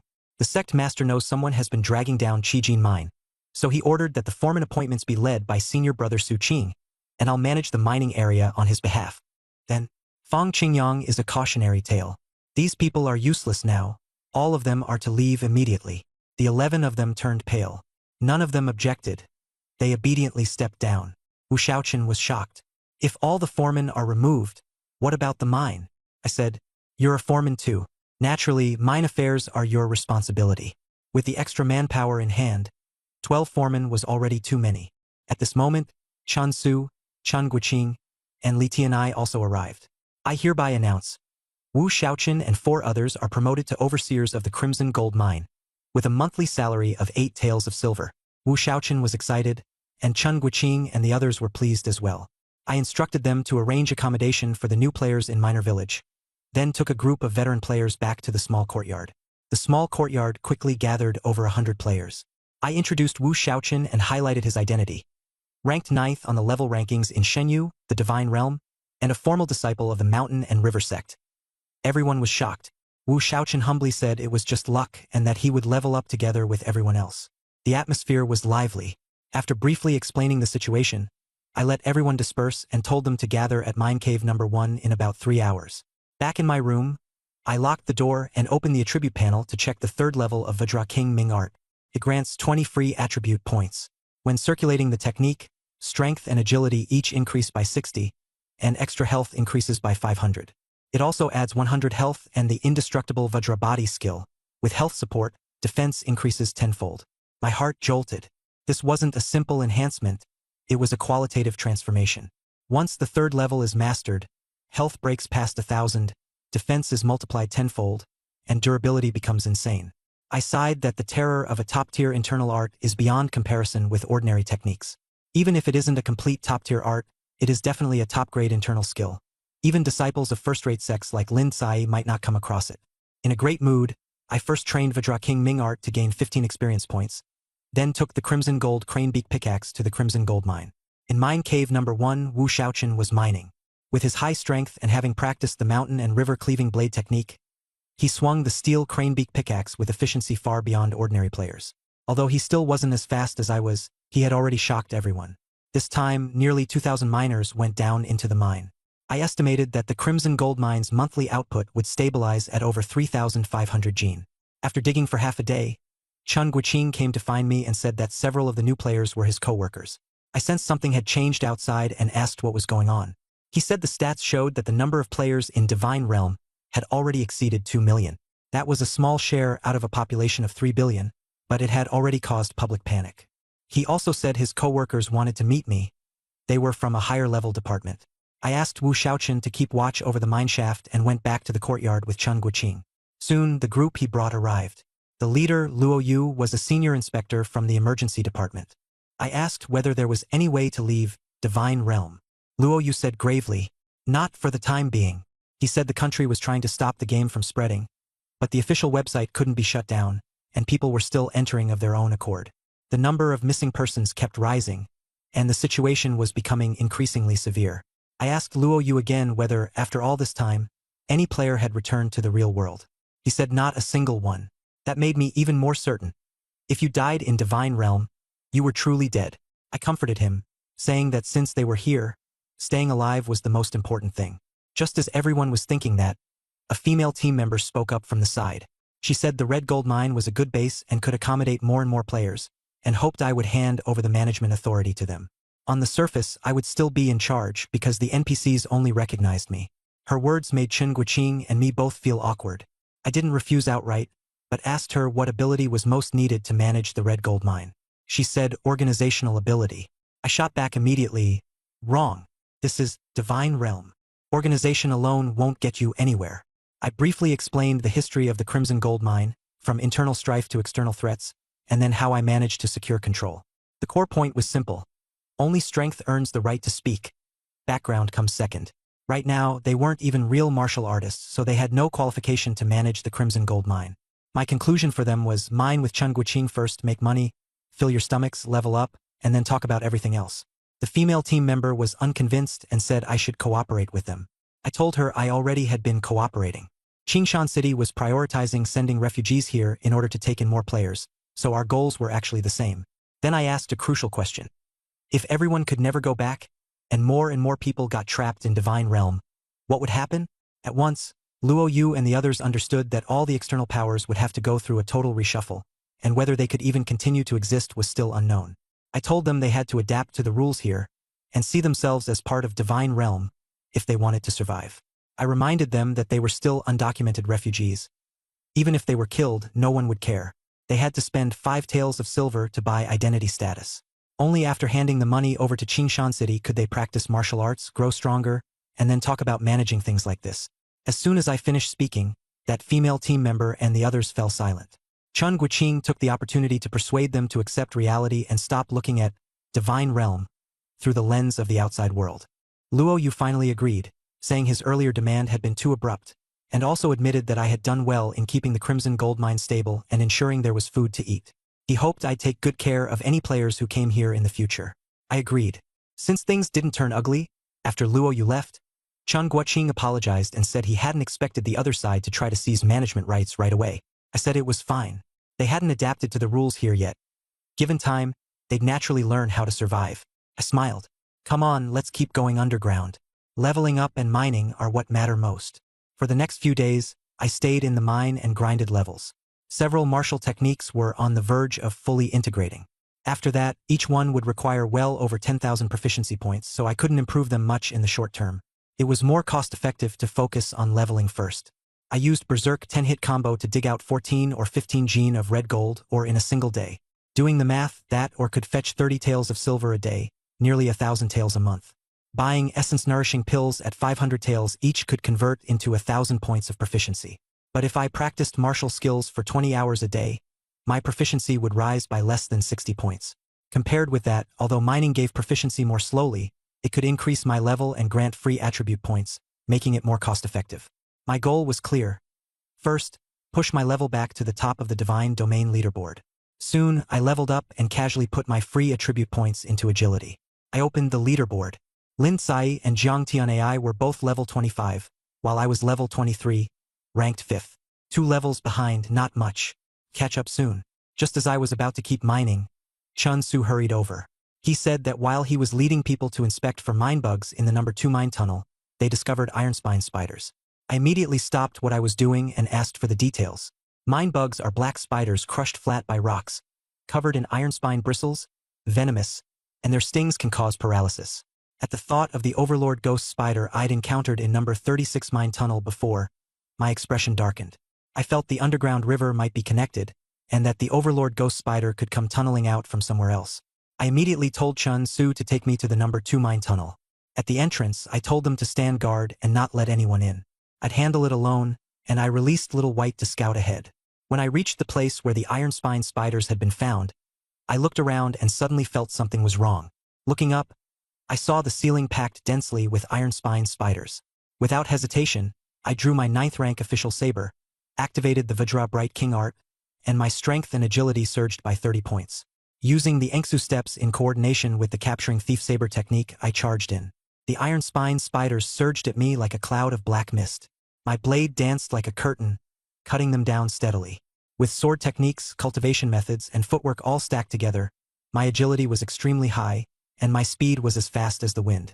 After each iron thorn spider died, experience kept pouring in, far more than when mining. I killed them with machine-like smoothness.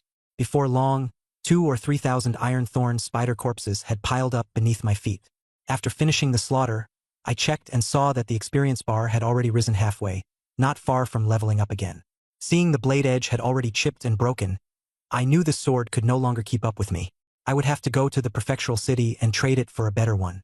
I put away the official blade, switched to the scarlet gold cranebeak pickaxe, and continued deeper into the cave. A few hours later, with Xiao Bai leading the way, I found a small opening, only the size of a watermelon. Beneath it was the underground river, with many iron thorn spiders floating on the water's surface. They came along the underground river and climbed up through the opening below. I set up an ambush on the spot, crouched there with my pickaxe, and killed everyone that came. All along I kept my nerves taut, guarding against the Overlord ghost spider emerging. If it did, I would withdraw immediately. After several hours, I still hadn't seen the ghost spider, only iron thorn spiders continuously coming out. After clearing out this batch, my experience rose again dramatically. I didn't let the opening be exposed. I secretly sealed it up and made a mark. There was only one thought in my mind. I had to deal with the Overlord ghost spider. A monster of that level lurking beneath my territory was a major hidden danger. The Overlord ghost spider was definitely not low level. If I killed it, it might even drop something good. The question was, how could I kill it? Thinking of the divine crossbow Su Qing had mentioned, even 5th rank experts could be shot dead by it, so it should be enough for the Overlord ghost spider. But I can't get hold of that thing right now. I thought of fire attack again. If I could lure it up and burn it to death with fire oil, the success rate would be high. I can get fire oil through my status in Qingshan City. I decided to find time to go to Qingshan City and ask Lin Yan, Constable Lin, for some fire oil. However, I wasn't in a hurry to go for now, and for these next 2 days I would keep mining and leveling up.